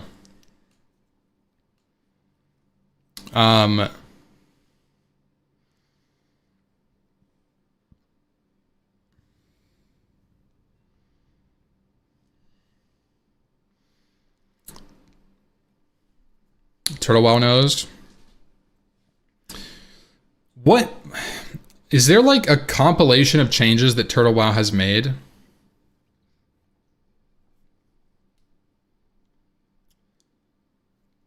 Because I haven't played Turtle Wow.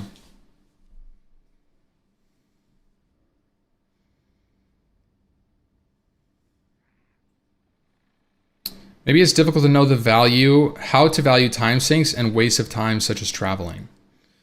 Well, wastes of time are generally bad, but there is a value to things taking a certain amount of time.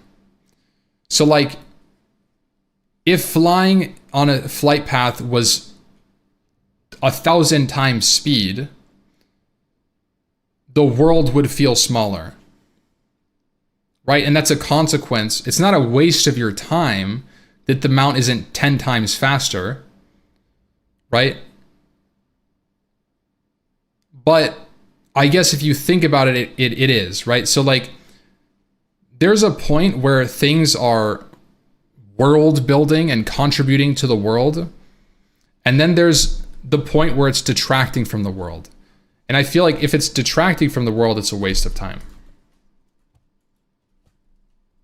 It's an arbitrary wait time, right? It's an arbitrary wait time that's grounded in a globalized speed limit on the birds.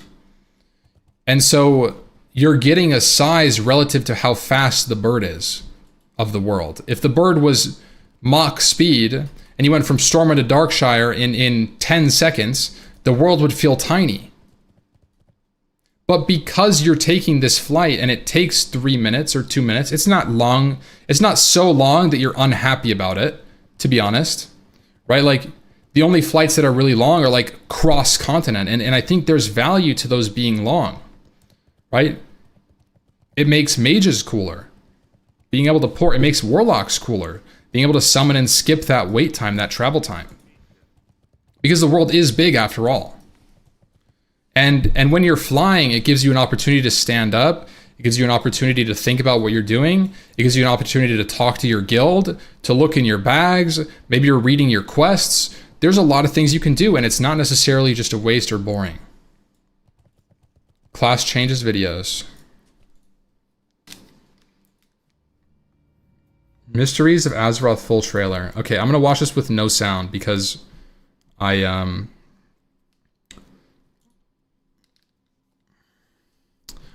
don't want to get DMCA'd. So we've got...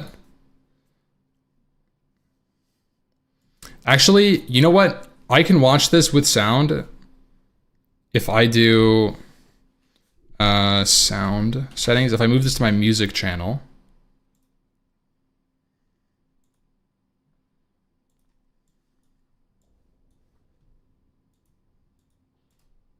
Sorry.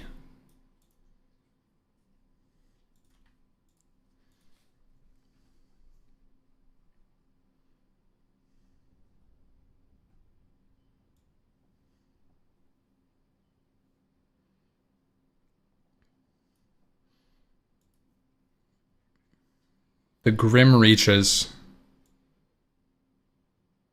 Telebim. Oh, that's kind of an interesting concept. The Telebim Island, Baylor. I like this. That's a cool zone. There's like a big castle area. Whoa, greenhouses. Northwind.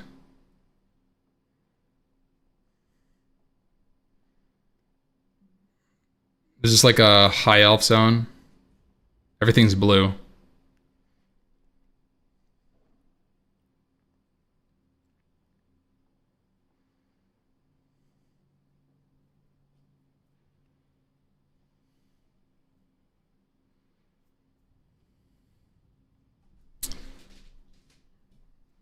Gilneas, okay. I think Gilneas is pretty low-hanging fruit.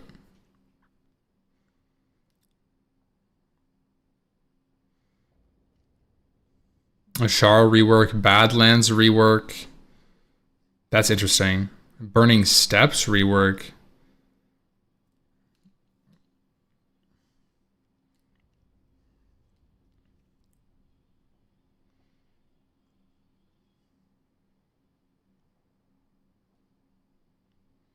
I mean, this is cool. There's just like a bunch of custom shit.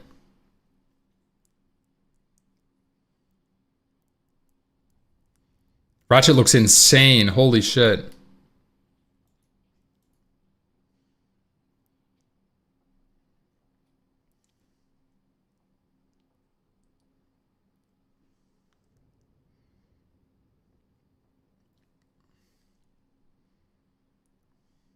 Are these dungeons?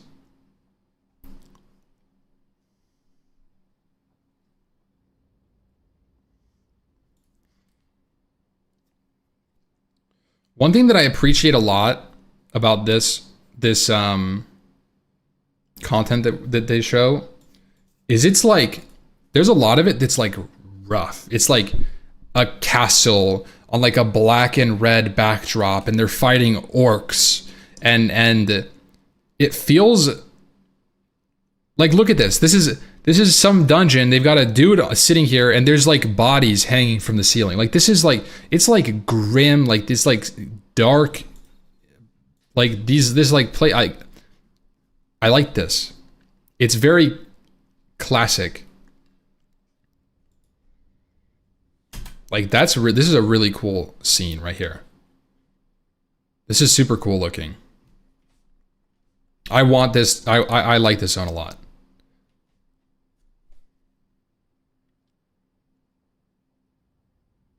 This is like a rainy Stromgarde keep. You know?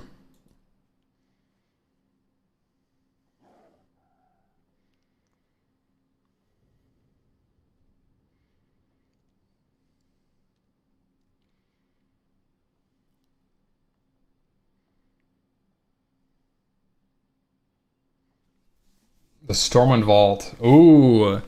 Dude, a Stormwind Vault would go crazy. Level 60. It's interesting though, like how does Horde get there?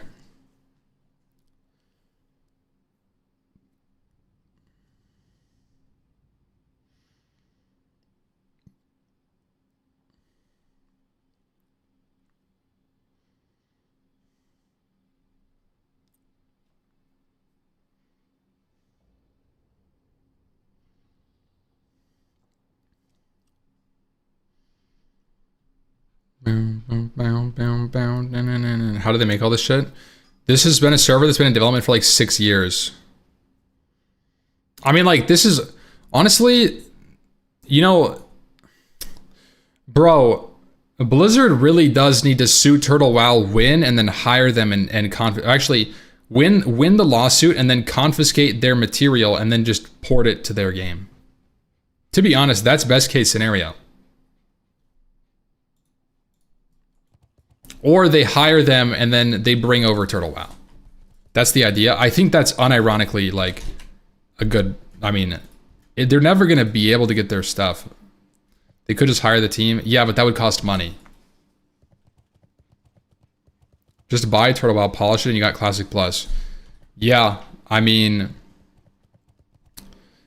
they would never buy, okay, Turtle Wow makes money by selling things, right? So they, I don't think that Blizzard would be willing to pay enough money that it would beat their revenue.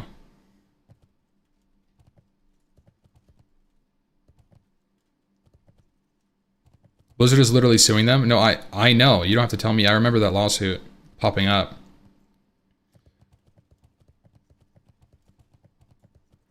Check out Turtle Wow talents. They changed. They can't do shit to them since their servers are hosted in Russia. I mean, that's kind of my understanding. That like they're kind of SOA. They're not going to get anything out of it. Like, bro, you think they're going to enforce that? Really? Turtle Wow getting enforced by the Russian government? Yeah, right. 1.18 warrior talents.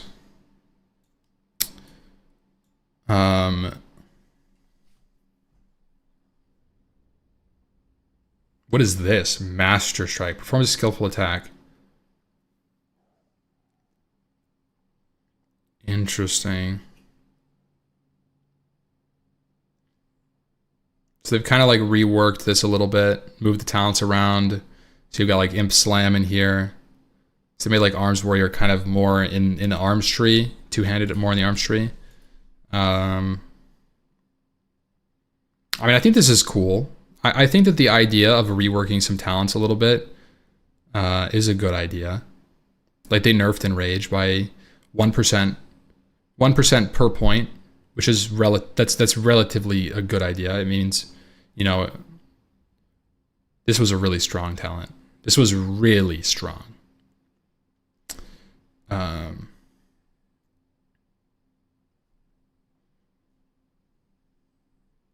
Yeah. Anyways, I mean, that's cool.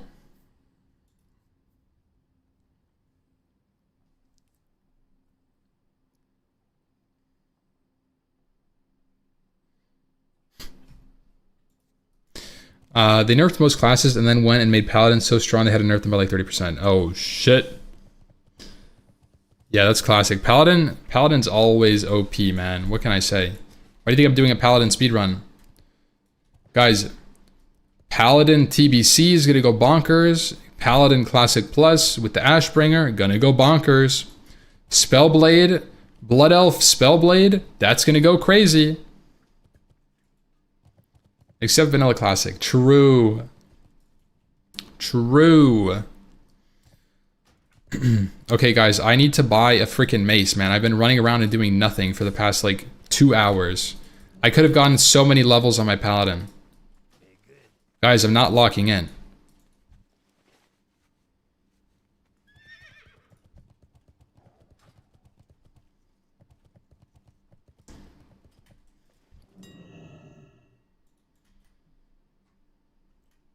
What weapon should I get?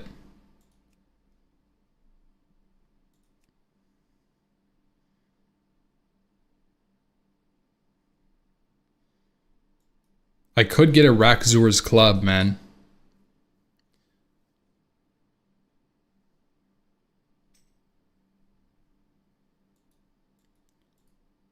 Bro, what?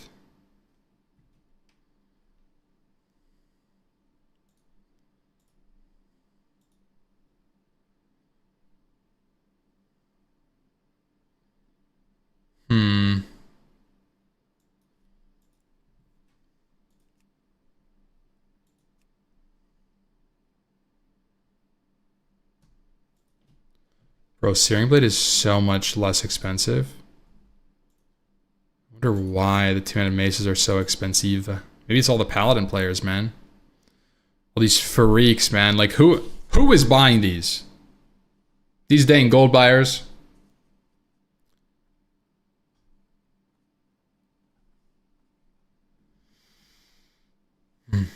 Anyways.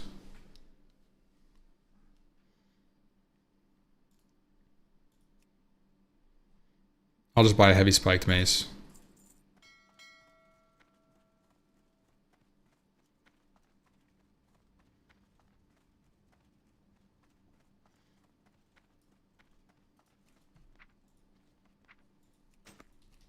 Hampyden gets the heavy spiked mace.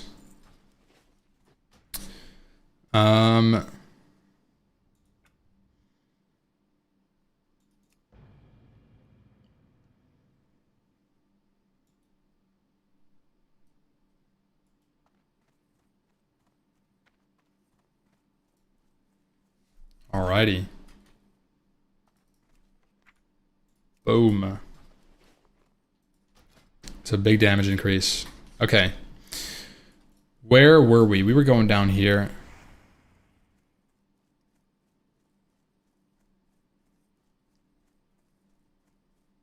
Yeah. Okay, let's start the music again. It's quiet in here.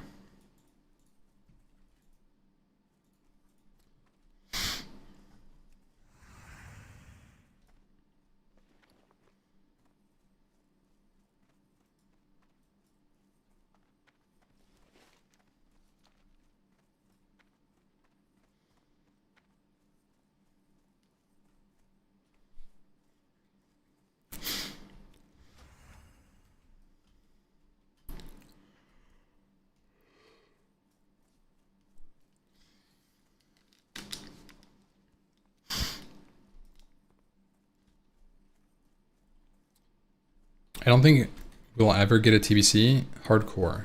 Question mark?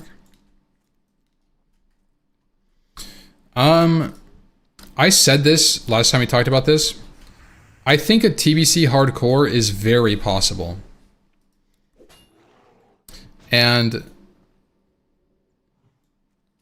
it's not that I think it's a good idea, but if TBC hardcore happens and it brings back OnlyFans, the amount of money, like let's think about this. If Blizzard releases a TBC hardcore server and nobody plays on it, how much money do you think they lose? How much money do you think they lose? Let's call it, you know, $100. $100,000, I mean, because of the server cost. Let's say it was $100,000. If only Fangs is playing, they will make over $1 million.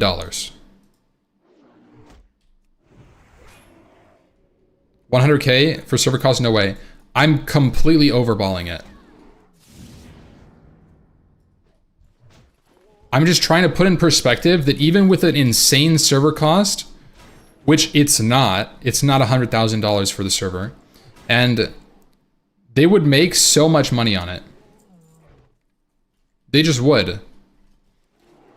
Because OnlyFangs would go, let's say OnlyFangs goes for 2 months, you know, all of a sudden WoW is the top category on Twitch again. There's 60,000 people, you know, watching Twitch, concurrent viewers. Like, you got Tyler, you got these big streamers, everybody's playing WoW at the same time together. There's huge like groups of streamers playing together. Like, it's like, that's what happened in OnlyFangs 1 or OnlyFangs 2, and to the point that they were willing to go back on things that they never would have otherwise. The DC deaths, they never rezzed again. Just for reference, there was lots of server crashes and DDoS deaths after OnlyFangs. Did anyone get resurrected? No. They only rezzed to maintain. They only rezzed to maintain their ad revenue. Like, they were getting free advertisement. You got rezzed once, but not the second time. Yeah, no, there were like rezzes in process, like around the OnlyFangs time. But as soon as OnlyFangs was gone, rezzes stopped happening.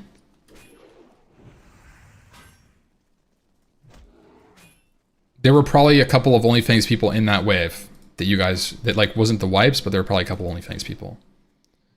Yeah, like, that's just the truth. That is the truth. You know it's true.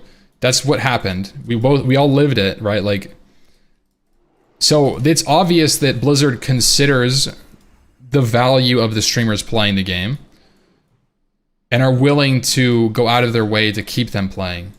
And so it's not that far of a stretch for me to think that they would do something like TBC Hardcore, even though I think it's not a good piece of content, because it's attractive to their streamer audience, and that is directly money in their bags.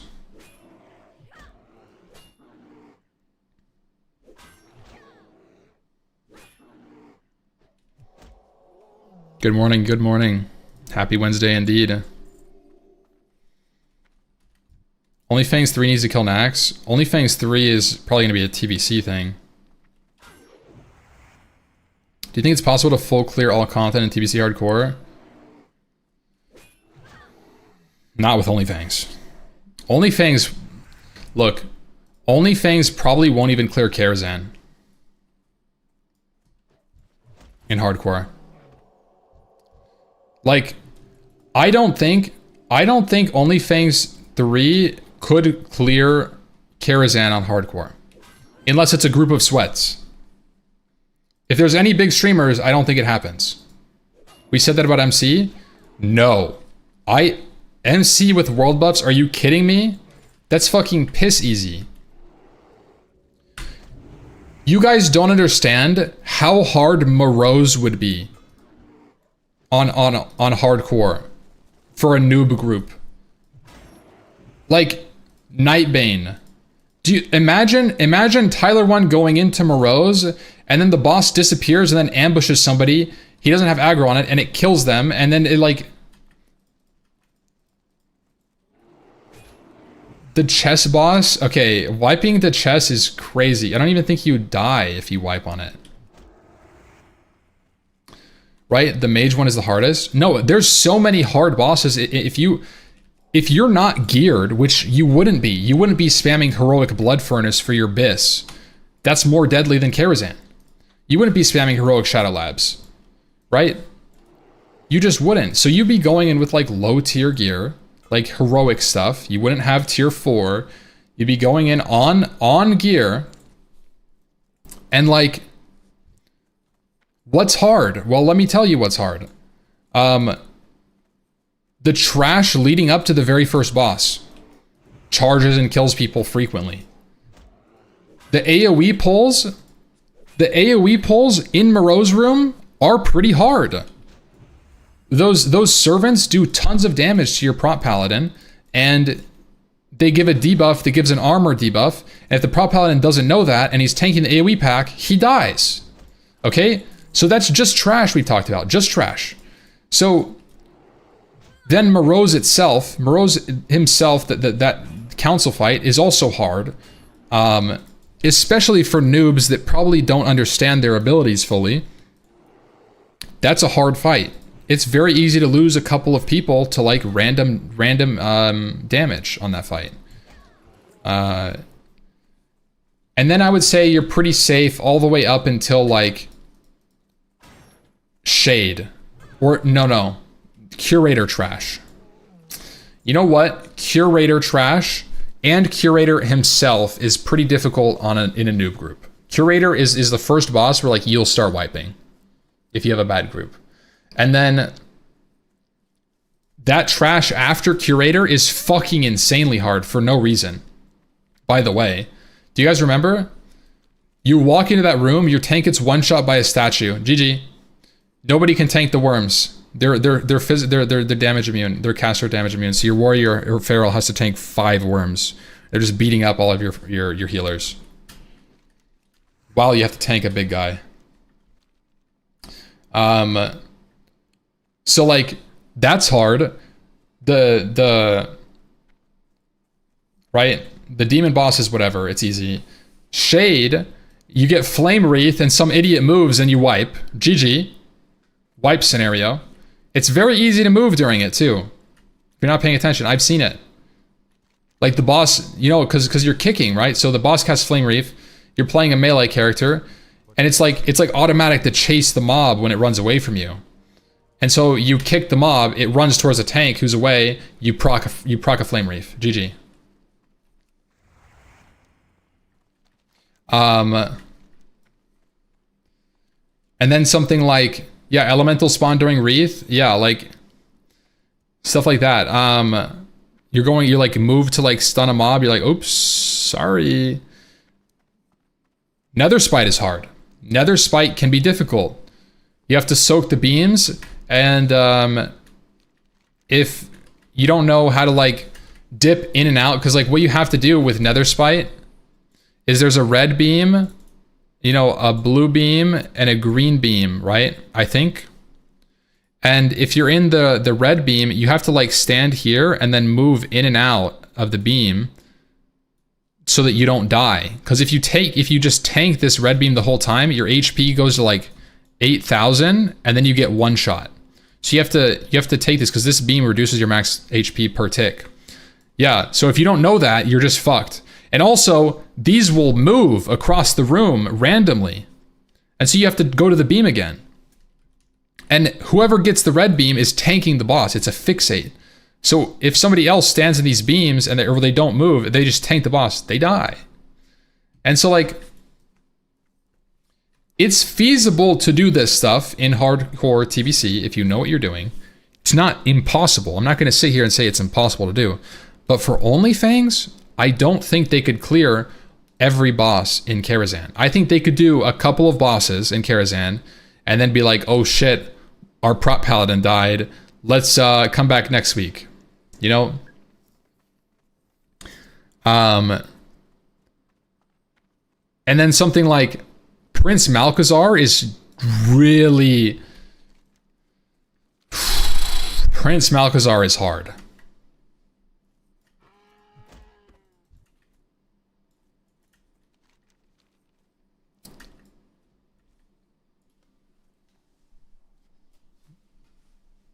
Where is Zoe?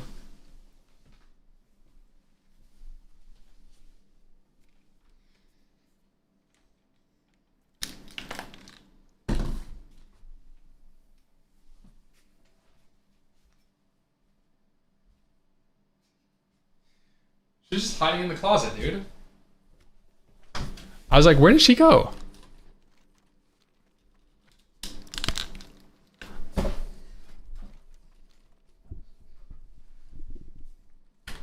Get the shock collar out? What the hell, man?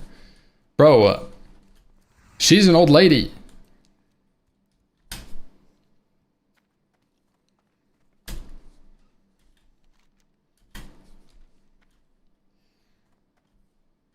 I think she's just trying to sleep, and it's really bright in my room. I have to keep her in here because she was getting into some stuff. She was like being a little destructive, but I can't play with her because I'm streaming.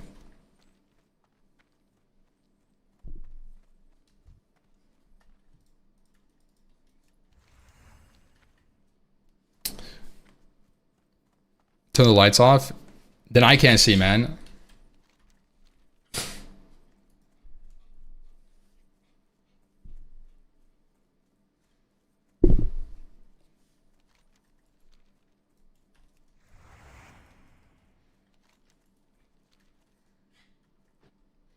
What's the difference between your two judgment buttons? One is a cast sequence macro that I was just trying out, but I don't really like it. I have to press it twice.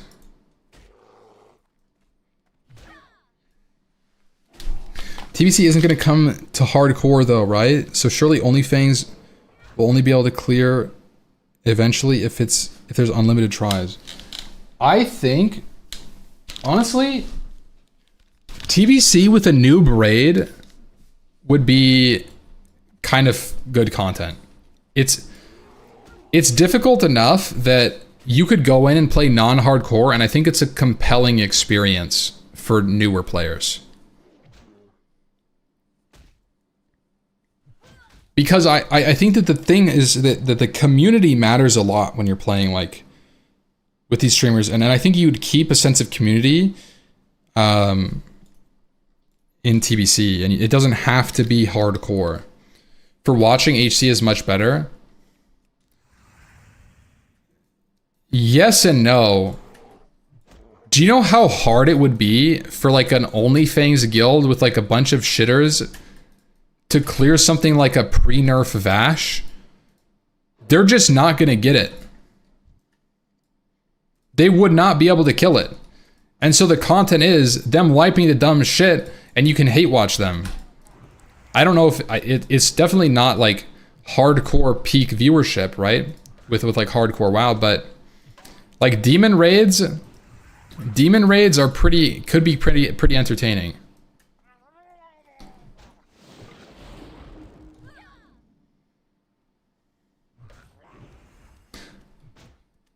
But like hardcore TBC is unrealistic. I don't know if you guys know this, but Outlands is very punishing. Just as a leveling area.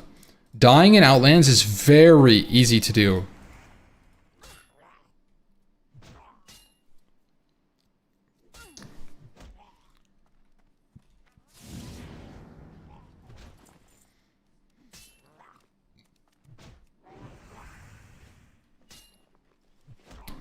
Hellfire, it's not even, I'm not even really talking about like random mobs that kill you, but like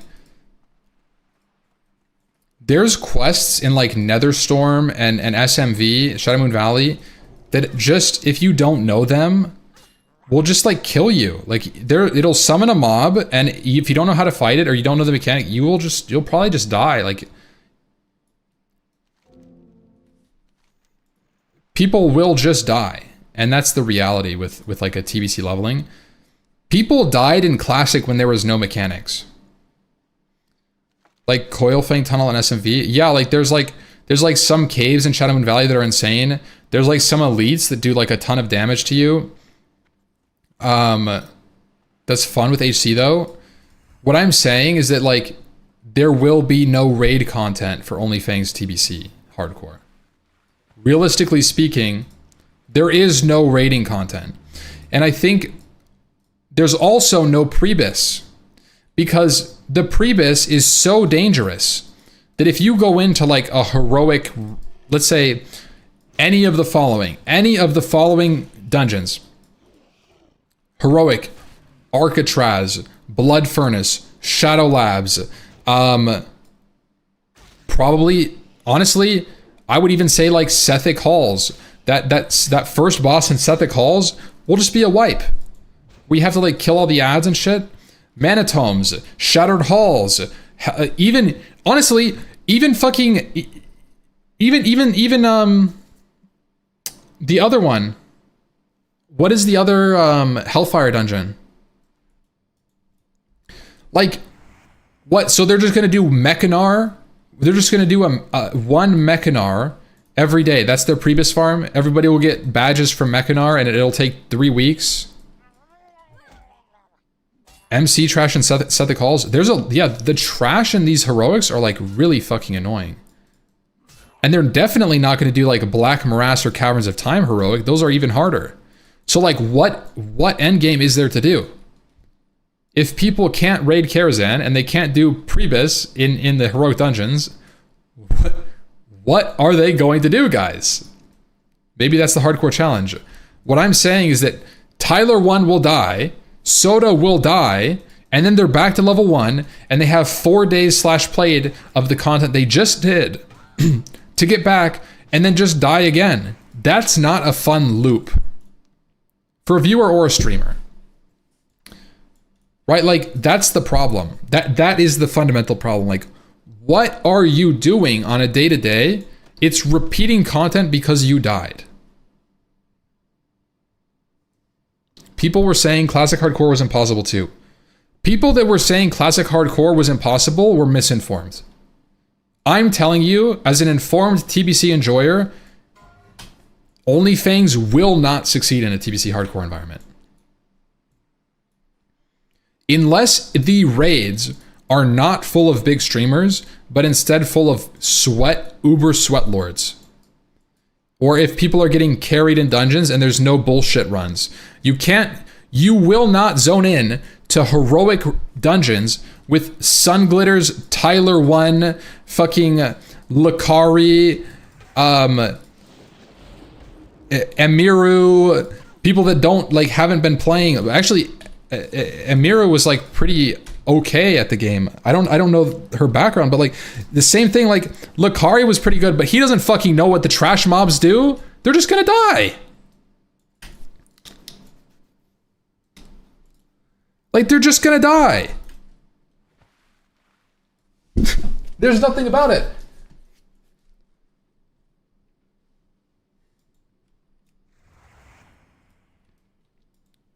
Now, with all of that being said, I would still want to try. I would. I think it would be cool, but it's not. I'm going in with the expectation that it is going to be shit, to be honest. But it would be cool just to play with people again.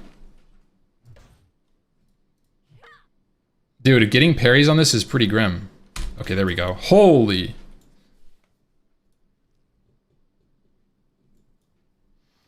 No, but like, I would love to play with like Grubby, Lakari again, my students, you know? Put Tyler 1 on a BM hunter so he could just sit back and press steady shot, you know? And that's perfect. The best thing would be like Tyler 1 sending his pet in and then pulling a pack in heroic Mechanar, tab targets, pulls a second pack, wipes the group. Feign deaths. 4 people die. Now that would be some drama.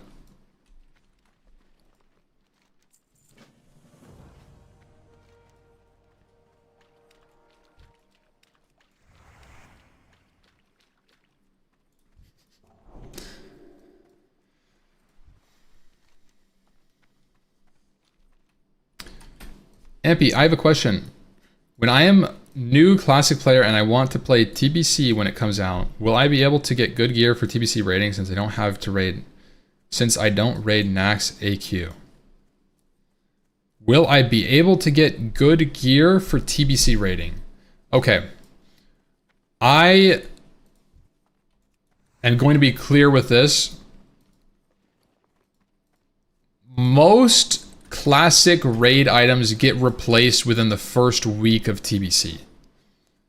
If you're farming loot for TBC, it's mostly to make your leveling faster.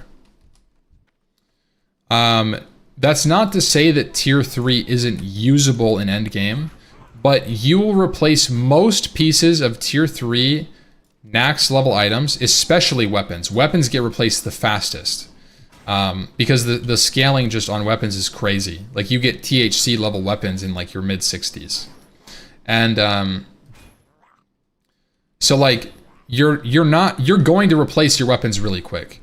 The only exception probably being ATS. You replace Thunder Fury too. And you replace these items with like revered plus rep rewards and entry level heroic items. Whether it's like a badge item or a heroic epic drop or like whatever. So like you're replacing like most items. There are exceptions, like I said, there are exceptions. Most notably, Badge of the Swarm Guard, the shield effect from healing from AQ Visitus. I don't remember the item name. Phylactery for tier 6 Brooch, yeah, Brooch, yep. MQG, yeah, early on, but you replace MQG and you replace tier because it loses percent value. It becomes a haste value.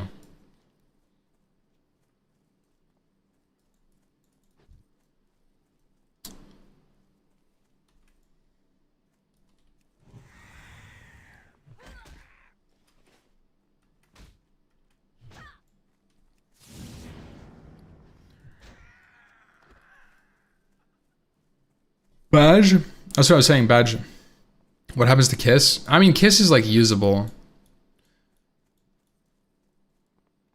But again, like flat haste, right? So it's not as powerful, the percentage. So basically what I'm saying, right, like you could go into Karazhan with full tier 3 and like mostly vanilla items.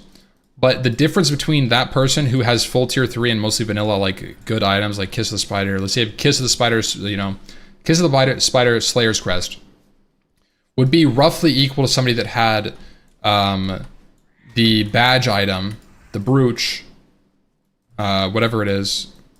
It's like the red dragon scale item, right? You know, you had that and then like some random like blue trinket or whatever. Bloodlust Brooch, yeah. So like, the difference between those two people would be relatively close. So like, Bloodlust Brooch is better than Slayer's Crest, right? Exactly. Yeah, so you have the Hourglass, right? So you have Hourglass from Black Morass normal, plus Bloodlust Brooch, and that's better than your vanilla trinkets. Your end game, very highly contested Nax trinkets are replaced with a normal blue trinket and a guaranteed badge item at level 70. So like that's the longevity of your gear. It lasts you until early, like mid-heroic phase. The only exceptions to that rule being very notably a couple of tier 3 set bonuses, maybe for like 2-piece hunter using like a ring or something. And then, you know, like the trinkets and random items that I mentioned.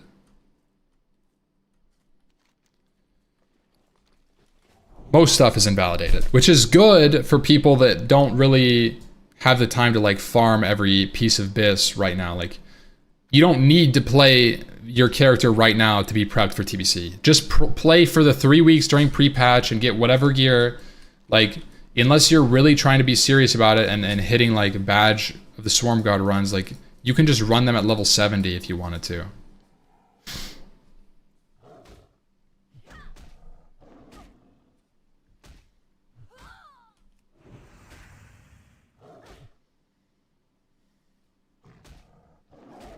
They need to integrate Azeroth more in TBC.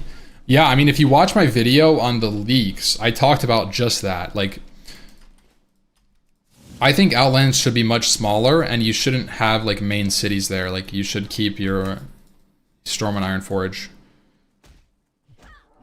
I'm a really big proponent of making sure that when you're releasing content like, you know, Northrend or Outlands, that you can't invalidate the world of Eastern Kingdoms Kalimdor. It's so detrimental to the game when they do that. Does the potion change get added in pre-patch? Yes. Yeah.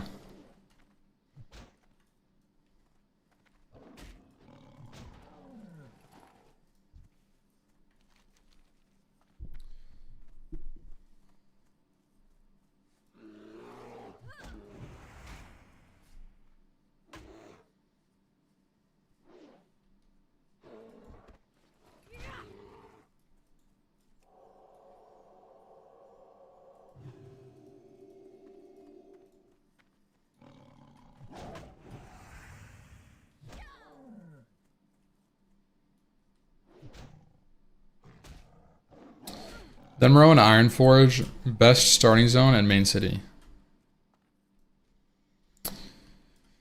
I'm a human enjoyer myself. I'm a big fan of Elwyn Forest, Stormwind. Looking back, would it have maybe been better to just have Vanilla WoW cap at level 40 and then bring an add-on to level 60?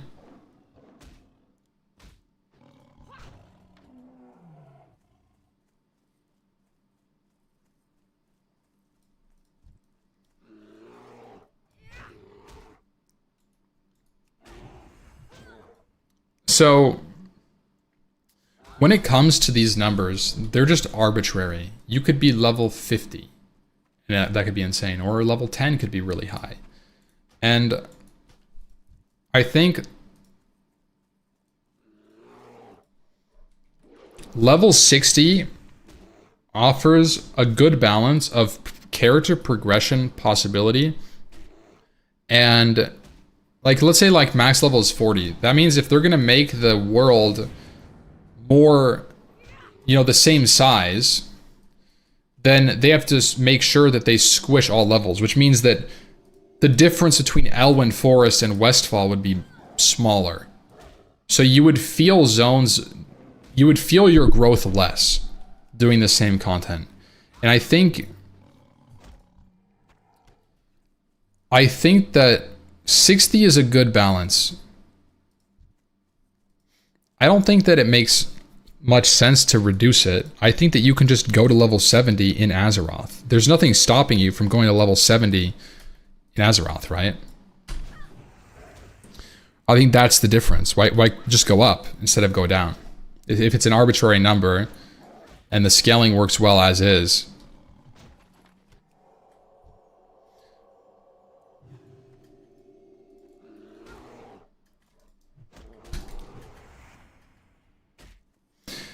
I think that there's like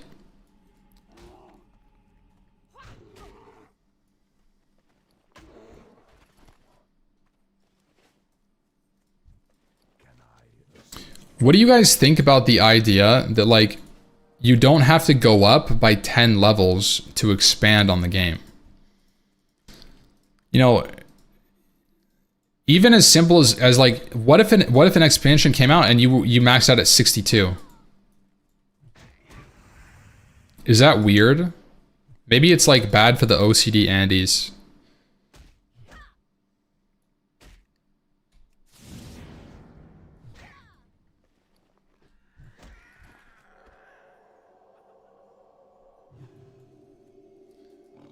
The thing is, you need some, so the idea, right? The idea, what I'm trying to say is that levels are an arbitrary number.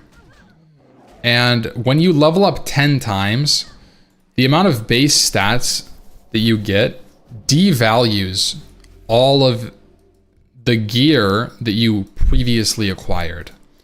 Because your base stats have gone up, and because your base stats have gone up and all the, you know, ratios and formulas have changed and to value higher numbers, right? You need more stats to get the same effect. So what ends up happening in TBC is a good example of this. When you start at level 60, did you know that as you level up, you get progressively weaker if you're not increasing your gear? So a level 60 character has more crit chance than a level 65 in tier 3. And what ends up happening what ends up happening is it devalues everything. So if you only went up by, let's say, 1 or 2 levels, the difference is that it would be more horizontal. You might still value some items from Nax. Even though it's from the previous tier, maybe KT loot was still relevant to you. Like, that's kind of what I'm saying. And then maybe you have like a talent, yeah, like what Peter's saying, maybe you have like a talent progression system that isn't based on just leveling. That's all that I'm saying. Like that.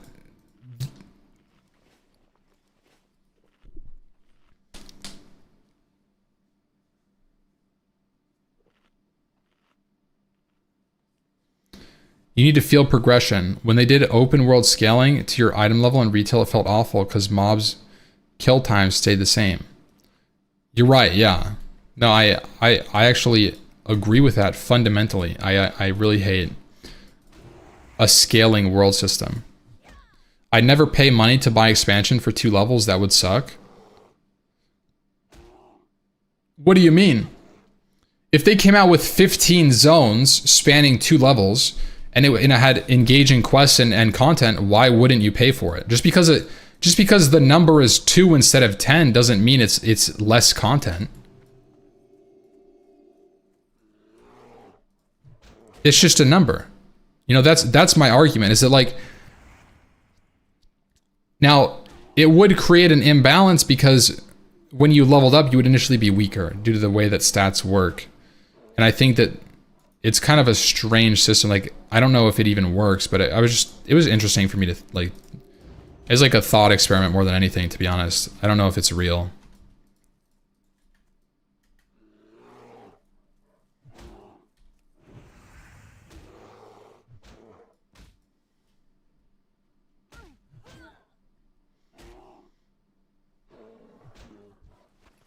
Time spent to level 60 to 62 would be the same. Right, they would be harder levels to get.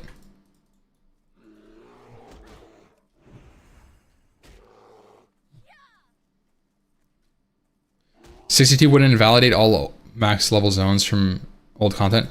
That was kind of the idea that like, so like where this comes from, there's an idea from EverQuest is once you hit like level 58, you're like useful in raiding. And because the levels take a long time, it's not like going from 58 to 60 is a day's work. You know, it might take you a week, like 200 hours / played to get from 58 to 60, or maybe 100 hours, whatever it is, right? And so you can participate in the raids and be effective at 58. And it's not optimal, but like, what if you had a world where like, you know, you were still level 60 and you were working on leveling up, but you could do the new raids?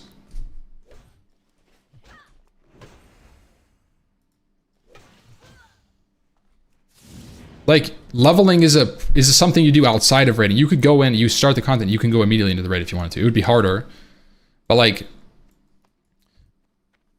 with EverQuest, you don't have to be the max level to participate. And raiding should only be for people who actually put the time in to get max level. I don't know. Should it? Is that a prerequisite? I don't know if that really... I don't see why it has to be so. If you can zone in, you should be able to do the content. It's like saying, you know, I'm doing dead mines, I'm only accepting people level 20 because that's the suggested level.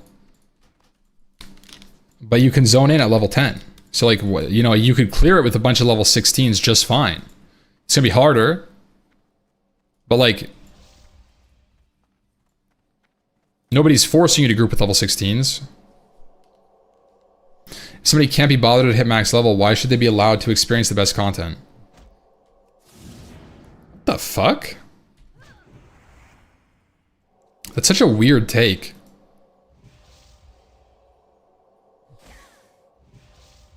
Why should they? I don't know, they're playing the same game. Like, if their friends are doing content that they want to try and they're able to zone in and it's not a big deal, like why does it matter if they're not the max level? Like, I've invited people to MC that were level 59 because I wanted them to start getting gear from the raid. And I'm fine, it doesn't matter, I don't care about their performance. And even to the extent that if a healer joins the raid at oh man, what is this respawn time, dude?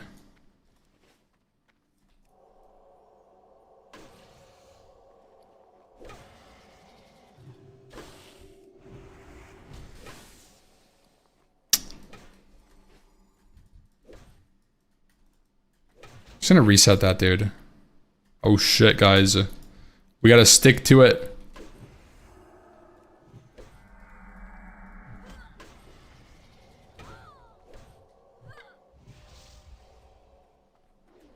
Oh shit, guys. Why am I just missing, man? I missed so many times, he evaded! I'm sorry, what? What?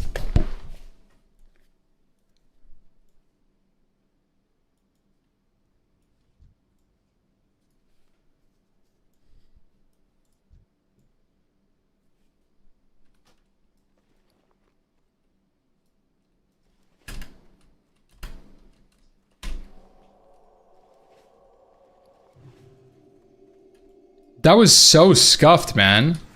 Why do we do no damn?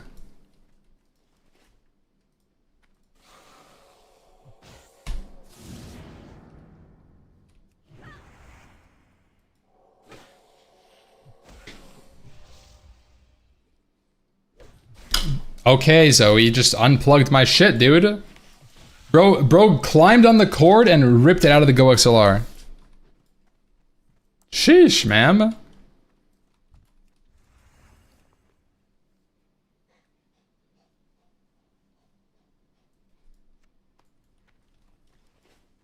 W Zoe, okay.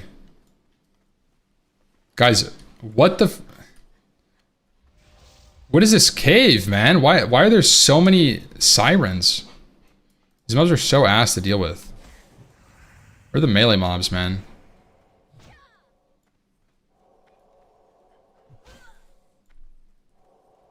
Oh, great. Getting respawns at amazing timings.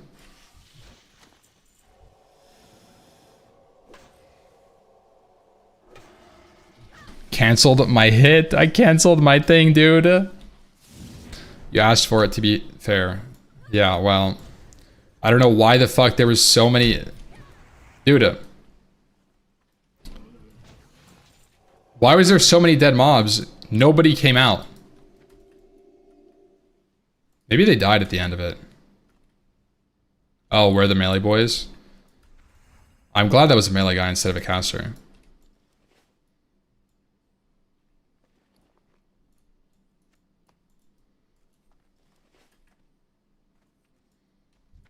Oh my god, dude, I have to kill so much shit, dude, please!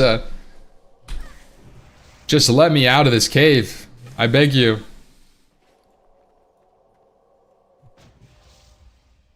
I'm afraid.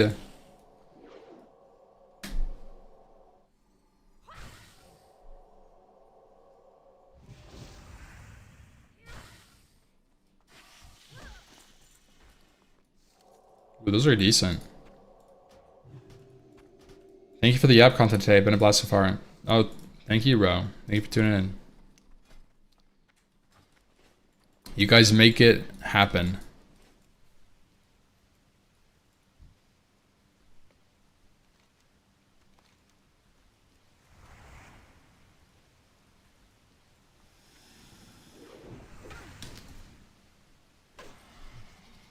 At least there's no PvP on here. Oh, on hardcore. Yeah, I mean, I kind of like PvP. Sometimes I wish I could. I think that could be an interesting arc about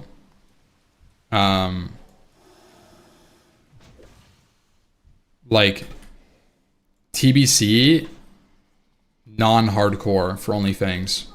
Being able to PvP, because they haven't like people from OnlyFans have not experienced PvP. in any sense, right? Like they kind of like, people kind of dueled a little bit. There was some like dueling stuff. Yo, what's up, Grubby? Back to Classic WoW already? I know. I retired for 3 weeks, man, and I actually bought XCOM today. It was on Omega Giga Sale, by the way. If anybody... I closed it. I closed my Steam. It's like $2 on Steam right now. It's 95% sale. I was like, you know what? I'm gonna buy it. So I was watching Grubby play it today. But viewer ganker parties? Well, it would be on like a PvE server, presumably. I think it would be coordinated PvP. Being able to die, though, is the big deal. Like, you know, doing a war game. Like, having, like, war games between, like, some people in guild.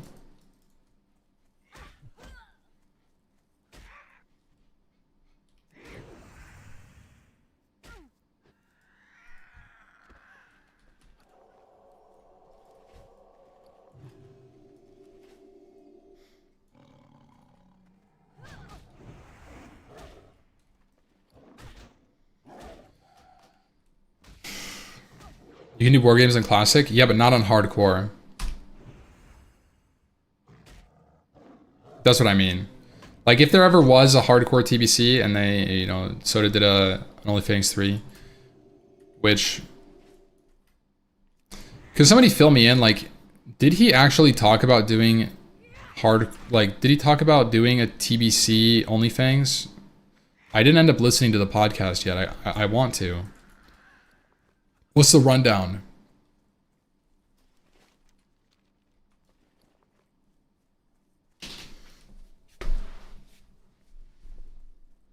As a maybe?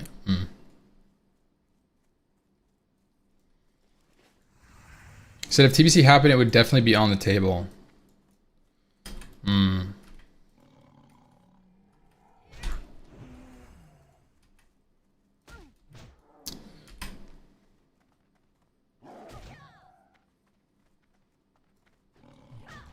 If I remember correctly, he said earlier about wanting to do TBC Hardcore if it was modified. Bro, they've got to do it, right? Like, if Soda wants to do TBC Hardcore, and he would run an OnlyFans 3, the Blizzard has to do it, right? Like, there's no way. I'm actually becoming more of a TBC Hardcore believer by the day.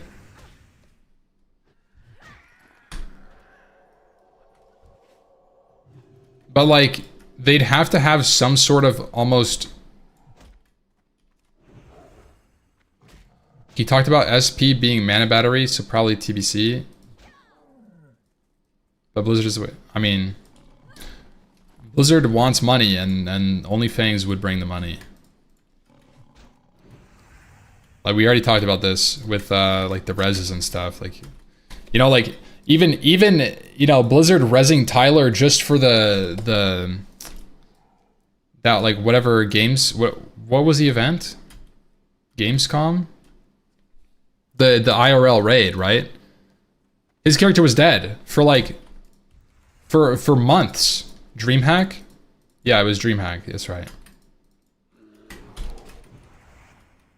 Like, his character was dead for months and gets res just to do the event. So, like, it's very clear that they're like, yeah, like, this is like a kind of cool thing. Which is... This is cool to see.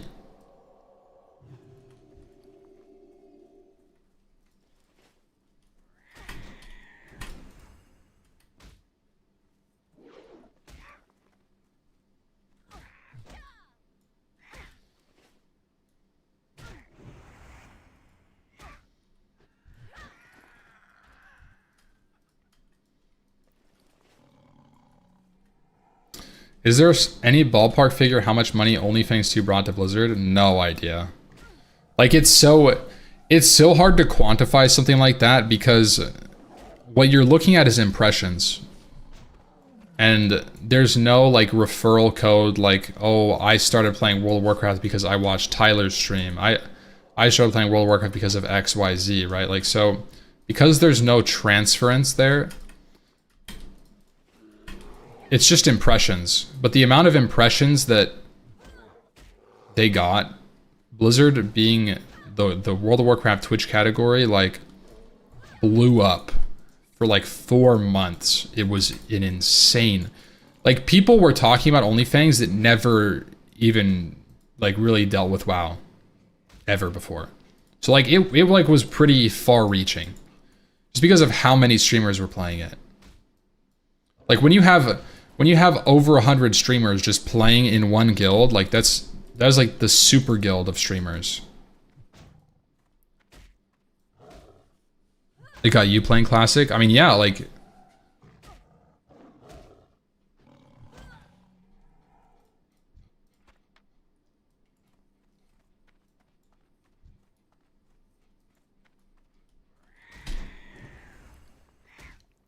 Did you miss the event after that?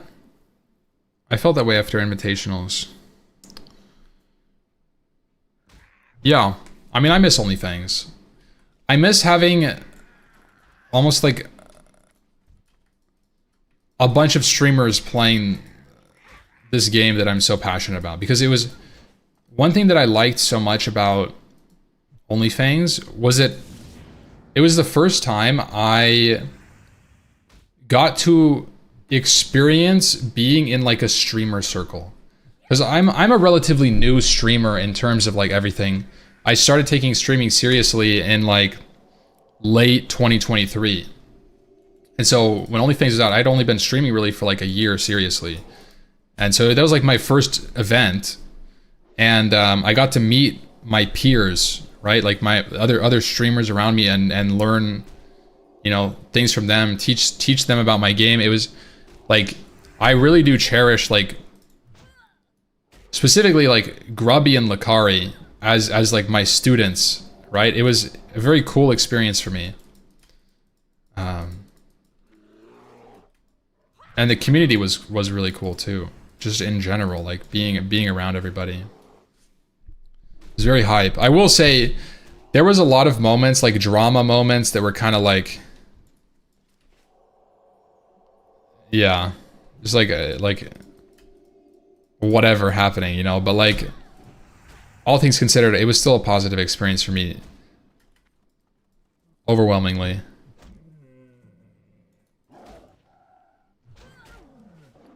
Drama farming is the true endgame classic. There is really no better drama than like losing a Fell Striker roll to a rogue or something.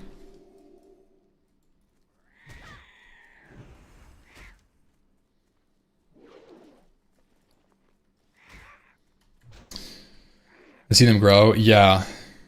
It was really cool. It felt really rewarding. And I imagine that Grubby can probably relate in that like teaching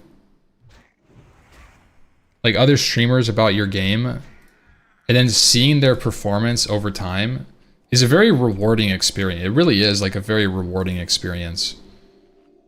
Because like I've pretty much devoted my life to this craft, if you will, the world of Warcraft.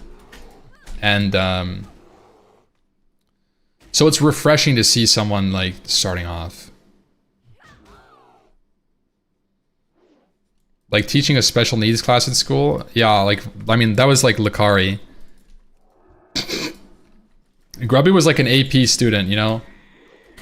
Advanced placement, asking the right questions. World of Dwarfcraft. I love Lakari, bro. Lakari is so funny. I was just watching his stream. I was hate watching him play some League of Legends. Dude, he is losing his shit right now trying to get the diamond. I saw some clip of him and it literally looked like he went full schizo mode. You're capping. Lakari is so teachable. I am. I love Lakari. No, when I was teaching Lakari, it was I think he was playing it up for stream. Like he was acting Dent.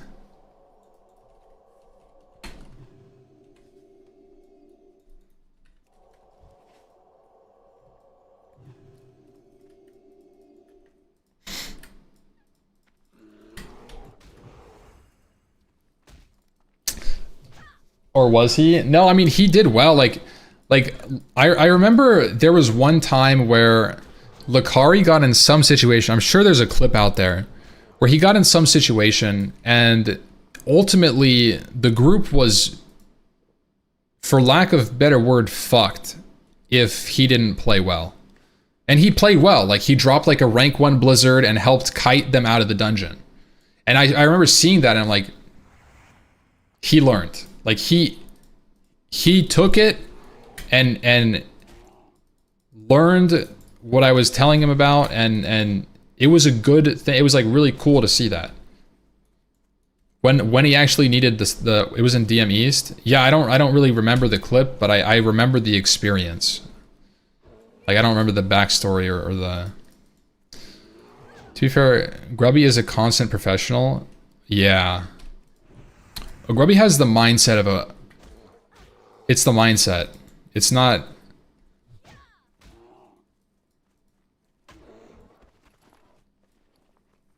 Like, I imagine it's mechanical, but I feel like when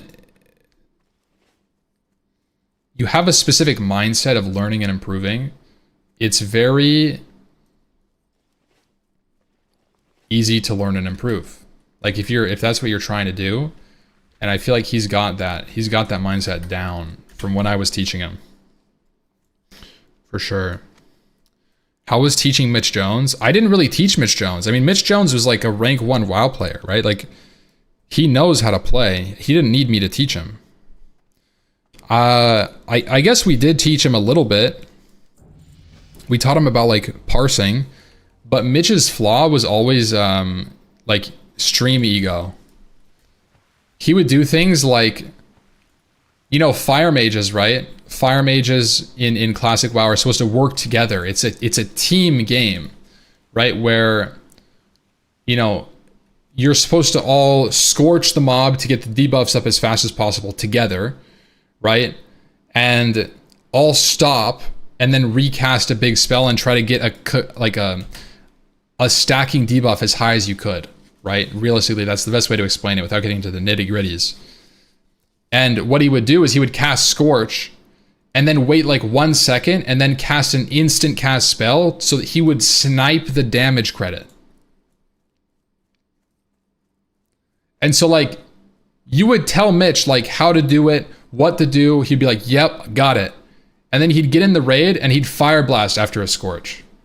And then we'd have a dog shit ignite, but he would be top of the meters. And like, that was like Mitch's problem in raiding. And he did it for stream because he's like, there was another mage in the guild called Hyped who was insane. He was a really good mage.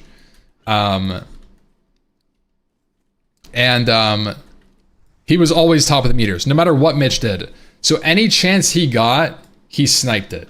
Hyped Giga Chad. And the worst part is, in Frontier, right? So the worst part is, in Mitch's chat, anytime Hyped was on the top of the meter, the entire chat would type Hyped Giga Chad. And it would piss him off so much. It would literally it was the ultimate tilt for Mitch. And he would just be like, fuck guys, like, dude, it was so funny. It was cinema. It was good content. Mitch Jones Frontier was good content. It's a shame, dude. It's a shame that he didn't get into OnlyFans. Like, there was like a whole drama with like Mizkif and stuff, which has not aged very well either, right? Like that, the whole situation recently, like both of them ending up having drama involved. Yeah. So it's a shame, man. It's a shame Mitch couldn't be in. It's kind of lame.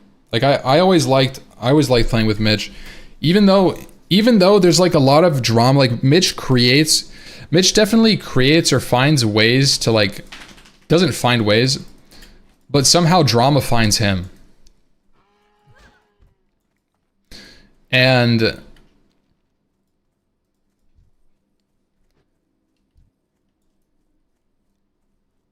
I think that is what made him not in OnlyFans. generally speaking. But I love Mitch, dude. I wish he played.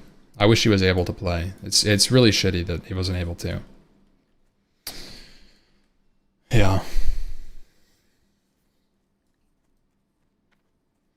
Which is going down a rough path of the gambling. Yeah.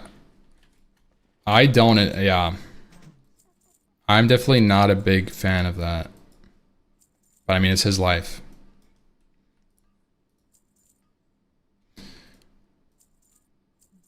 The whole, I'm not a big fan of how the WoW community, like OGs, like Sidu and Bean and Snuts and Mitch, like just kind of like, they just all turned like WoW like they just turned like gamblers so fast. It's crazy to me. Yeah, like it's for the money. Yeah, okay, but like let's play devil's advocate here. You do the gambling for money and then you realize it can be really fun, and then you spend the money you get from gambling on gambling, and then you lose it. So you have to keep gambling on stream to make more money, and then you gamble it and you lose it. And so like,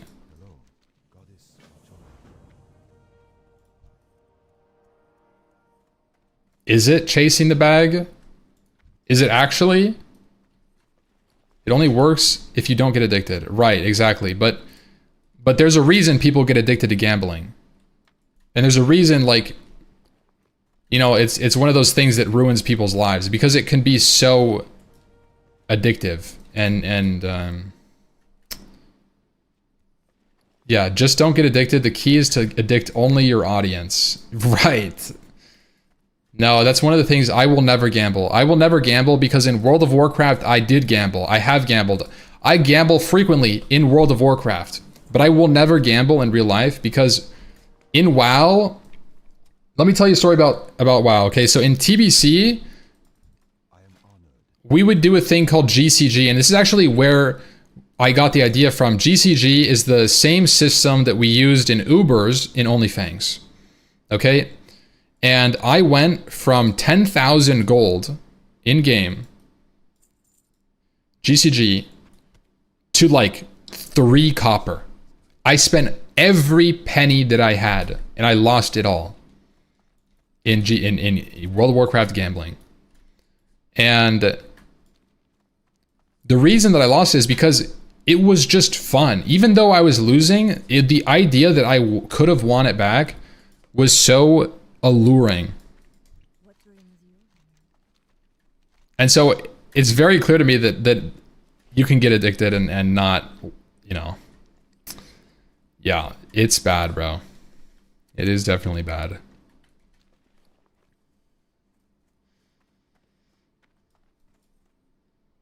It's my ADHD brain, bro. I'm too easily addicted to things. Gambling streamers get money to gamble by the sponsor, they lose nothing. Right, as long as they don't find gambling entertaining enough to do it in their free time.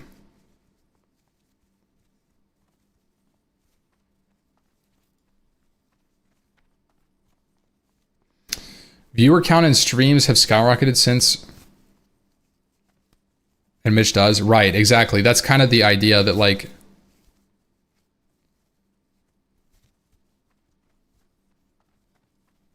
My esports team for a gambling sponsor in 2008. I had no choice in it. They gave me €200 free credit on bet on matches. I won 100 and was ecstatic, and then lost 200 and realized I loved losing too. Yeah, no, it like, even though you lose, you still get the thrill of the idea that you could have won. It's weird. Like, the thrill of, you roll the dice, even though it comes out with an L, you had the thrill of rolling. And so that's what Grubby's talking about. That's like why I got addicted and why I kept going with like the in-game gambling. It's really like some scary shit, dude. Yeah.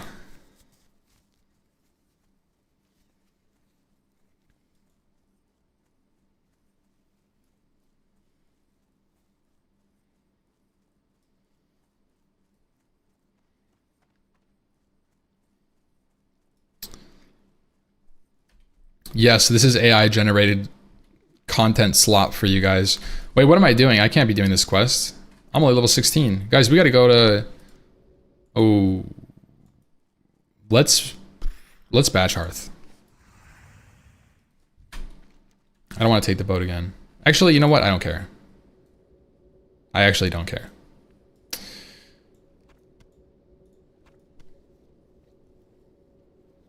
Why aren't you doing ultra hardcore?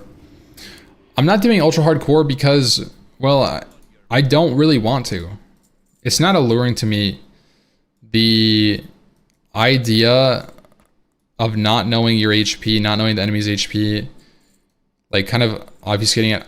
I just want to play the game, you know? Like, I don't really want to take extra steps, play it blindfolded with one arm in a cast with the, you know, like, with a crutch, you know, like, both hand, like, dude,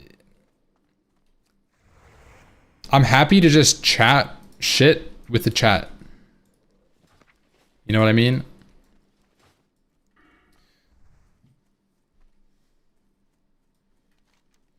And now I'm sure that ultra hardcore makes it engaging as a viewer. You know, specifically the idea of not knowing how much HP somebody has can be kind of like, I was watching Peekaboo, and that black like circle that comes in does make the viewing experience more like it like is a reminder that it's hardcore. When you don't die and you're playing well, it's very easy to forget that it's permadeath. But I think ultra hardcore does it really well. It reminds you that you're playing in a situation consistently with high stakes. And I think that's why it's so alluring for viewers and I would say viewers especially. I don't think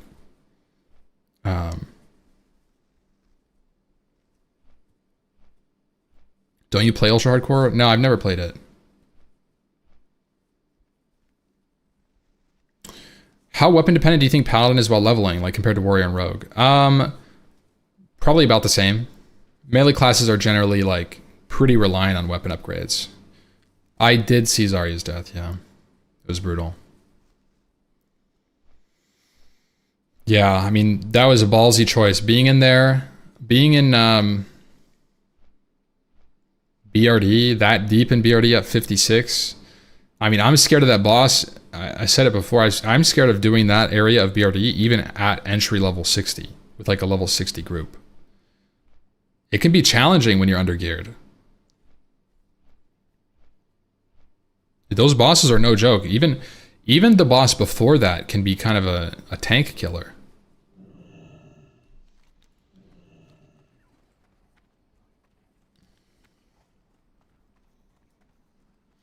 You trying OSRS was cool and all, but when you're cranking the best roller coasters in Roller Coaster Tycoon. What the hell? I actually played Roller Coaster Tycoon and Zoo Tycoon. My favorite Tycoon was it might be Roller Coaster Tycoon, honestly. What is the one where you make parks and you can like go into somebody's mind and like see from their perspective? Like you like zone into a kid's mind and you like see them walk around the stand and stuff. Roller Coaster Tycoon 3, that's the one, dude. I played that so much. Honestly, I would be down to play it.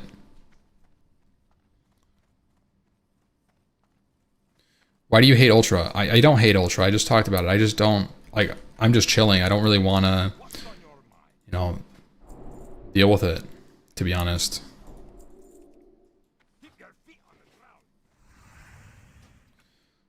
All right. What do we get? Seal the Crusader Red Aura. Let's throw on Red Aura.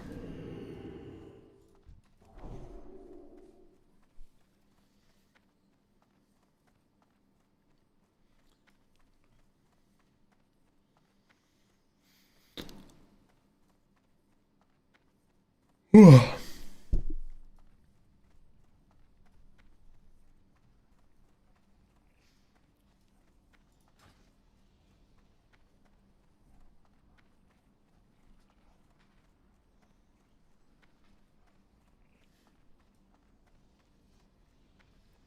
love how hardcore is just chill now. I feel like hardcore leveling has always been pretty chill for me. But it's because I have 20 years experience in World of Warcraft. In like 15 years of classic experience. So like I'm not getting caught off guard by knowledge checks. I could just like when you know what the mobs do, it's not very scary.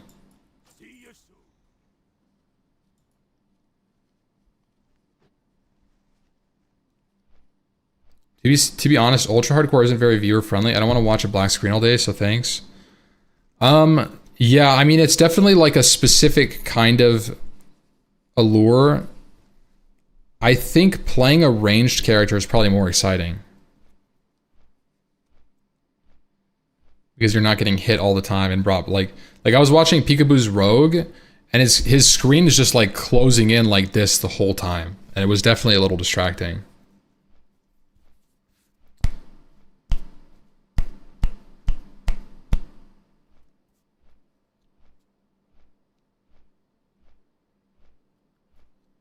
Did you watch Seeding's video about TBC hardcore? No, I didn't. Zara's doing no pet hunter. Yeah, I heard about that.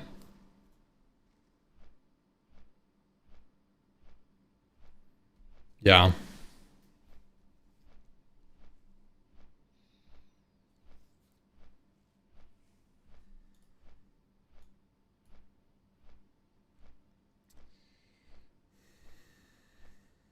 Is he enjoying it? That sounds miserable.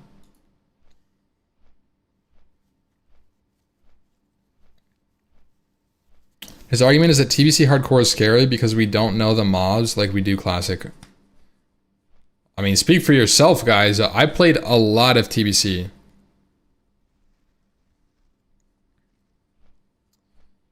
Seeding video is a good react. What is Seeding up to nowadays? Somebody was saying he was a YouTuber now. C-Dank.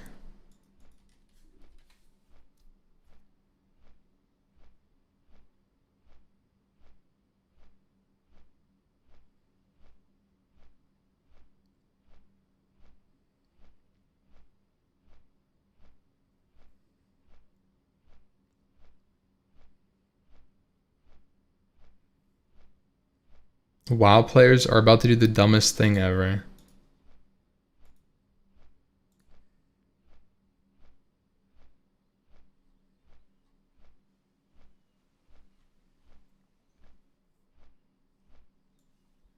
You guys want to watch this?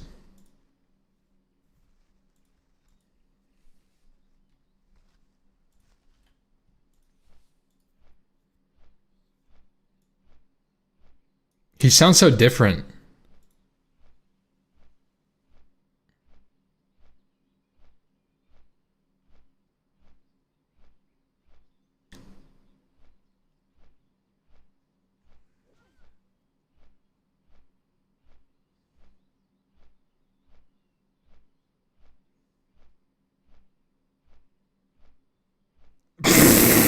What is that edit, by the way?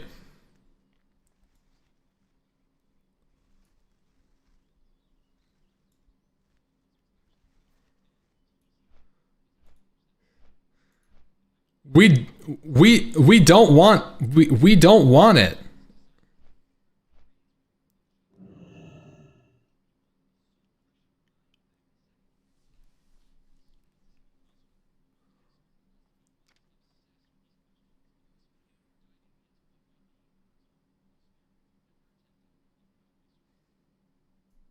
Oh right, Muru. Yeah. True. Yes.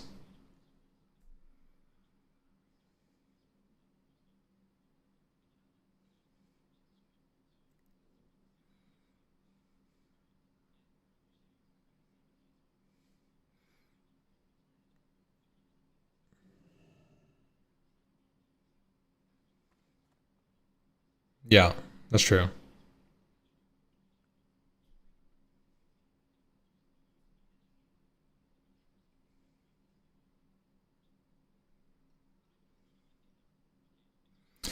One to 60 TBC is actually really fun.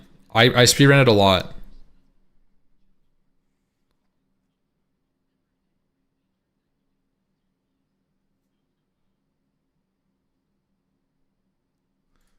Peekaboo died like this? What the fuck? I didn't even know this.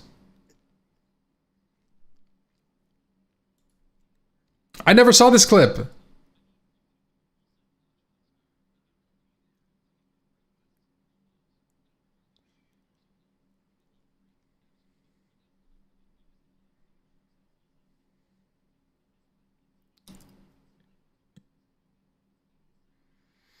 Oh, Graze.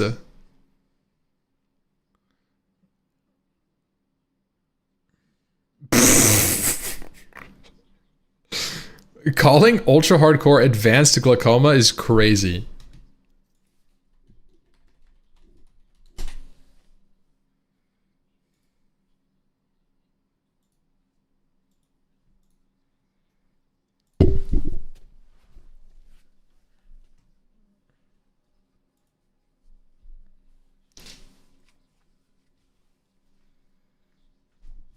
He talks so much faster than he does in normal.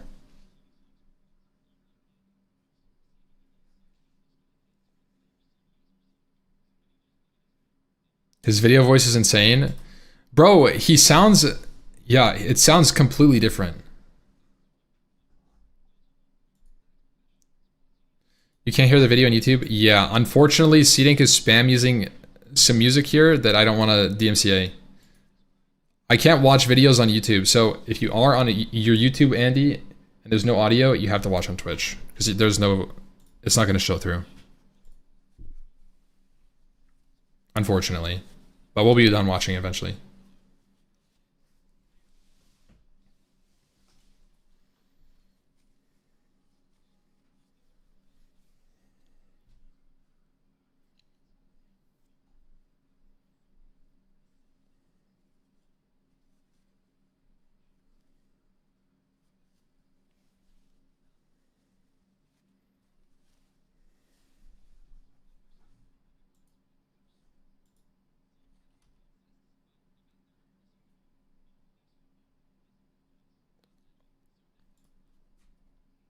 What?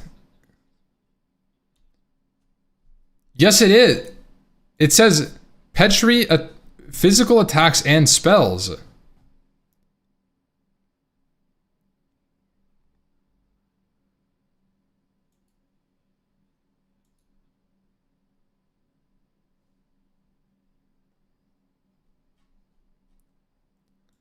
Petri's still working. The big nerf is the fact that it can't be canceled anymore. Effectively hard CCing you for 60 seconds.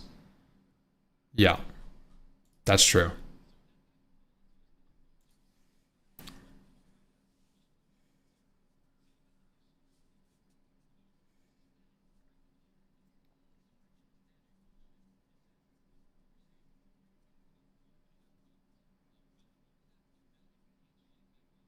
Okay, Blood Furnace is insane.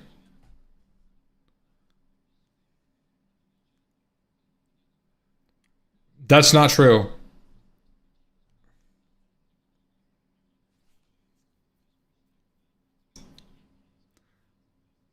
Dude, I was doing this stuff with like pre-made groups and it's still crazy. The big thing I wonder is how many bosses goes through Petri. In Classic, not many, but what about TBC? Yeah,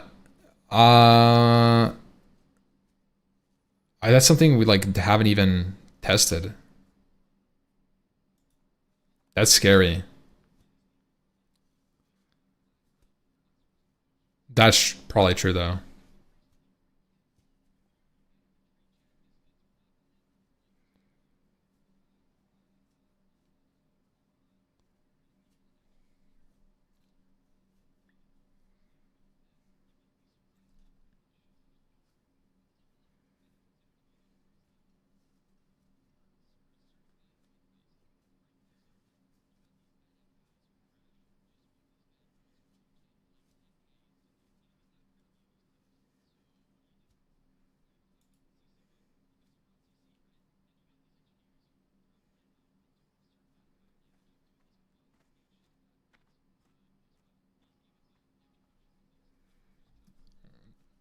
Dude. No. Okay.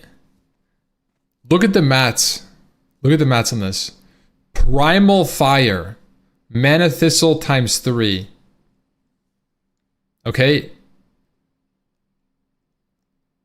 Getting prop pots to spam on hardcore dungeons is gonna be so hard. You just use GFPPs. Just use GFPPs. Okay? Yeah, just use the vanilla ones. But like spamming prop pots is gonna be so taxing because you're gonna have to do so many. If you're prop potting trash, it's just gonna get ripped.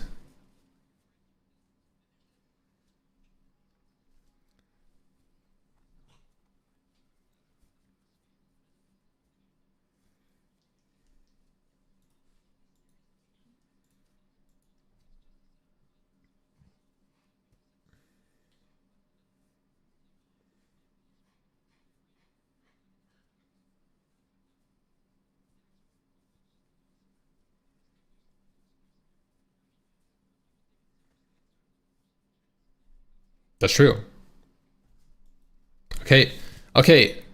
I'm not gonna sit here and say it's impossible to clear TBC.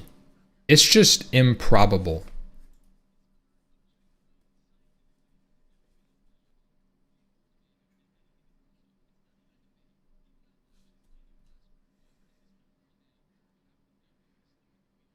Okay.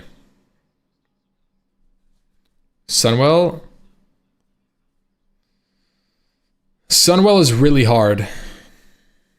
Okay. This is what I was talking about, Karazhan.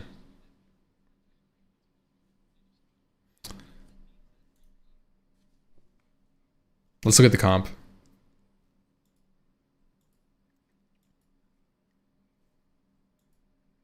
2 Hunter, 3 Lock.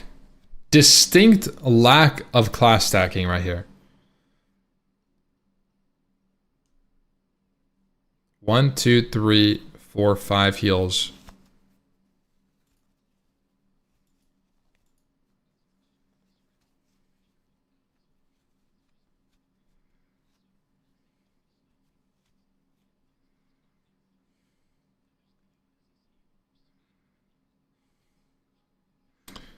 These are really hard to kill, actually.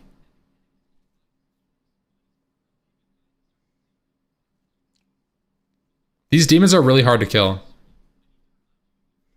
If you don't know, by the way, on Leotheris the Blind, right? This NPC spawns. It has a like 12k HP, it looks like. And you have a debuff for 30 seconds. You have to kill this mob within 30 seconds or you die. And now as a healer, you do get some spell damage, but this is the perspective of a DPS. Okay, this is a Shadow Priest DPS player. And it takes this guy probably like 15 to 20 seconds to kill it. It gets pretty hard for healers to kill these. Especially like a Resto Druid.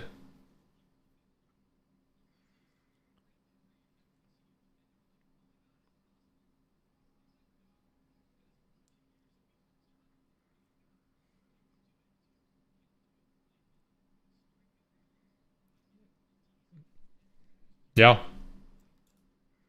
It's different. It's completely different.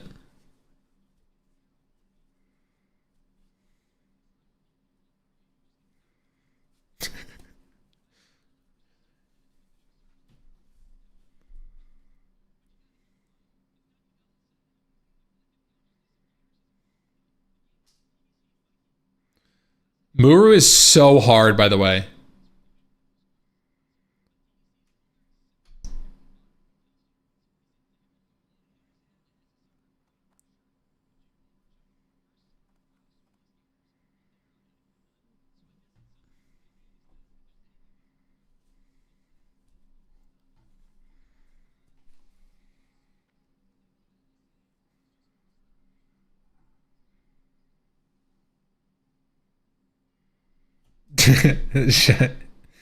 Sunwell, okay.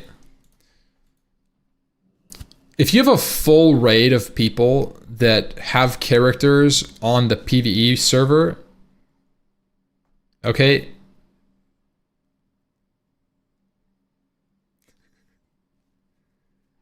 if you have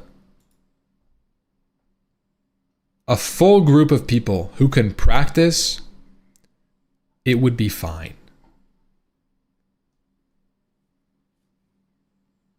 Probably.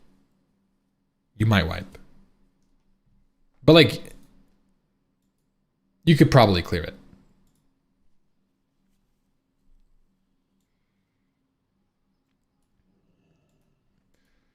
This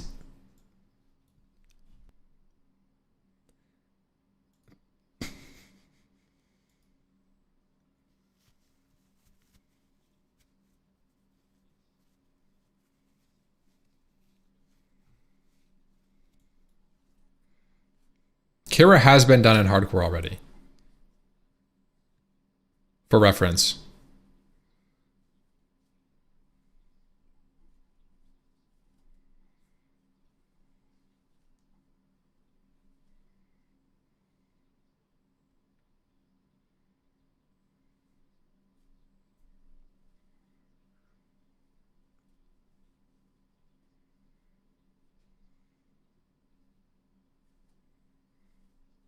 Sun Glitters versus Fell Reaver is something you need to see. Dude.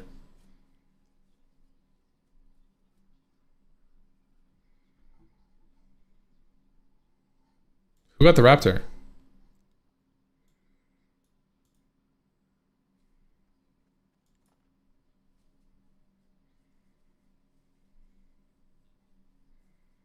Who got that Raptor?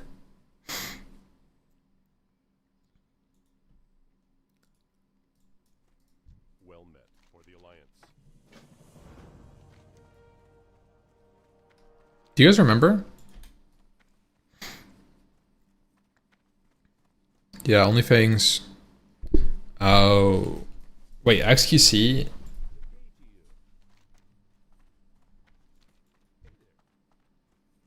Did he ever even play after that? I don't even remember anybody getting it, so that's probably why. 'Cause he probably didn't use it.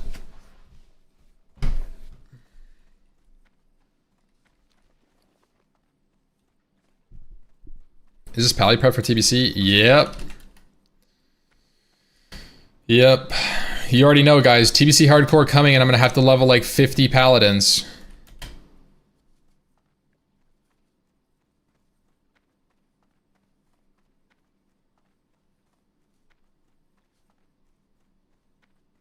Wrong faction though. Yeah, I mean, I'm gonna level a Horde Paladin. You can't level a Horde Paladin right now, so I'm gonna level a Horde Paladin on pre-patch on PvP server. I'm boosting it though, so it's not like practice by any means.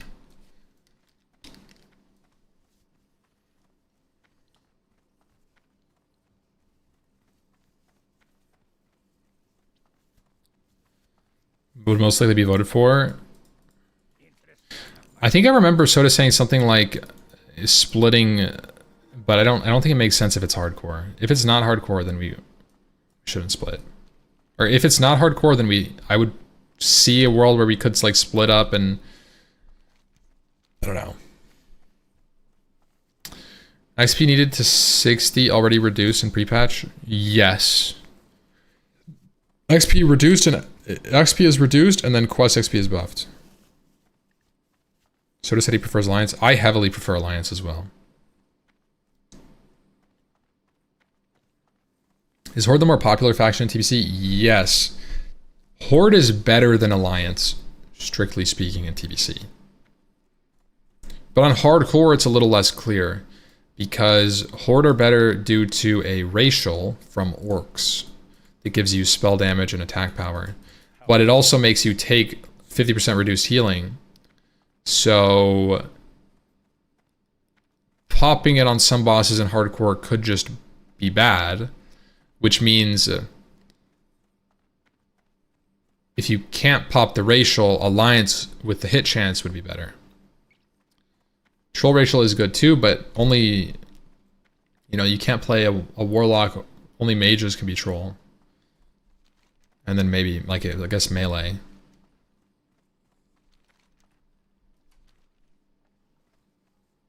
Drums break the game. Yeah, but they added tinnitus. They added tinnitus, which was what is it called? It's like a drum debuff.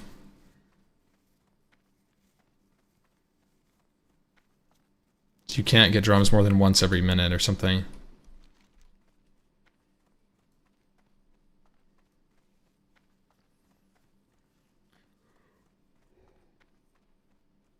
Was it 2 minutes? Yeah, so you only need one leather worker per group.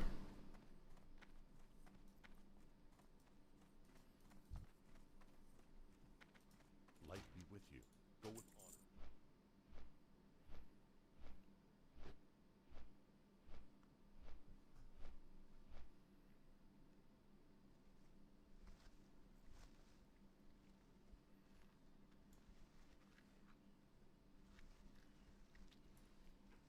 Raid-wide bloodlust is terrible.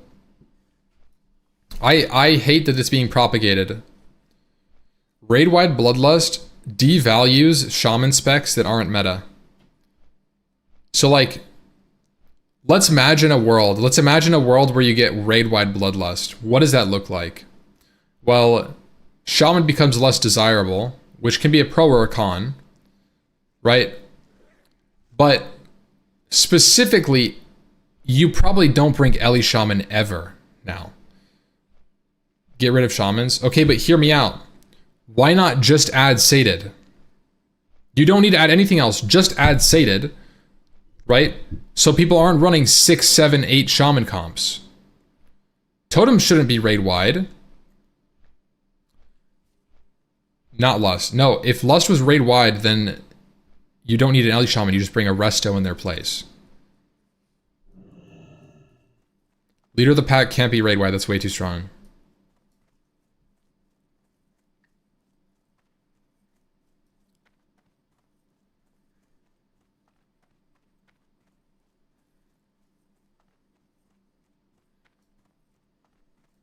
King's honor, friend. How are you? Looking for something specific? You need Ellie for Lady of Ashen SSC? You don't. I've kited it on Hunter before. They need to fix Terracone? They do. They do.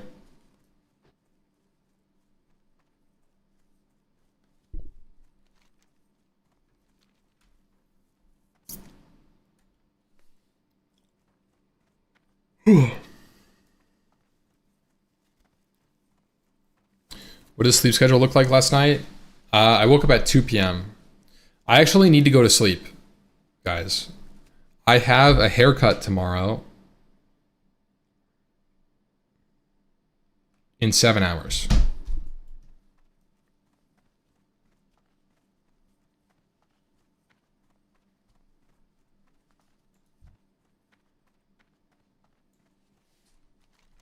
So yeah, I actually should go to sleep. We got the level 16. We talked a lot. It was a chat. Fucking stay up. No, I'm tired. I had a crazy day at the gym, dude.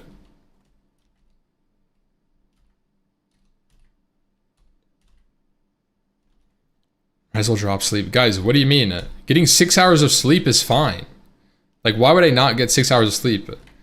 If it was like 3 hours away, sure, don't sleep. But 6? 6 hours of sleep, 7 hours away? That's crazy.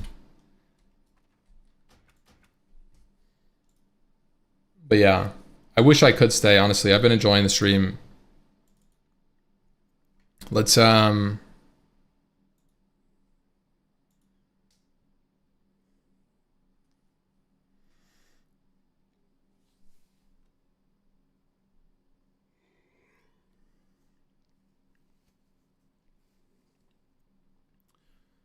dude. It's just P-Shiro. It's just PS Hero.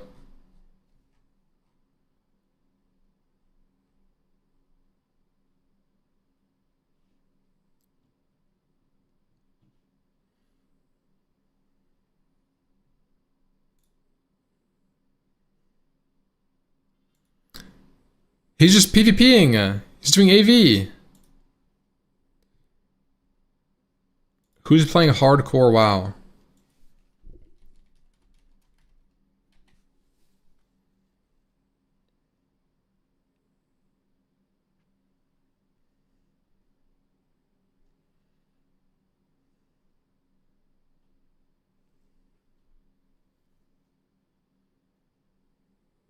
Zico playing hardcore WoW?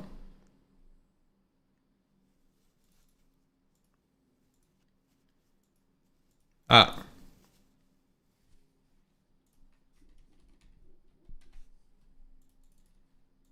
Alright. We'll raid Pichero.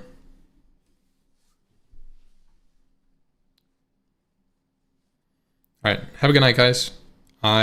Or I guess probably morning. Have a good day for you guys. For me, I'm going to sleep. It's nighttime for me.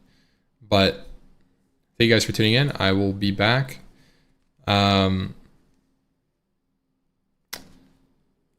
need to fix my schedule. I might take tomorrow off, aka Wednesday, today, and try to go to sleep early, wake up early. We'll see how it goes. See how it goes. I gotta fix my schedule.